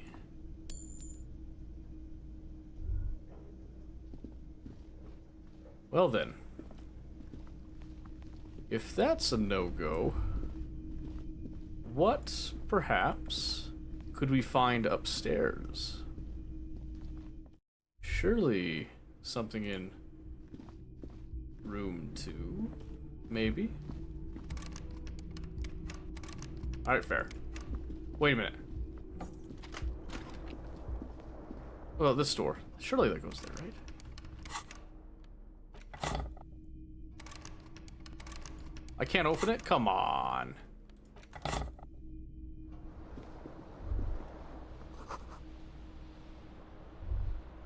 Tries not to look at the broken. The bed is cold and not particularly inviting. The option to go to sleep becomes available every night after 9 p.m.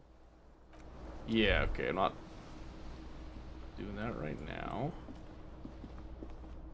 Surely there's... No way. The door is closed. Knock? There is no answer. You hear the shower being turned on. Somewhere inside. A tremendous loneliness comes over you. Everybody in the world is doing something without you.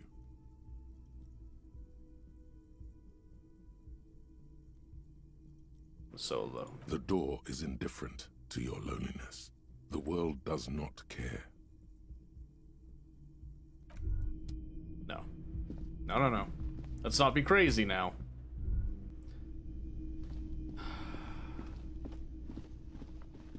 What's this? Mess hall reserved for union members. Doors open at 1600. Interesting. Which it did open. What does that mean?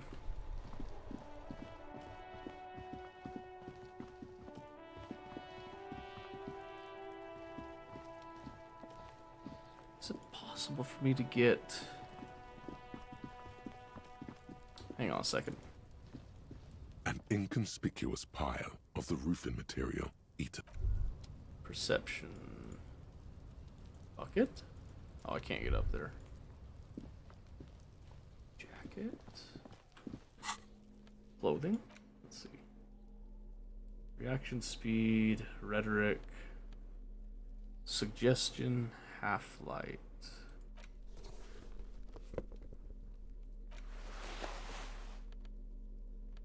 Interfacing, electrochemistry. Down.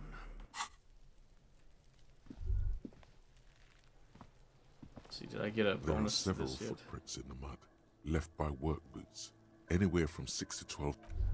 Right. Speed, rhetoric.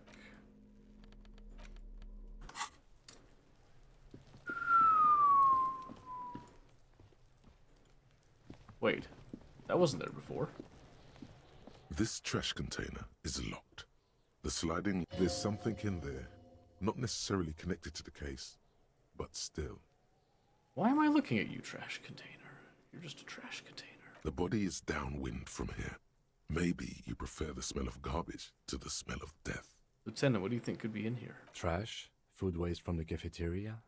They lock these containers to keep the derelicts from flocking in. Could be evidence, too. I feel like there's something in there. What do you mean, feel? It's extrasensory perception. Whatever's in there holds a special significance. I agree. We should get someone from the remote viewers division here. He's being sarcastic. Do not ask what the remote viewers division is. There's no need for sarcasm. I just feel strongly about it, that's all. Oh. It might also be evidence. The mob could have disposed of something in there. We should get it open. Yeah, we're gonna, like, pry it open, for sure. This trash container. We could try using a pry bar. The one you took from my motor carriage, or we could ask for a key from the manager of the Whirling in Rags. He probably has one. Yeah, I guess we're gonna go ask for a key. Because apparently that was gonna be a legendary level effort from my weak body.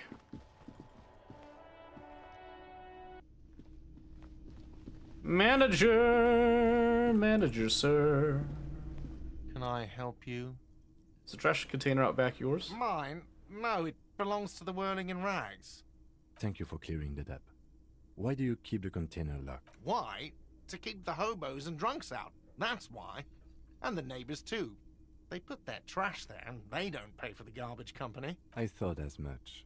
And are you the only party with access to the trash container? Well, yes. Us and the garbage disposal company. It seems a little callous, doesn't it?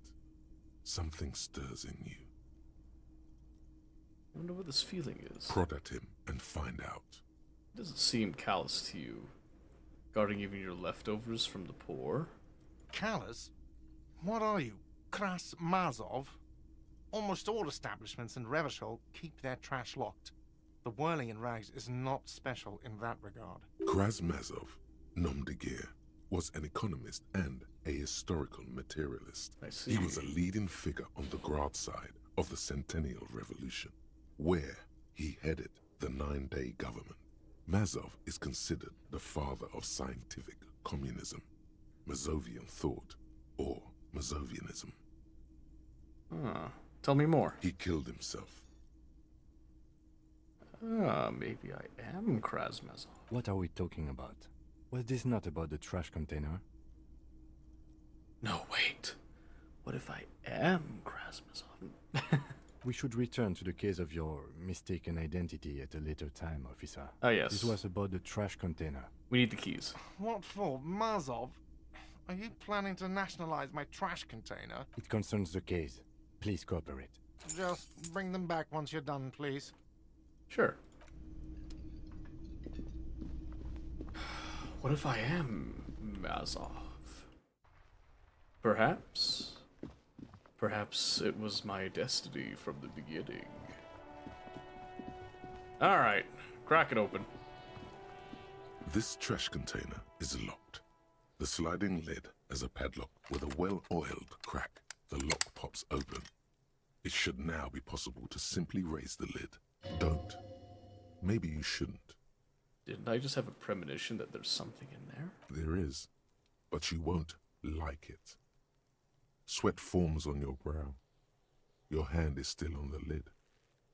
Open it. The smell of rotten food rises to greet you. You see soggy cartons, dirty rags, and organic waste. We're just in time. This hasn't been emptied for over a week.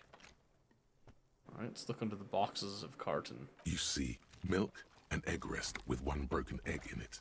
Some pasta wrapper. Picking up the soggy packages somehow feels familiar. A box falls into pieces in your hands. Batiste Soleil cereal. There are plastic pasta packages below. And turbo noodles. Nothing of note, however. Pick up the rags. Among the threadbare kitchen towels, something catches your eye. A pair of denim trousers. Grab them. As the legs of the slime-covered jeans begin to unspool from the garbage, a rank corpse smell fills the air. The victim's clothes? Cadaverine odor is faint. If these belong to the deceased, they were removed when he was still in the early stages of decay. Drop them in here, officer. And he produces a black plastic bag marked evidence from his pocket. Guitar marked blue jeans. Pockets empty or emptied. He wore them with a belt, too. A white belt. The loops appear stretched, but... He looks into the container. The belt is missing. That's it. Do you see anything else in there? I have another bag here. Something slimy catches your eye. Reach for it. A drab, long-sleeved shirt, olive-colored, appears from the food waste, dripping with pus. Bag it. This is a military-type overgarment. No label or serial number. This is the kind of rib-knit shirt that's worn over light armor to conceal it in an urban scenario. Anything more? The rest of the rags are just kitchen variety waste. A yellow old mug that catches your eye. But other than that... A thrown-out towel, a mug, that's all. All right. We should go to Gart again and ask if he knows who put the clothes in the trash. It could be as simple as someone from the hostel cleaning the yard. Or that one. I'd advise against confronting that force.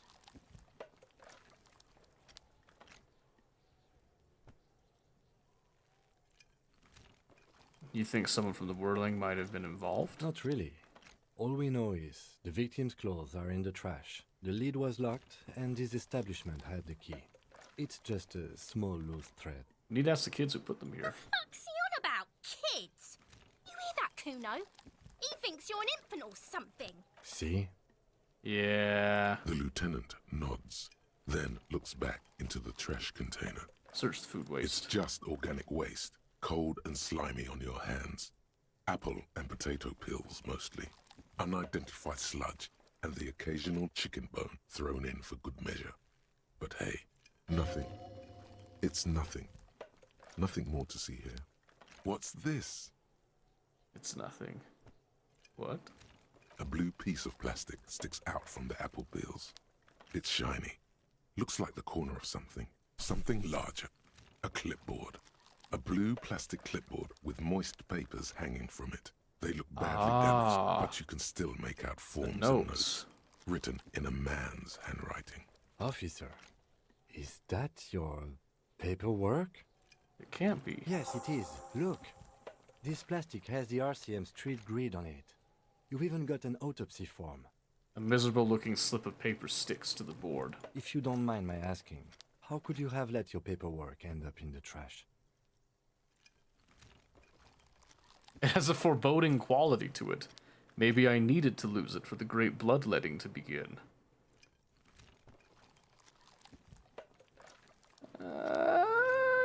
I'd rather not talk about it right now. Understood. The mug, getting the mug too. You pick out a broken mug with an oddly racist depiction of the yellow man frolicking in saffron. An antique? Only in its social sensibility. Take it. Close the lid. Container sounds a muffled gong. That's one thing off the list. I think we got it all. You said you didn't want to talk about the ledger. However, now that you have it back, it would not hurt to start taking notes on the case. Officially. True.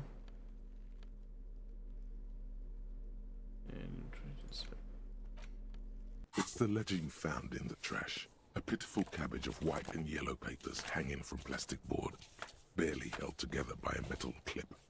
This sad display is made complete by the faint smell of urinal cleaner. Okay, anything else? There's a piece of toilet paper, or is it cleaning tissue? No, it's toilet paper, desperately sticking to the back of the blue plastic clipboard. It's a metaphor for you. Below the pathetics, terror. Do not look into its blue heart. Yeah. Look, inspect the toilet paper. It's just toilet paper sticking to the back of the plastic clipboard. You can take it off if you want. Take it off. Still wet, the toilet paper peels off the plastic easily. All you have to do is shake it off with your finger and voila! The ledger now looks marginally better. Inspect the clip. An aluminium block runs the width of the board, biting down on the paperwork. Its crocodile teeth are the only thing keeping the papers together. A regular pencil, the tip worn down to nothing, has been attached to the clip. Run your finger across the aluminum. The surface is interrupted by a silvery sticker. It's rectangular, sparkling with iridescence. You don't know how you didn't notice it before. Lieutenant, is this one of the hologram watermarks you mentioned? What? Yes, halogen watermark used for adding information to RCM property. Interesting. What kind of information? It depends. Aside from an anti-counterfeiting stamp, mine has my station number and address. The information varies by date of issue. How many years you've been on the force, he's thinking. It'll have that. How can I read it? Any capable light with the right wavelength will do. Like? All RCM vehicles have had lights designed to reveal halogen watermarks. Mine too. This means you can read the watermarks if you just turn the lights on. Interesting. Okay. Thank you. Okay. While a bunch of sodden papers sag from the clipboard in your hand, it's a sorry sight. Let's browse the white papers. They're not exactly white. They're yellowed in patches by sunlight and alcohol, and covered in dense blue handwriting. Ink escapes into watercolor patterns, reaching its tendrils across entire pages. The paper itself is checkered, with faint red lines, forming short paragraphs. Once in a while, there's a red stamp that exclaims, "Case files commit to paper." The case files themselves are plenty. You count more than 100 sodden, crumpled up, earmarked pages falling apart in your hands. They appear to be sufficiently organized and extremely dense. if mostly illegible. What is in there? What are they about? Work, strife, poverty, the Jamrock Quarter. These are handwritten logs of investigations dating back to January 51, this year. The exact number is hard to estimate, due to missing pages and an odd naming convention. But there are at least 20, maybe 30 cases, undertaken, not completed, mind you. It's the middle of March. You have attempted 2 cases a week on average. Is 2 cases a week a good caseload, Lieutenant? Huh? 2 complex cases to undertake is a lot, yes. You really have to push yourself. I would not suggest it, lest you start making mistakes. 2 cases a week appears to have been my load, Lieutenant. I'm not sure I completed them. 2? That's a lot. I didn't mean to say you are making mistakes, by the way. That was presumptuous of me. I'm sure I made plenty of mistakes. It's okay. We all make mistakes. Like a fan of gills, the checkered papers dry in your hand. The handwriting is extremely dense, if mostly illegible. There's a mention of a naming convention. Yes, it appears you employ a, shall we say, robust yet literary system. Each investigation has its case number written on the margins. Yet, still more tellingly, most are accompanied by a name. A title, one might say even. One that draws inspiration from Snoop fiction and Vespertine cop show staples. Oh my, and they're written in capital letters too. Yes, all caps. One is called The Next World Mural. Another, The Square Bullet Hole Murders. Another yet, The Unsolvable Case. More? Others appear more light-hearted. The guys on a couch in an unexpected location, and the murder at the Ukar Parlor. Even the rare article-free collapsing tenement. Murder features prominently throughout. It's going to take an effort to piece these case files together, but it can be done. Once you're done inspecting them up close. I see. I am done inspecting these for now. You don't exactly close them, so much as distance yourself from the smelly papers. Alright, let's put it away. We don't have time for this right now. Rigorous self-critique. Okay. Here it is. Hard facts from the man you are. You once jerked off in the locker room and were caught. You held a young woman by the arm and kept her in your apartment for 20 minutes against her will. That's right. These are not flights of fancy. These are real deeds, Harry, emerging from the darkness of your past. You tried shooting a fleeing suspect in the foot, but hit him in the pelvis, crippling him for life. Jesus. And, above all, you let life defeat you. All the gifts your parents gave you, all the love and patience of your friends, you drowned in a neurotoxin. You let misery win, and it will keep on winning till you die, or overcome it. Okay. So now, bonuses from Thought. Intelligence and Psycho Red Check failures heal. +1 morale. Fizz emote, Red Check failures heal. +1 health. Learning cap for pain threshold raised to 6. Interesting.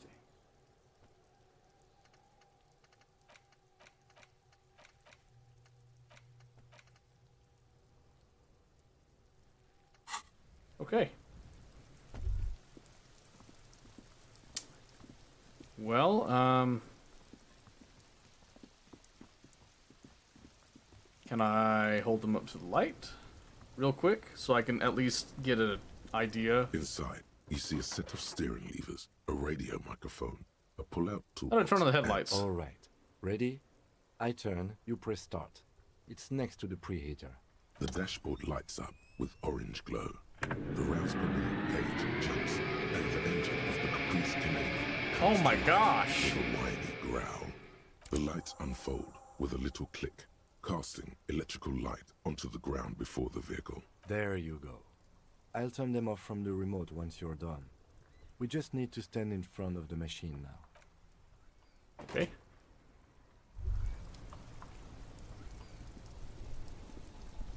As you hold your ledger's clip under the headlamp, an iridescent hologram appears. A street grid and the veins of a great river. A familiar sensation washes over you. There she is. Revachol West. Around the borders of the watermark are dozens, no, hundreds of micro-perforations. Let's look at the shimmering street grid. The rectangular watermark is overlaid with the logo of the RCM, and yet the major arteries of Revachol are all recognizable. They shimmer in the Kanema's headlights. I look around. A rat brazenly darts past you and disappears amongst the stopped lorries. In the distance, a child somewhere shrieks. A woman reprimands her in a voice no quieter than the child's cry. Ah, Martinez. Where are we on this? Let me see. Right here.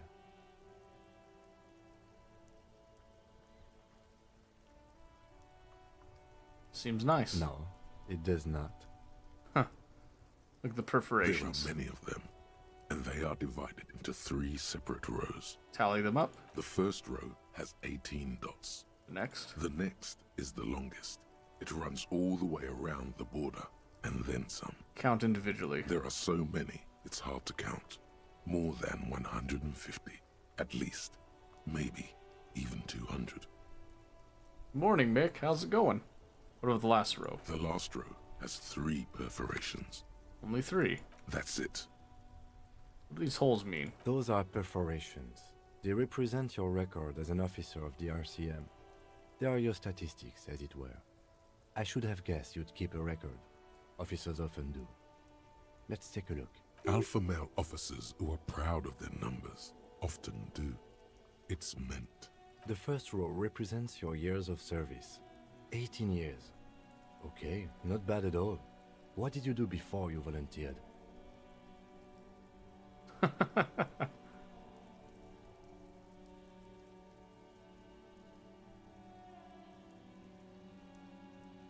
"18 years I've done this?" That's what it says. I might have guessed even longer based on your age. What did you do all those blissful years of your youth? I've walked the land telling whores and liars of the end to come. There are 9,855 days remaining. Cool. I'm glad you joined us. Not a lot of money in doom crying. Let's move on, shall we?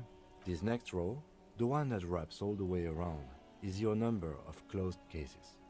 Closed is good. It means finished. You've got, let's see, wow, more than 200. Is that a lot? It's quite a lot, even for someone who's been on the force for nearly 2 decades.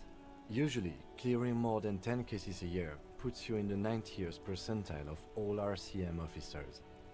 Huh. I used to be good. That's some solace, I guess. What's the last number? Right. Those are your confirmed kills. You've got precisely 3 perforations there. Confirmed kills. That sounds pretty evil. A drink would soften that feeling.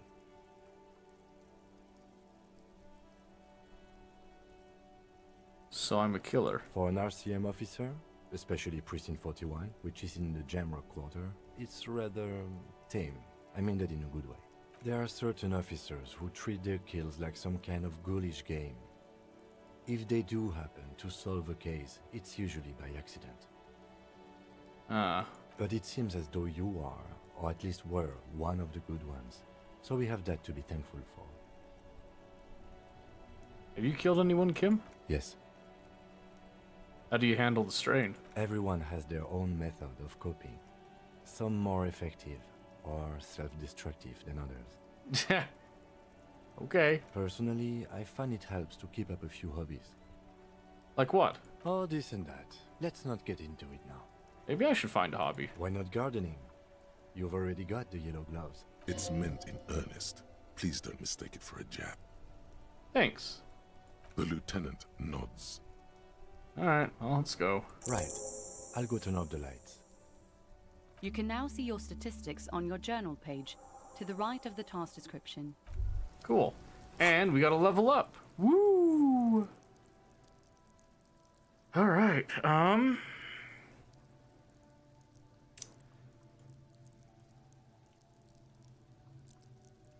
we are really not great at anything, are we?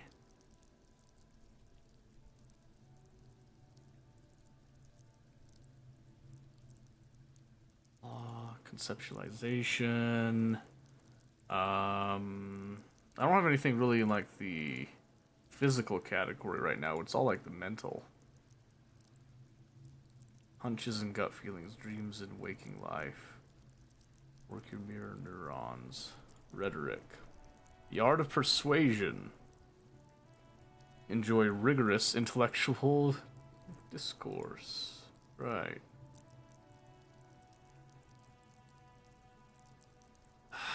I mean, I guess we could...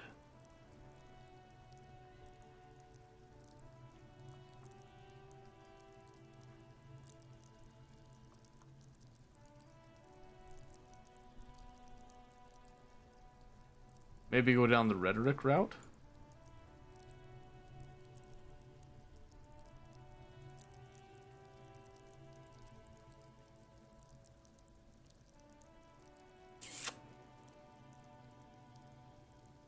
Tune into the city. Threaten people. Drugs. Physical instrument. Conceptualization.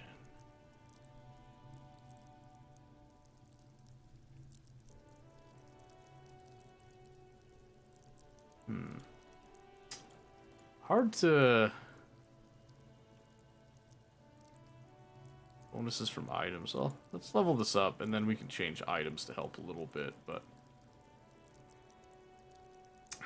wait.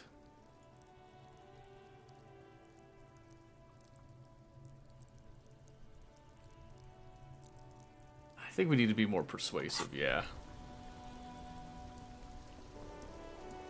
Okay, let me see if I can convince Madam Negotiator to deal and work with us without the badge. I do have a fairly robust suggestion now, so maybe that's in our favor. She's still here, so that's something, right? You're back. Good. What can I help you with? Okay. Let's try it. I got a high chance. No, wait, that's for, that's asking for money. I'm afraid I can't say any more until we've taken care of formal protocol. It's... okay, hold on. Of course, the situation is Hey, hold on. Shirt is ruining my suggestion right now, so maybe we'll do this to improve our suggestion, yeah? Good. I'm afraid I can't say any more until we've taken care of formal Come on, protocol. this is a high chance, high chance. You can do it! She's yes! Just float a favor at her. Insinuate. Surely there's some other way to demonstrate our law enforcement credentials. I will be frank with you. If I'm going to break protocol, I need to be able to justify it to my superiors. They're going to want to see something very tangible. You're in, but expect her to drive a hard bargain. Like what? Reports from inside Terminal B suggest it's a hub for the local drug trade. This is an open secret in Martinez. The Union controls the terminal, so it goes to reason. They're profiting from this trade. The company has tried looking into this matter before, to no avail. Perhaps someone with your authority and resources might turn over the right stones. Or you can recover your badge. Though if I may be blunt with you, it sounds like that may be a lost cause. Yeah. Detective, a word in private before we continue. Excuse me a moment, madam.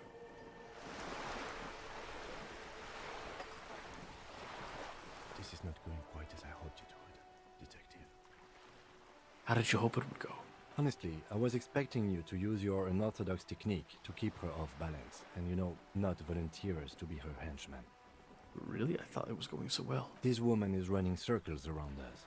She might have known about your misplaced badge all along, or she's simply an adept improviser. Either way, we've played straight into her hands. We could find the badge. Oh, that would be fantastic, but do we have the time?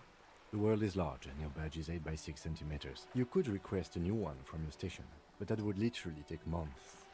What do you propose? We don't investigate the drug trafficking? No. If there is reasonable suspicion, we must investigate.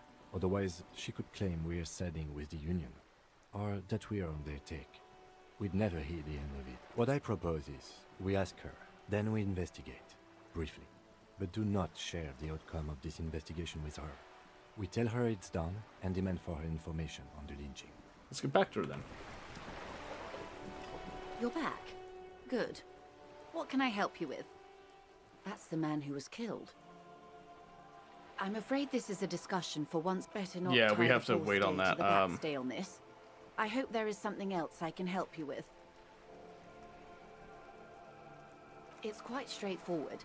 Someone is using Terminal B to smuggle raw ingredients from the Samaran Isla into Revachol with the Union's blessing. Wild Pines has suspected it for years. Okay. Ingredients for what, ma'am? Meth and dextroamphetamine, GBL, and various synthetic psychedelics. Honestly, it might be quicker to say what you can't make from the stuff. Let me get this straight. The materials come from Samara to Revachol through the terminal. Yes. After they clear the terminal, we lose track. The actual production is taking place at various sites in and around Jamrock Quarter, north of here. I see. Wild Pine seems to be well apprised of the local drug trade, ma'am. Do you mean to say the Union also produces the product? Sells drugs, I mean? We're in logistics. It's our business to know. And no. As far as the company knows, the Union does not produce it. They transport the ingredients for a cut. Okay, and you want us to investigate? Yes, but you won't get anything out of Evrat and the Dockworkers Union. Still, every chain has its weak link. Might need bolt cutters for this? Unlikely, officer. I'm talking about the lorries. Once the ingredients reach Jamrock, they're distributed to a network of local manufacturers, well beyond our grasp. But in transit, they may be vulnerable. Right. Perhaps you've noticed that a number of lorries are tangled in a traffic jam at the roundabout just now. Interview the drivers who are still hanging about. One of them might be waiting for a crucial shipment. I'll be explicit. If you find this driver, I will share company secrets with you. I see. Why didn't you come to the RCM earlier? We did. On more than one occasion. Apparently, there's some sort of inter-precinct disagreement about whose jurisdiction this area falls under. We know the company has launched its own probe into the Union's alleged involvement. We also know it's come up empty. It's not just the RCM. No one's been able to find any hard evidence. Yeah. Yeah, I could see that. Well, here's your chance, officers. It's no coincidence the lorries are stranded there, is there? No.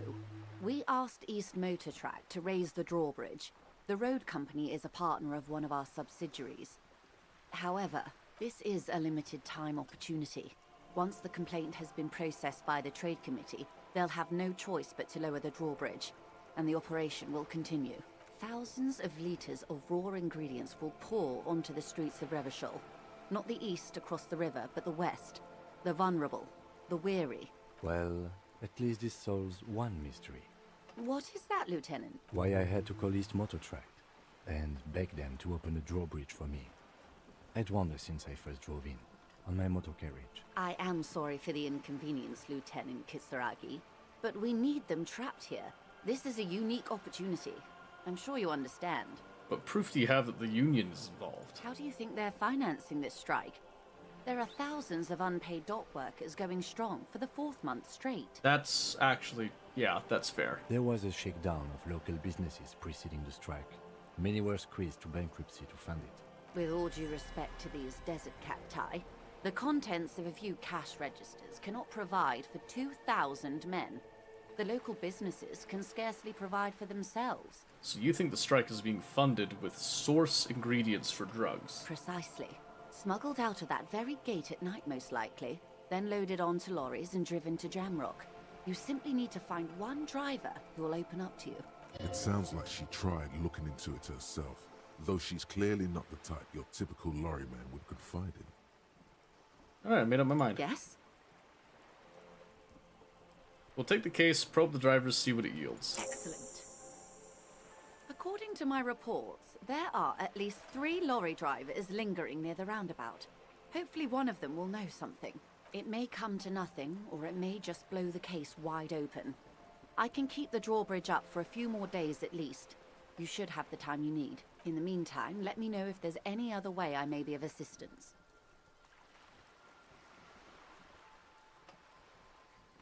That's all for now. Alright, we have a Indirect modes of taxation. thought finished. Turns out those Financial Oversight Committee gangsters stuffed millions of hard-earned dividends away in the last place anyone thought to look. The hearts and minds of everyday Rivasholians. You need to spread that deregulation gospel to the people. Tell them about that foreign fair tax. Preach that 98% gross burden. Preach it, preacher man. Set the brothers free. Taxes are racist.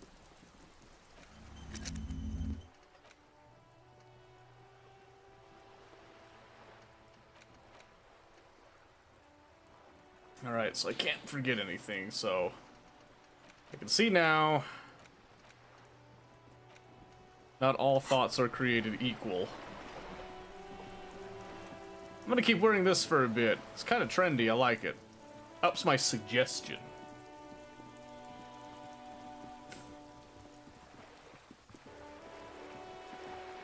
$17.26.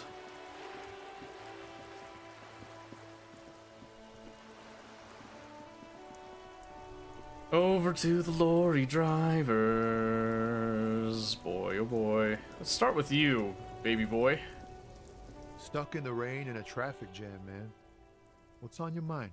Seems like a man knows about drugs. Ah, man. Me and narcotics go way back. Had some good times surfing the psychic waves of my own consciousness, you know? But those days are behind me. There are other addictions in my life now.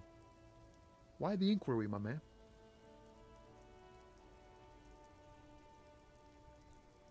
I'll come clean. I need to find out who's smuggling drugs. We have a credible lead, sir. Someone on this roundabout is waiting for a bulk shipment from the harbor to load it on their lorry and drive it to Jamrock. Not me, man. No way. I don't need any trouble. Shit's bad enough anyway. This jam's got folks up in arms, and I'm afraid it's headed toward a conflagration. Why are you still hanging around? Gotta guard the stuff. Bosses don't look kindly on missing cargo, and it gives me time to work on my rhymes. A rhymesmith? This is quite credible. It goes with its cadence and way of speaking. What do you think could be conducting it then? Look, man, I try to stay away from the criminal underbelly of Revachol. I'm a guest here.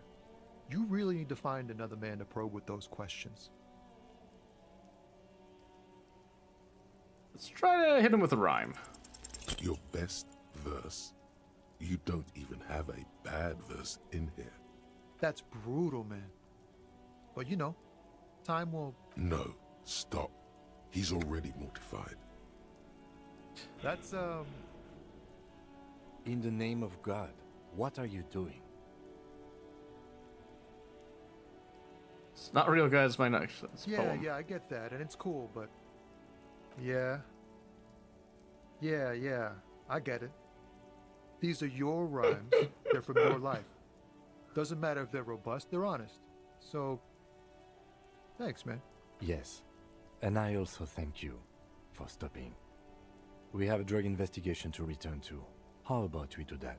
Okay, he liked the poem, but our empathy is down right now, so...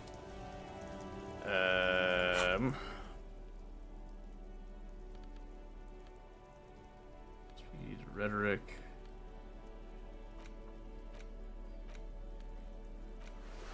Let's put that back on. Well, shoot, you know what? If it's gonna be anyone, it's gotta be the driver that's currently partaking, most likely, yeah?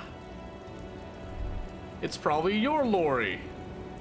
The woman still has her eyes fixed on the photograph. If you want her attention, you may need to be more forceful. Snap twice. Where am I? Who are you?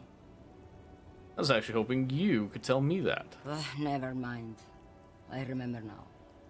I'm still stuck in that traffic jam in the 50s. What's so bad about the 50s? The men have small jaws and everything is made out of plastic. Why do you need plastic when you can make the world out of amber? When else would you be then? Back in Mefka, during the time of the revolution, The sidewalks and cafes are filled with young people. I was on my way to see a new Boyadero picture starring Gabriel Buendero. Until you came along, that is. Who's Gabriel Buenguero? This is Gabriel Buendero. Take a A look. strikingly handsome man looks straight at you, his head crowned with a wide brim hat. His hair is dark as an oil slick, and his jaw the most perfectly chiseled thing you've ever seen. He was the biggest star of his day. Girls used to faint in the aisles of cinema whenever he came on the screen. And schoolboys used to memorize all his lines. In all likelihood, it's a world that's only ever existed in her mind. I see. I take you in Mesk when you were young. Someone was. Someone? Are these not your memories? They are someone's memories, boy. What difference does it make if it's me or not? They're beautiful. That is all that matters. Beautiful and true. And they will win. They're coming for this, you know? Sorry to interrupt your dreaming, ma'am. I wasn't dreaming. I was there, Loman. It was early spring, and the mine behind the Black Sun had just come out. The posters were 20 meters tall. Everything was golden.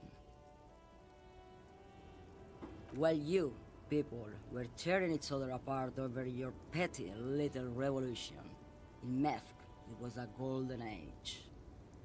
Right. I have some other questions for you. Police questions. Why not, Harife? It's not like I have anything better to do in this hellhole. What are you hauling? Diamonds. Diamonds, really? Of course not. But wouldn't it be marvelous if I was? Okay, but what are you really hauling? Whatever stupid things they put in the lorry, I imagine.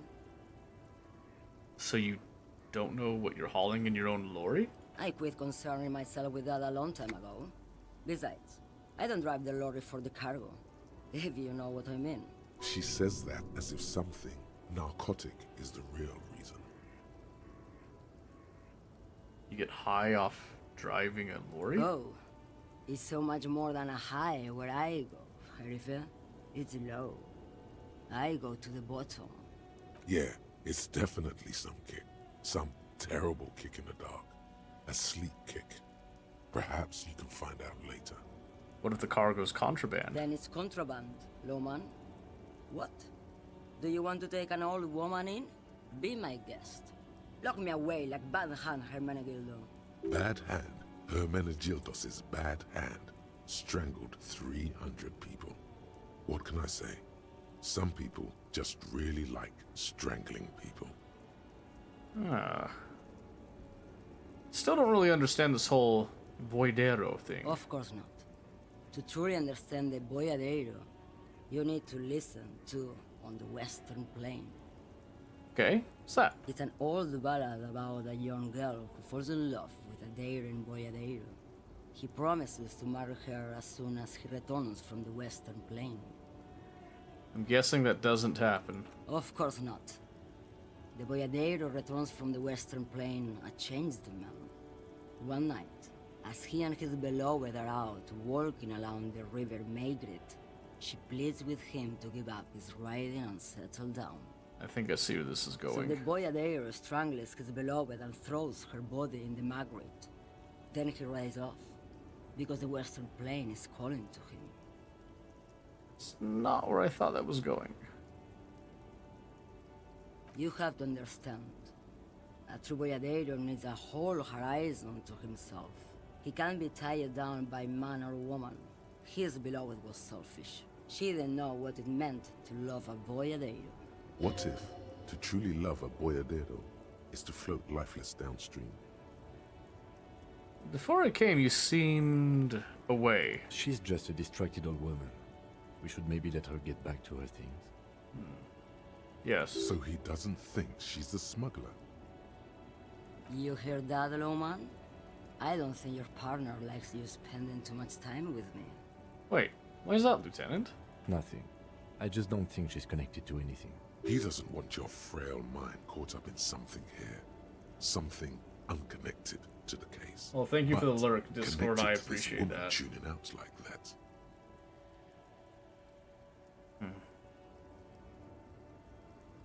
Should you drive a lorry if you get like that? Oh, don't worry about me. I'm one of the best communers around. I drive routes no one else will. What routes? Lomonosov's Land, Udajnaya Zemlya, the Western Plain, the Transcatolia Magistral, U41A, Adestradas du Mirador, all the good ones, the deep trenches, where the bluebirds fly.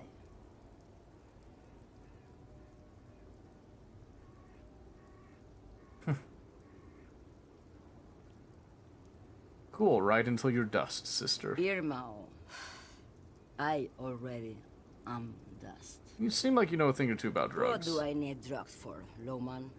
What I see, what I feel, the great adversary, no drugs can compare. The adversary? Yes.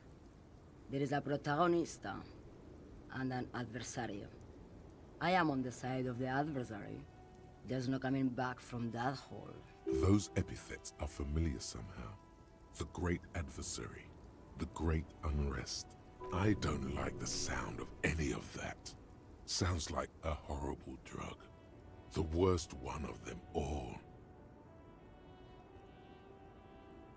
That's not really what I was getting at. Then what were you getting at? What is it you're hauling? Your man, Lowman. What of it? Are you smuggling drugs through Terminal B? Maybe. Probably not. Makes no difference to me either way. Okay. How can you not know what you're Just hauling? this month, I made half a dozen trips from Saramiriza to Grad on the U41A. What do you think they take from Saramiriza to Grad, Lowman? It's diamonds, Lowman, obviously. Easy. Is the skinny man who thinks he's a poet. Never trust a poet. Also, he's the only one I can see from here. That's correct. There is no visibility of any of the others. Okay, if you're not involved, why are you still here? Where do you want me to go? This isn't so bad. I can listen to music, or the seagulls. Look at all the colors and the features of this world. It's a good palate cleanser, this jamboree. Or I can just relax and let my mind carry me back where it will, to the Great Plains. I think we're done here, no? Okay. Thank you for now. Yes, go. Enough jamboree. I need to get back to Mesky. Okay.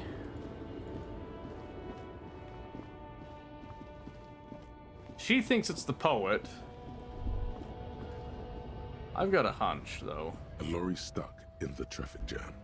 This big, heavy Grad-made machine is well kept for such an old machine. Look at the window. The windows are clear. They've been recently washed. You can see a lorryman's cabin with personal belongings, stickers, insignia. What kind of stickers? The driver has adorned his space with a substantial collection of peculiar paraphernalia. Proclamations about honor, strength, and purity are glued to various panels. Racist.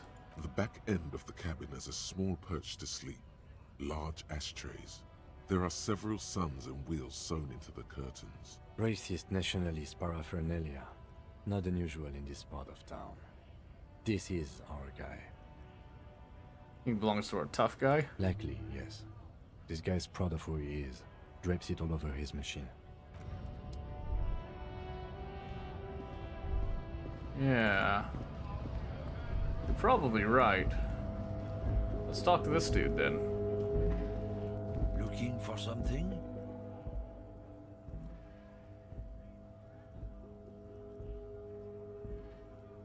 Found the smug in the trash. Yours? Oh man, that's great. God damn. Thanks for that, but no, it's not mine. Yeah. You're lorry man, right? Just stand some drugs. Drugs? They're shit, man. I don't let anything pollute my body. Why not? You know where that shit comes from? Saramiriza, Safre, Ilmara. They take the money from our local junkies here and then use it to outcompete us in the manufacturing sector. They know they can't beat us in a fair fight, So they have to get us to weaken ourselves somehow. It's racial sabotage. Racial economic sabotage. Okay. They make it in Ilmara too, I was told they do. I don't go for that foreign piss. Proper booze is made in Mundi. Or sometimes I like a dram of that Yugograd vodka. Koikos and worse much. But they do no booze.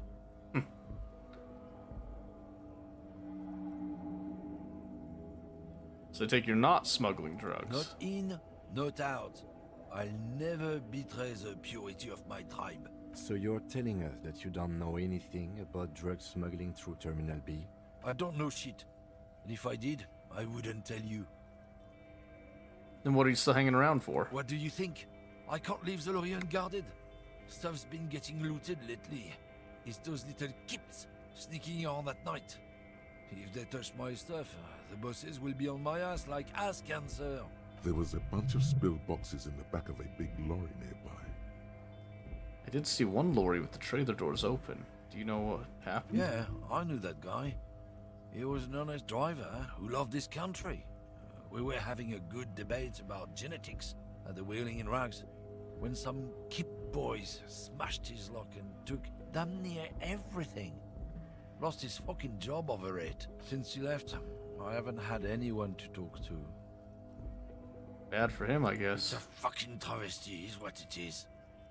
If it's not you, then who's running drugs through Terminal B? Isn't it obvious? Fucking Sealang, that beady-eyed South Samaran. His little side business is a scam. I wouldn't be surprised if he was peddling drugs as well. The street vendor? Of course he's a lorry driver. What? He tell you he's just some simple businessman or some shit? He's selling his employer stuff after he broke the seals on his Humanox lorry. His tribe are natural liars. It's in their blood. He's your man, alright? 100%. I wouldn't be so sure about it. Not until we've heard what Sealang himself has to say. I guess we're paying him a visit. Guess so.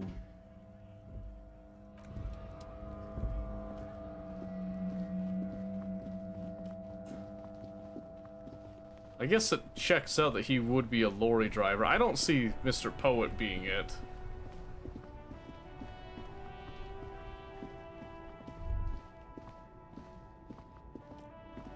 Alright, Buster. Everything's still cool here, officer.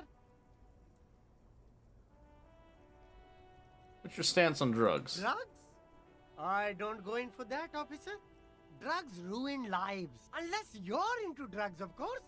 In which case, drugs are excellent. Mwah! Tasty, tasty drugs. I'm super into drugs. That's very cool. A lot of the coolest detectives do drugs. Sadly, I don't have any drugs on sale. Or at my home, or on my person. We're looking for a lorry driver transporting drugs out of the harbor. He or she is in this traffic jam. That's even cooler. You investigating that and all. But, I am not a lorry driver. I'm just a street vendor. I don't know anything about that. But you are a lorry man. Another driver has identified you and your lorry. Who said that? It's the fat racist, right? I bet it's him. He has an agenda against me because I'm an immigrant who works harder than he does. He's a hater. So you admit you're a lorry driver? No, I just said I work harder and he's an asshole. I'm... Realizing he can't get out of it.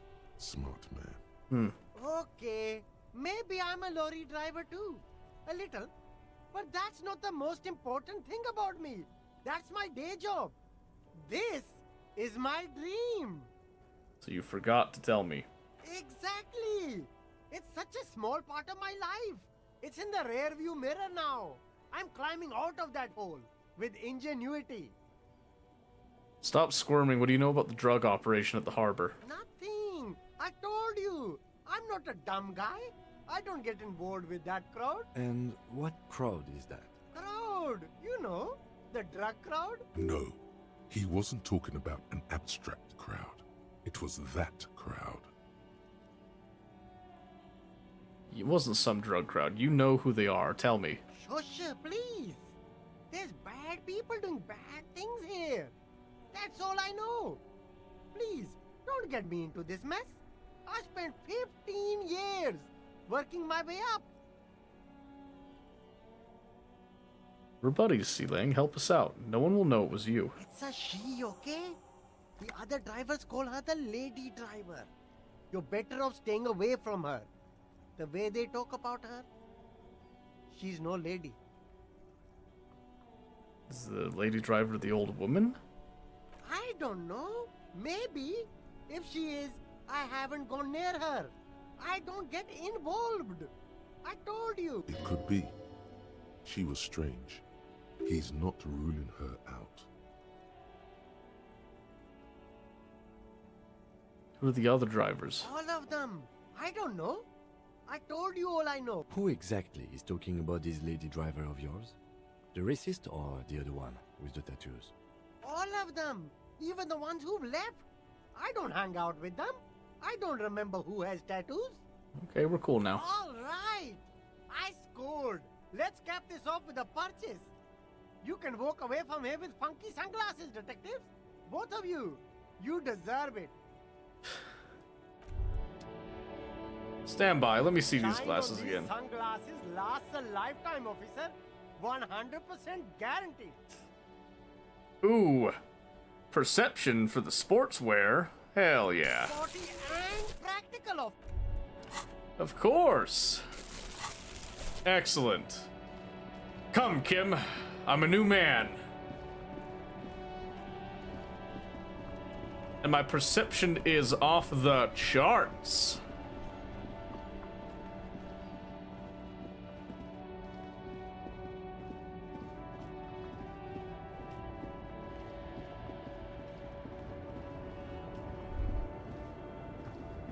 All right. Is still hunched over the railing. Huh? What is it?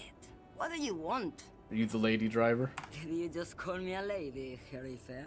She clearly doesn't think she's a lady. Don't repeat it. I was told of a woman driver.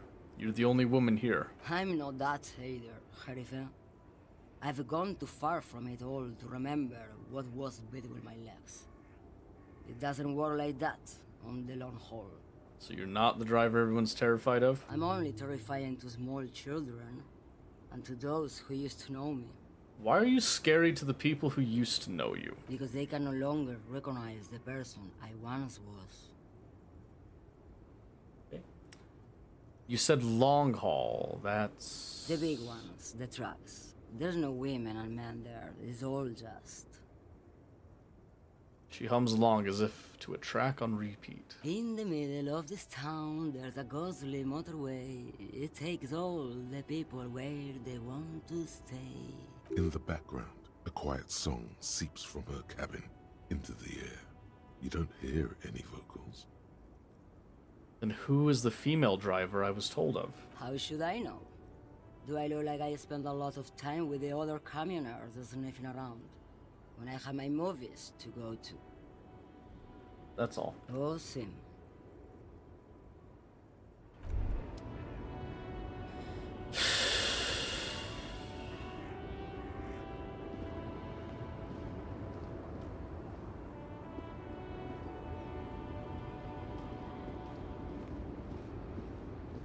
Okay.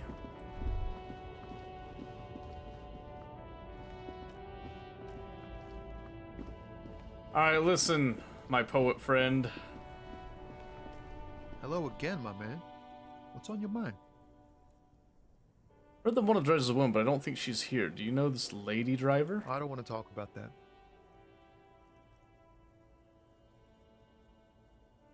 Why? Do you know something? What is it? Man, I was hoping it isn't going to be her. All I can say is, she isn't around here anymore. She isn't some evil drug trafficker. And I don't know where she is. I asked you who's conducting the drug trade. You said you didn't know. Now you're saying you do. I didn't, man. I told you I was hoping it's not her. That she wouldn't be mixed up in it. Bah. Emotional rhetoric. He knew something and he didn't share it with you. That's a fact. Who is the person? What's her name? Thank God I don't know. People here call her the lady driver. She kept her name a secret. From me too. Now I see why. Who is she to you? A friend? An acquaintance. I don't know. She was the only person in this damn jam I could talk to. She's someone I don't want to rat out to the law, okay? What does she look like? A youngish woman. Gruff, but in a cool way. What color hair? Blue and violet. Dyed. It was violet when she got here. Blue before she went. Then she may have dyed it again. When did she leave? Damn, I don't want to... Please just let it go. Whatever she did, it can't be that bad. She's not a bad person, I know that much. We can't just let it go. It's part of a police investigation. That's how it always is with you, isn't it? All part of the investigation. The girl's troubled. If you hunt her down, she may not survive it. I can't have that on my conscience. It won't come to that. We won't pursue her on this. This is information only. I don't believe you. Believe us, it really is. I just can't, man. I'm not naive. Okay, you said she's troubled. How? She's got the darkness in her. That young person's darkness when you think it's all over. And you're looking for a way out. She shared this with you? Yes. Which is why I don't want to snitch on her. It's not snitching, it's just a few questions. It's snitching, man. I know what it is. So I was told everyone's afraid of her, but you're not? I heard the rumors. I saw the other drivers looking at me strange when we talked. And she told me, too, that she's had a violent life. But I wasn't afraid of her. More like for her. Did this violent life include drug trafficking? Well,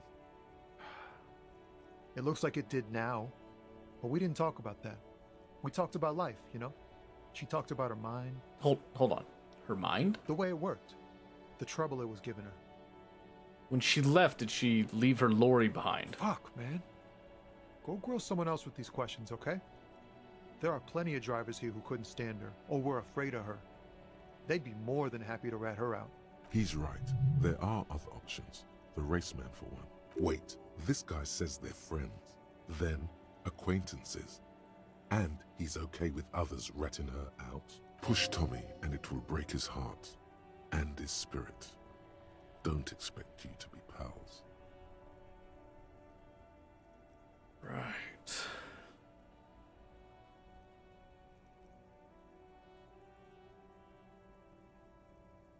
I don't want to force him, but... So you're alright with others ratting around? You just don't want your hands dirty? Fine. I don't want to be a butcher. And I don't want to be a knight either. I just want to be a person who can sleep at night. A little fame wouldn't hurt, too. Okay, put yourself in my shoes. I need this for another investigation, too. It's important. I can't blow it. You're not going to put a bullet in your head if you blow it, are you? Because she's on the edge, man. Imagine it. An explosion. Of stars. Goodbye world of men, money, and machines. Alright. I'll drop it for now. Thank you, friend. Wow. This makes me feel like I should pick up smoking again. Would help with my rhymes, too. I'll try the empathy check. Ease into it. Don't go too far. This seems like... I'm okay, man. Maybe the full-on direct... Alright, let's try... Raceman. Looking for something? I know you've been giving me the runaround. Fess up. Where's Lady Driver? I don't know what you're talking about.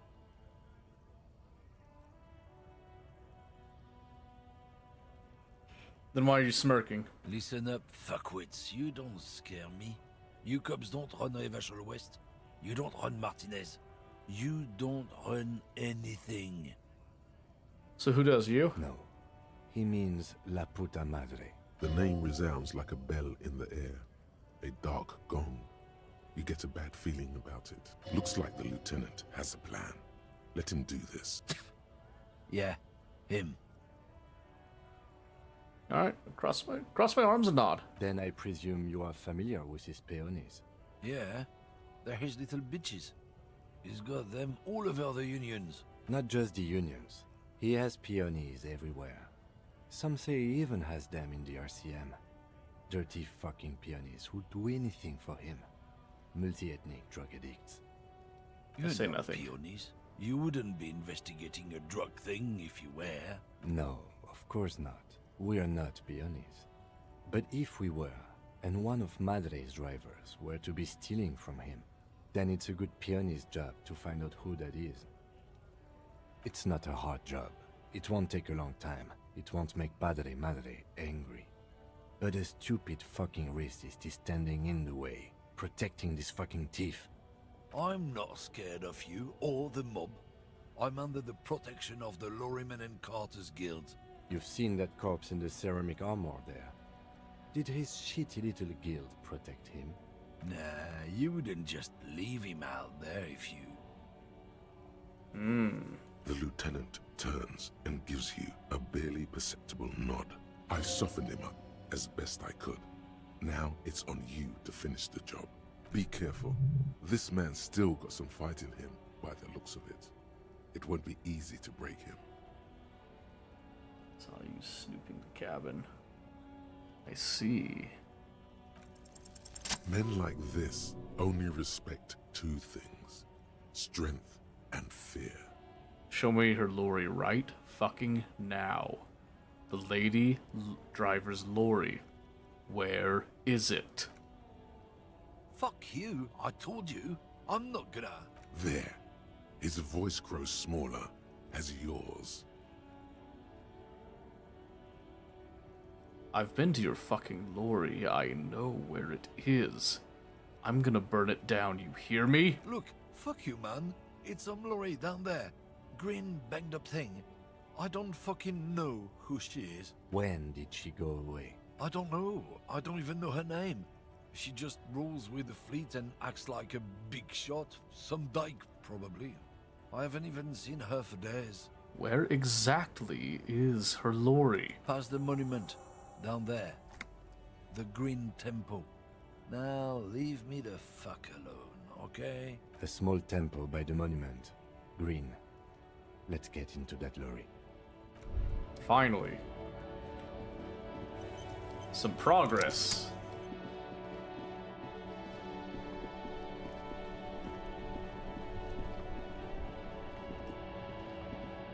That's the kind of stuff I like to hear. This one.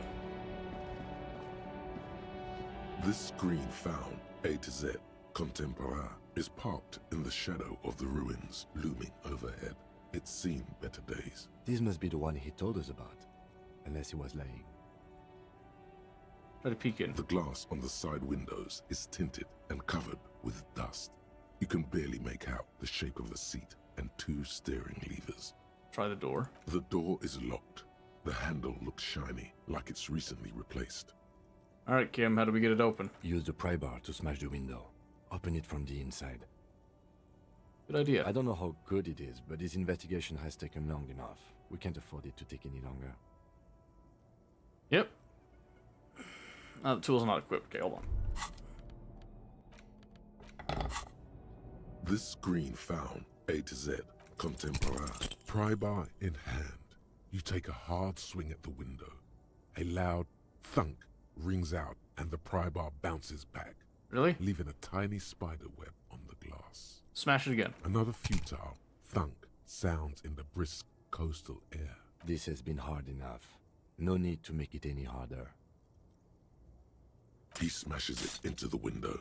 Oh, thank you. Droplets of glass fly everywhere, shattering over the lorry floor and pavement. You can just reach in now. Nice. It went better than I expected. Open it from the inside. I open it. The smell of cigarettes and perfume welcomes you. The cabin inside is plastered with old movie posters. Actresses smile from the walls. There's a radio transmitter in the front and a toolbox tucked under the driver's seat. Some tools lie scattered near the pedals. Admire the posters. These are movie posters featuring starlets from long-forgotten films from the 20s, the teens, even the 90s of the last century. One of them particularly catches your eye, a centerfold of an ingenue attached right above the back seat. There's definitely perfume in the air. It's spicy, with a hint of amberette, wafting through the bitter air of the cabin. What's the smell? The remnants of a sweet juniper-scented perfume, probably granate number 5. It's like the centerfold. The actress is draped in a sheath dress, one of her shoulders bared. The faded remains of an autograph run across the poster. She's looking past the camera. Wait, doesn't she resemble someone you know? But you can't put your finger on whom exactly. The actresses and the rear actor all smile you a warm goodbye. The radio lady. transmitter is attached to the dashboard. The and disco toolbox dancer, I sits think. under the driver's seat. Okay, let's pull out the A toolbox. metallic drawer slides out from the seat. It's empty, except for a folded newspaper. Unfolded. It's an issue of Périphérique from last Wednesday. A piece of paper falls out from its pages. It looks like an article ripped out from a radio enthusiast magazine.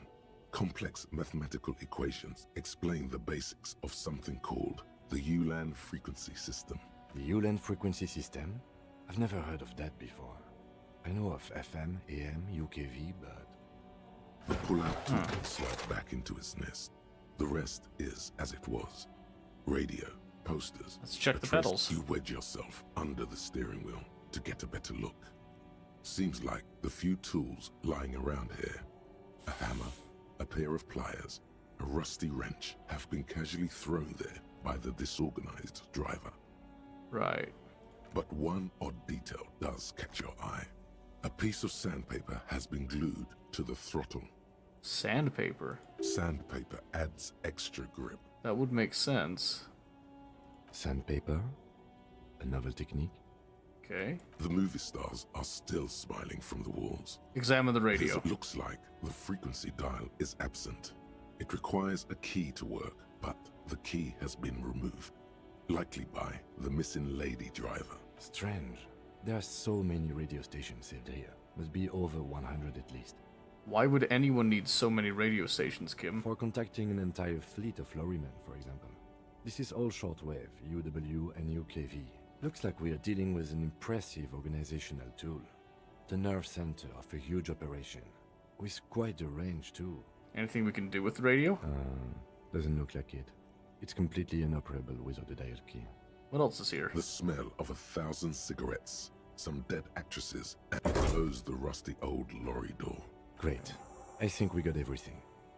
A word, detective? Before we return to Joyce? Of course. Alright, we're finished here. Let's quickly debrief and go over what we found, so we don't do it in front of the company rep. Yeah. Seems like something police would do. What do you think of all this, Kim? Honestly, I'm quite worried by what we've seen so far.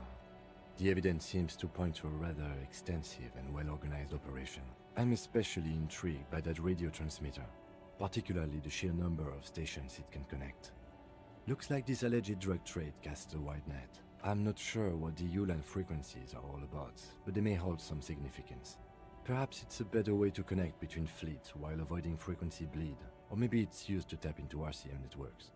What about the movie posters? How do they factor in? As elegant as they are, I don't think they are relevant to the drug trade. Don't be fooled. Desire always plays a role. And that's what I'm thinking. A lot of women there, especially for a lady driver's cabin. Yes, well... Unimportant.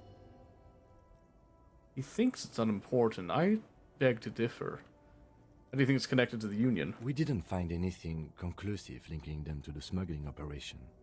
But somehow, I doubt that Everard Clare would be oblivious to something like this happening right under his nose. My suggestion is, we use it against the Union in any way we can, to our own ends.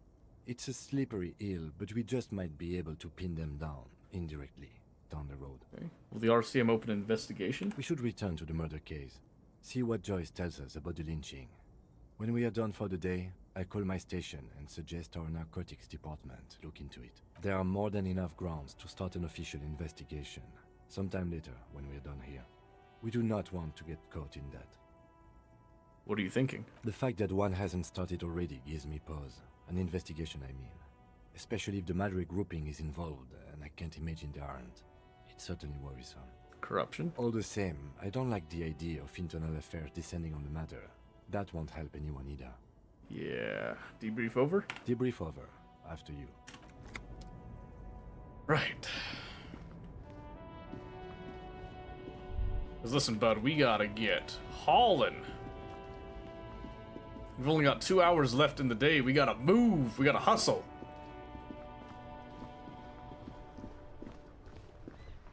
Wait, you want to talk now? I saw you poking around in Lady Driver's lorry. She in trouble? No trouble. She's gonna be fine. Oh man, that's like a load off my mind. All that stress was messing up my rhymes. What's the plan with those rhymes anyway? Oh, you know. Tommy Leham's gonna be a musician. Sprechgesang, but with beats. I've got a lot of free time on the road to hone my craft. The correct grammar is Tommy Lahome. Alright. Why Tommy Lahome? Tommy Lahm was taken. My real name's Jerry Lafitte. Tommy's way better.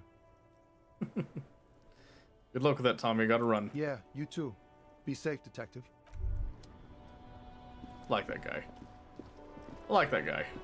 Oh, I guess I could put the pry bar away, yeah? Yeah.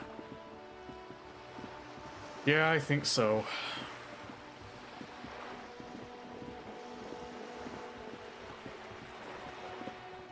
I swear, I hope this is enough. Kinda have doubts, but we'll see.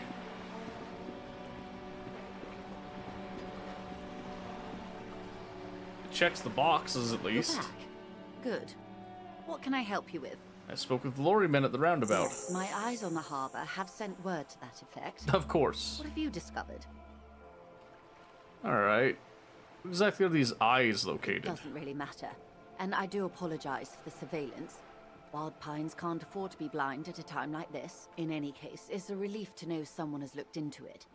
If I may ask, will there be an official investigation?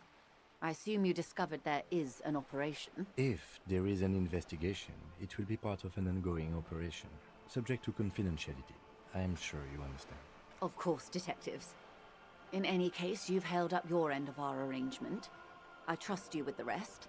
Now it's my turn. Yes. I wouldn't normally break protocol like this, but the situation demands it. If you don't solve this murder, I'm afraid we may have a bloodbath on our hands. The words bloodbath sound cold in her mouth. They taste of iron and strawberries. Okay, you said contain the situation. Yes. I'm afraid this strike may descend into a small-scale civil war, with possible consequences for all of Rivershoal West. Since you are sharing, ma'am, this is also the RCM's worst-case scenario. Then we're on the same page, as grim as it may be. How are the lynching and the strike connected, then? I have an indirect role to play, I'm sad to say. My employer experienced a momentary lapse of faith in me. In that moment, they elected to deploy a private military contractor as an insurance measure. They called it my security detail. A momentary lapse of faith. They were dispatched after I relayed the union's initial offer. Every worker... A member of the board. I tried to convince my employer it was simply a piece of rhetoric, or a joke. They did not appreciate the humor. Do you need a security detail? Absolutely not. These mercenaries are muscle, pure and simple. They are meant to intimidate the Union into surrendering. Who are they, exactly? Crenel, an Oranese military company. As far as I know, 3 arrived in Martinez. They report to me sporadically, but they do not answer to me. To be frank, our relationship is deteriorating. Understandable. They wear ceramic armor, have semi-automatic weapons, and years of combat experience. They also have trauma and stressor disorder, and no idea how to conduct themselves in an urban civilian environment. So, what happened? The story is, one of them, the Colonel, I don't know his real name, sexually assaulted a local woman while he was drunk and separated from his unit. This allowed some of the more militant Union members to subdue him. He was taken out behind the whirling in rags and lynched last Sunday night. What then? Nothing. Mr. Clare refuses to let me into the harbour. I have not been able to discuss this matter with anyone there. The remaining 2 Crenel contractors carry out their orders, for now. For now? It's a smokescreen. In secret, they are conducting an independent military tribunal into the lynching. Once this investigation is concluded, executions will follow. What is the nature of this so-called investigation? Whether to execute one, some, or all of the Union militants. Ah. Maybe the investigations can team up. You know, share resources and intelligence. Surely you're joking. These people are killers. My only hope is that yours provides a single, concrete suspect before they indiscriminately pick theirs. Simply put, if you don't pin this on someone good and do it fast, they will identify and execute everyone present at the lynching. This in turn will force the Union to respond. Right. The Debardeurs have over 2,000 men. It will be 1,000 to 1. Have you ever seen a Hornet invade a beehive, Lieutenant? It's not pretty. These men work in tandem using semi- and fully automatic firearms. Their armor is virtually impenetrable to muzzle-loaded weapons, even yours. Most Union workers don't have guns at all. As I said, a bloodbath. I can see it happen. Too many things would have to go wrong first. Too many things have already gone wrong. Nameless, badgeless, detective of the citizens' militia. All we can do is keep that which is not from following suit. One single concrete suspect delivered into civil court, and I may be able to defuse this situation. You said the deceased assaulted a woman. Or he didn't. This is information passed on to me from some teenagers loitering around the canal. I cannot testify by it. Who did the passing on, then? The remaining contractors. Their tribunal. It's what they believe. What do these teenagers by the canal say? That the man was killed because he assaulted a local woman. I've asked around a bit. This seems to be the accepted story around Martinez. The lieutenant consults his notebook, his eyebrows knitted in concentration. Odd. We haven't heard any reports about an assault in connection with the lynching. Where did it take place? And when? Last Sunday night, at the Whirling in Rags, the hostel by the gates. Supposedly, the colonel was drunk, maybe on narcotics too. Either way, he's alleged to have sexually assaulted a woman. Sometime later, a group of dock workers got their hands on him. Who was the woman? That's a good question, officer. I don't have the slightest idea. As I said, it's a rumor about a rumor. In any case, it's what the colonel's remaining colleagues believe. You meet her soon enough, you feel? What can you tell me about the colonel? Not much. Their public resume is relatively good, as far as private military contractors go. I believe they were once called Downwell. They boast a long list of clients. Saint-Baptiste, Welchman Lorenz, Eintracht. A warning sign, however. The operations concerned all take place in third or fourth world countries. Guarding facilities, escort missions and such. Meaning they're used to operating in war zones. Yes. All the good conflict corridors. Supramundi, Yesut, the Seminese Islands. Countries that don't have a good record reporting atrocious military conduct on their soil. Okay, anything else you got? Sadly, no. Before this happened, I had little interest in them. Now that I do, I don't have the resources. If you still have access to the ICP's database, you could run a better background check than I ever could. It may take some time, though. Do you know a lot about the inner workings of the RCM and the ICP, ma'am? In my line of work, it pays to do your research. I was prepared to deal with the RCM. I did not think I'd be dealing with a group like Crenel. Could you contact the company, tell them to call them off? I have. And they will. However, these orders take time to reach what is basically a rogue unit out in the field here. Until they do, it's all on us. This colonel, the one who was hanged, did you know him? If you mean did I see him alive? Yes. But I did not know him. His name was... Lely. His service name. A nom de guerre, most likely. He wouldn't divulge his full name. Only one of them did. A bad sign if there ever was one. Okay, tell me about the others first. One is a man. Corty, they call him. A nickname as well. The other a woman. Phyllis DePaul. Corty is the gunner, I believe. DePaul is a radio operator. Makes sense. What would you say was his eye color? The deceased. She closes her eyes, trying to picture the man's face, then shakes her head. I can't remember. That's all right, ma'am. Anything else? Nationality? What would you say was his age? He was 40. Or 50. It's hard to say which. He had a combat injury on his lower jaw. Okay. It made it difficult to estimate his age, or gauge his facial expressions. What else? Nationality? Accent? He was, Occidental, I think. Light brown hair, a mixed accent, Oranese, or Messinian, maybe. His injury gave him an accent all his own. In a way, it was humanizing. He had to learn to speak through it, through the injury. That's all I know, I guess. I only met him once. Okay, where are the remaining 2 mercs now? They've gone to ground, as it were. I don't recommend seeking them out. For one, they're almost certainly armed to the teeth. They don't have the same respect for the Revachol citizens' militia as I do. To put it bluntly, they think you're vigilantes. Ghetto savages. It will not be a fruitful meeting. We still need to know where they are. You're likely to run into them eventually. When that happens, I'll be in a better position to mediate if I don't appear involved. Okay, where are these mercenaries, though?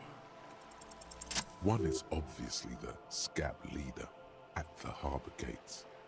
The one chanting the idiotic slogans. He's barely maintaining his disguise. That would make a lot of sense. He was a lot larger. The other has a vantage point in a building south of the roundabout. They were keeping tabs on you while you were canvassing the lorry drivers. Alright, one must be the goon in ill-fitting work clothes by the harbor gates, the scab leader. That may be so. I still hope you heed my advice. There's no need to kick the hornet's nest. For all your talk of averting this catastrophe, the situation at the gate is a powder keg. Does this not bother you? Of course it bothers me, Lieutenant. But my hands are tied. How would my employer react if it appeared I were intervening on behalf of the Union? Your concern may be appearances. Ours is keeping the peace. Okay, one's probably in a building overlooking the roundabout. Would afford a good vantage point. In any case, it's practically inaccessible. Where is your radio for contacting them, if I may ask? Do you have an earpiece? Heavens no. I'm not an undercover agent. There's a short wave at the ship's wheel. Oh, okay. I hope I can answer it better. How much time do we have? Until the executions start. Truthfully, I don't know.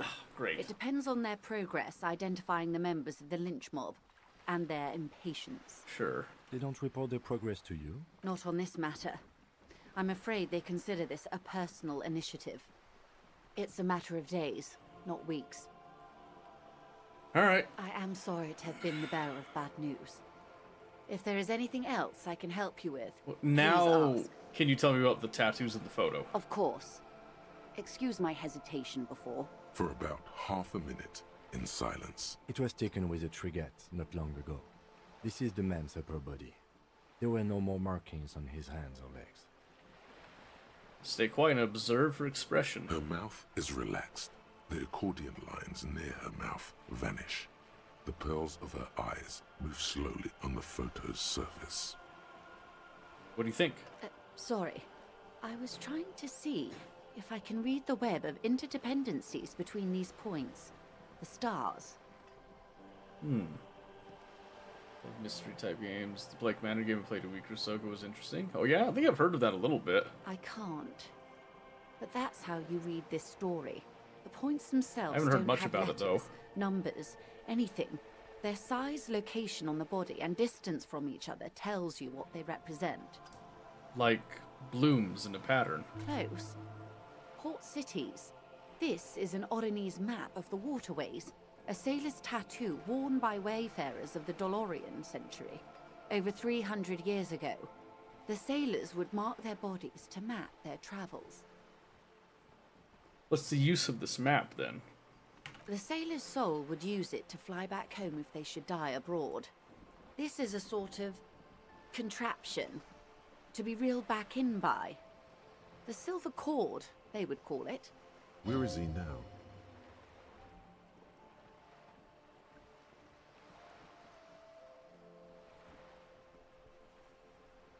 I've spoken to him. For now, the soul is fastened inside his corpse. That is precisely what the sailors feared when they drew these maps. A fear of drowning within one's own corpse. What travels did the dead man make? Quite a few. Vredefort, the Oranese capital, traditionally stands on the right shoulder. He started somewhere near here, I think. Okay. Makes sense. What next? Then he made his way to the Pretto Grande, through what I think must be the Stutz Canal, an artificial channel through the Occident. From the Pretto, he sailed to the Insulindic Ocean, first the Semines Islands, then this. What's the heart? Revachol. Those are the two constants. Vredefort on the shoulder, and Revachol in the heart. They started the tradition of these maps right after the discovery of Insulinde, at the dawn of the Inter-Easlary Age. The old world passing by, and the new world already here. You said you can't read it. I can't. This man was no sailor, and these are no ports. I can understand geographic fragments, but not their meaning. Who could tell me more? His platoon members? The other contractors. Though I do not suggest you go and show them that picture. This man was their friend and comrade.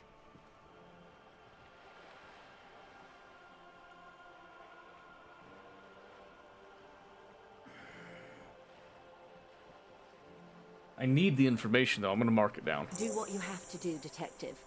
I don't think deciphering that tattoo should come before public security.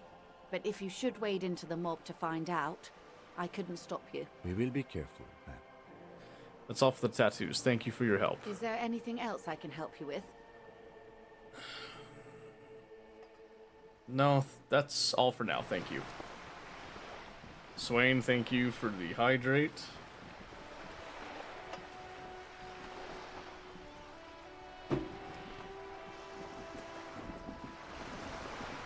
Interesting. Let's pull up the visual calculus.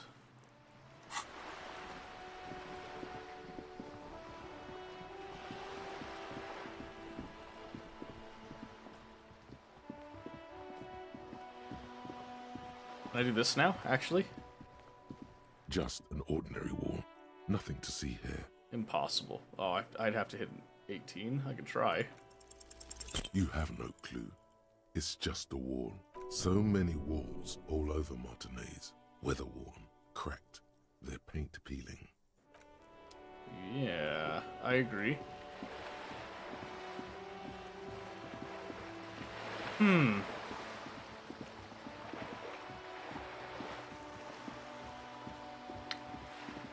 So there's definitely some thoughts stirring in my head right now. He said probably not then to joining D&D Friday. Not then? Oh, okay. That sucks. I was looking forward to it. There are several footprints in the mud, left by work boots. Anywhere from... Wow. Still not doing it. You're bad at this. Why is it so complicated? I keep failing. Maybe you keep failing because you suck. Huh, maybe. You got that right.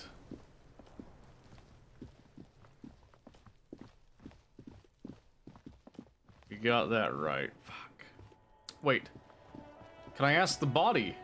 I've already opened dialogue with the soul, I guess. Supposedly. The man before you is naked, but for a... Of course. You have questions, don't you? The power of your imagination is at your comeback. Can't. Need stronger to see myself really getting into it. Well, the good news is that even without Ryder, we should have 5 total guaranteed, with a potential 6th member, I believe. Wait, hold on. Let me make sure I got that right.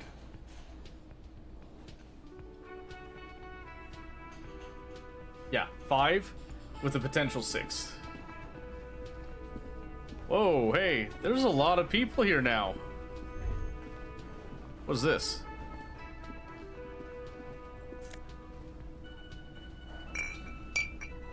Some more health. Okay. Oh, I guess I should give the key back, huh? Can I help you? Here's the key. Thanks. I hope you found what you were looking for. Found the victim's clothes. How strange. I certainly didn't put them there. Could someone on your staff have put them there? Sylvie had the keys before I got here, and I can vouch for her. I can vouch for all my staff. None of us would tamper with the crime scene. Who else has keys then? The trash collection service, CS Municipal. I don't see why they would put anything in the trash, though. Ah, the elusive CS Municipal. I doubt we'll be able to track down who was sent here last and when. This will have to be one of those little threats that solves itself down the road. Thank you anyway. Okay. Let's talk about Yes. something else.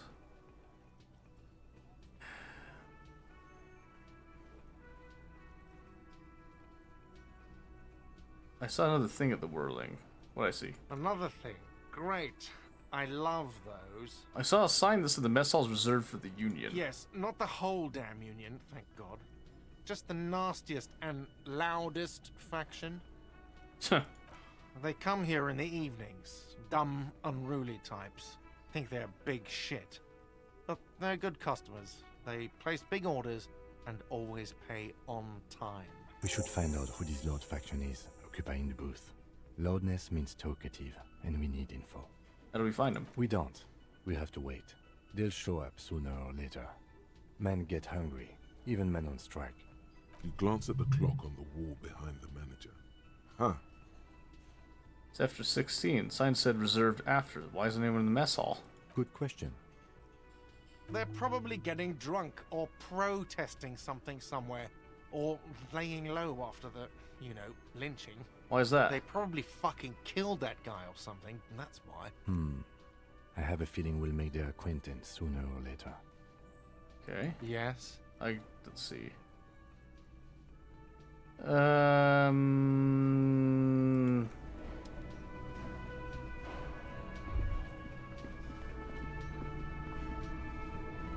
He seems interesting. You gotta spend money to make money, okay. So really not that helpful.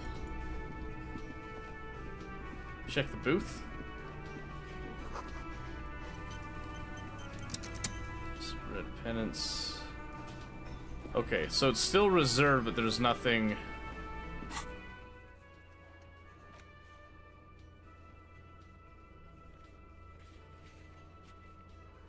Oh, I need a copy of the city map.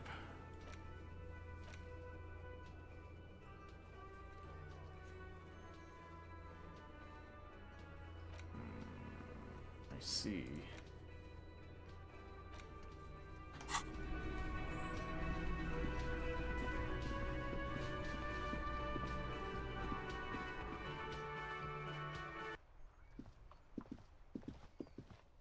Well, there's still some time. What are the chances that I got some information that could sway? I'll die before I squeal, pig. Nothing new there. So you tried to kill Kuno's girl? What's up with that? You want to talk about it? I didn't try to shoot her, I just aimed at her. What? Bitch! You fucking making excuses for yourself now? Sorry about that, I got carried away. Do this shit again, and Kuno's gonna climb in your room at night with a knife. Kuno knows where you sleep. The pig who fucked his window up. I'm gonna climb in through that balcony, put the fucking knife in you. Yeah. I've been in your room. Have But you? you and Kuno are good for now. Pals, shoot that shit at Kuno. Let's have a jolly time. The determination in his voice leaves little room for doubt in his sincerity. He means every word. Needs to be taken seriously. Okay, let's. And you're back in business with the Kuno. Now what is it? Backed down from Kuno.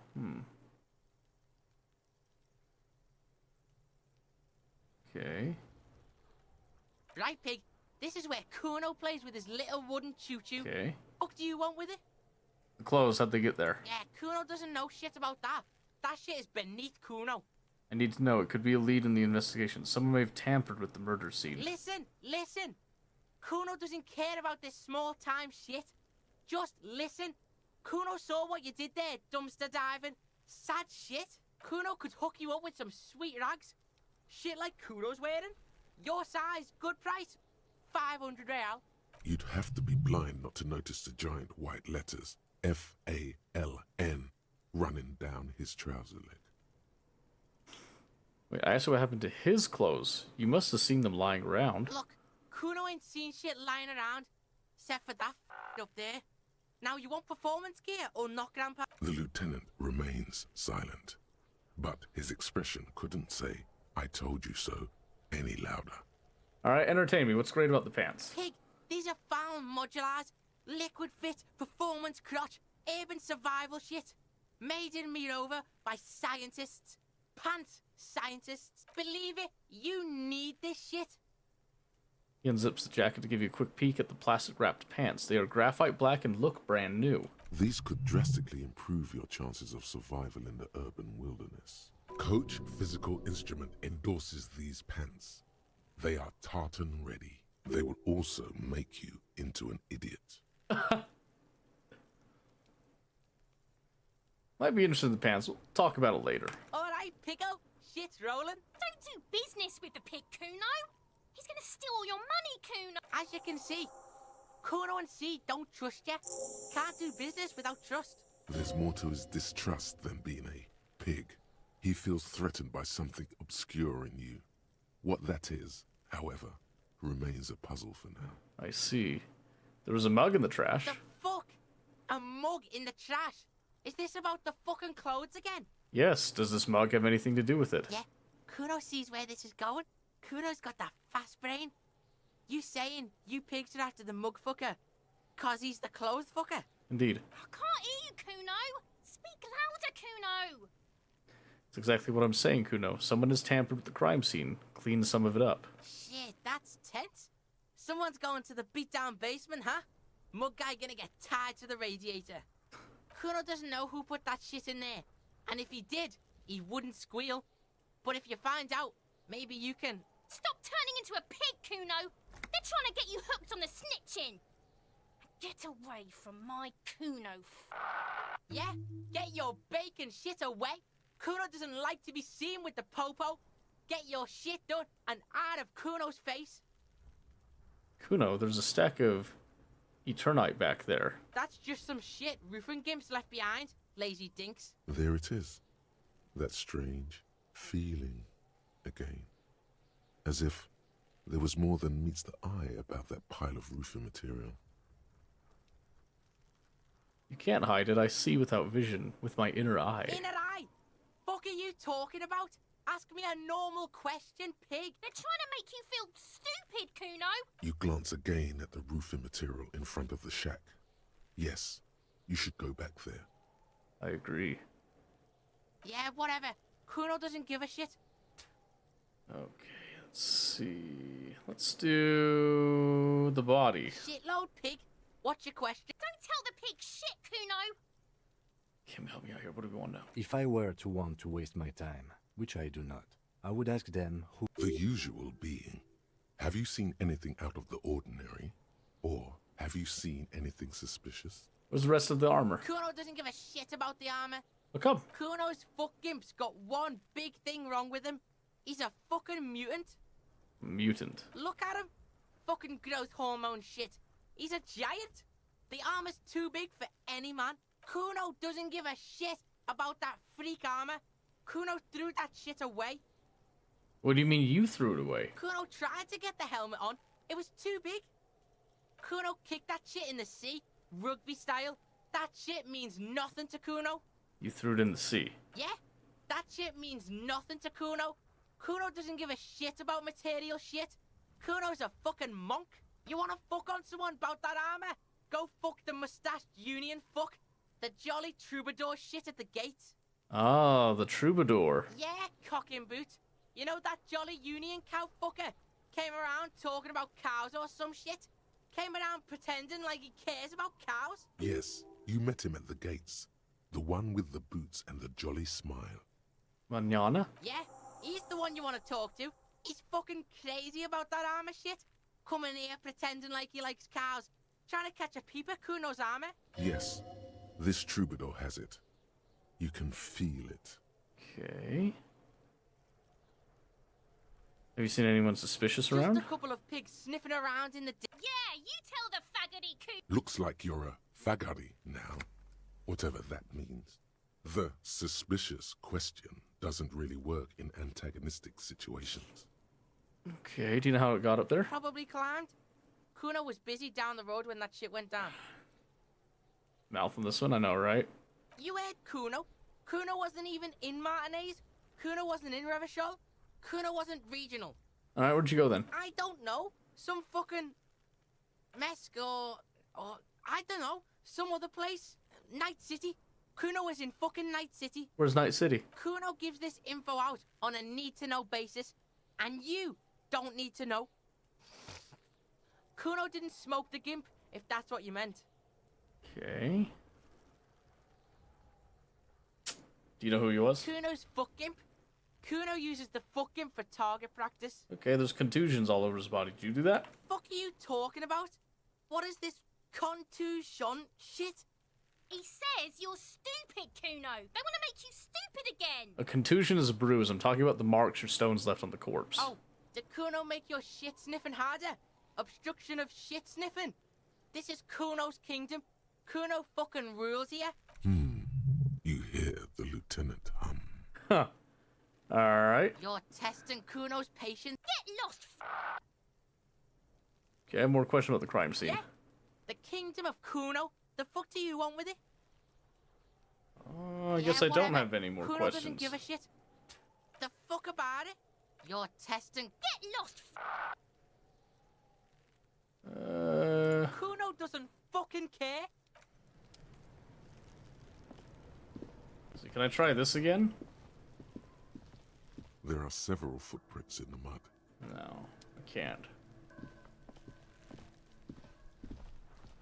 Try the roofing material again, though, now that he kind of clued us into it, right? Inconspicuous pile of the roofing material, Eternite. Because there's a secret door hidden behind the panels of Eternite. There it is. You see a shabby little door.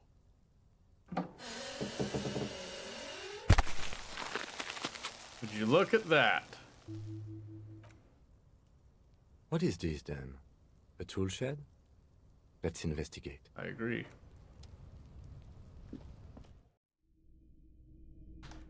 And we're gonna save it there. And this is Kuno's shack, it seems. Alright, save it there, come back to that another time. Because for now, we've gone over our time. And it is time for me to go.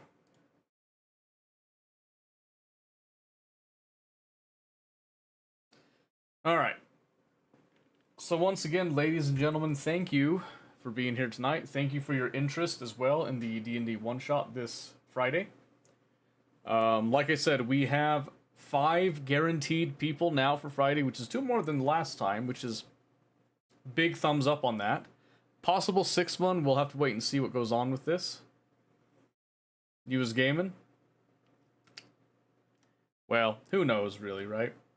But yeah, it's time for bed. Kids got school tomorrow, so I'm gonna have to get ready for that and all that. Thought it was a screensaver. That's fair. That's fair. You know, who could really tell in the end? Who could truly tell in the end? Trying to think right now if there's any...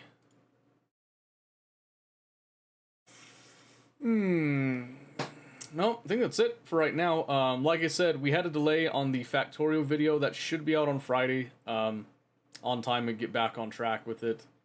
And, like I also said, Friday is the D&D one-shot. All of our current character sheets are now locked in.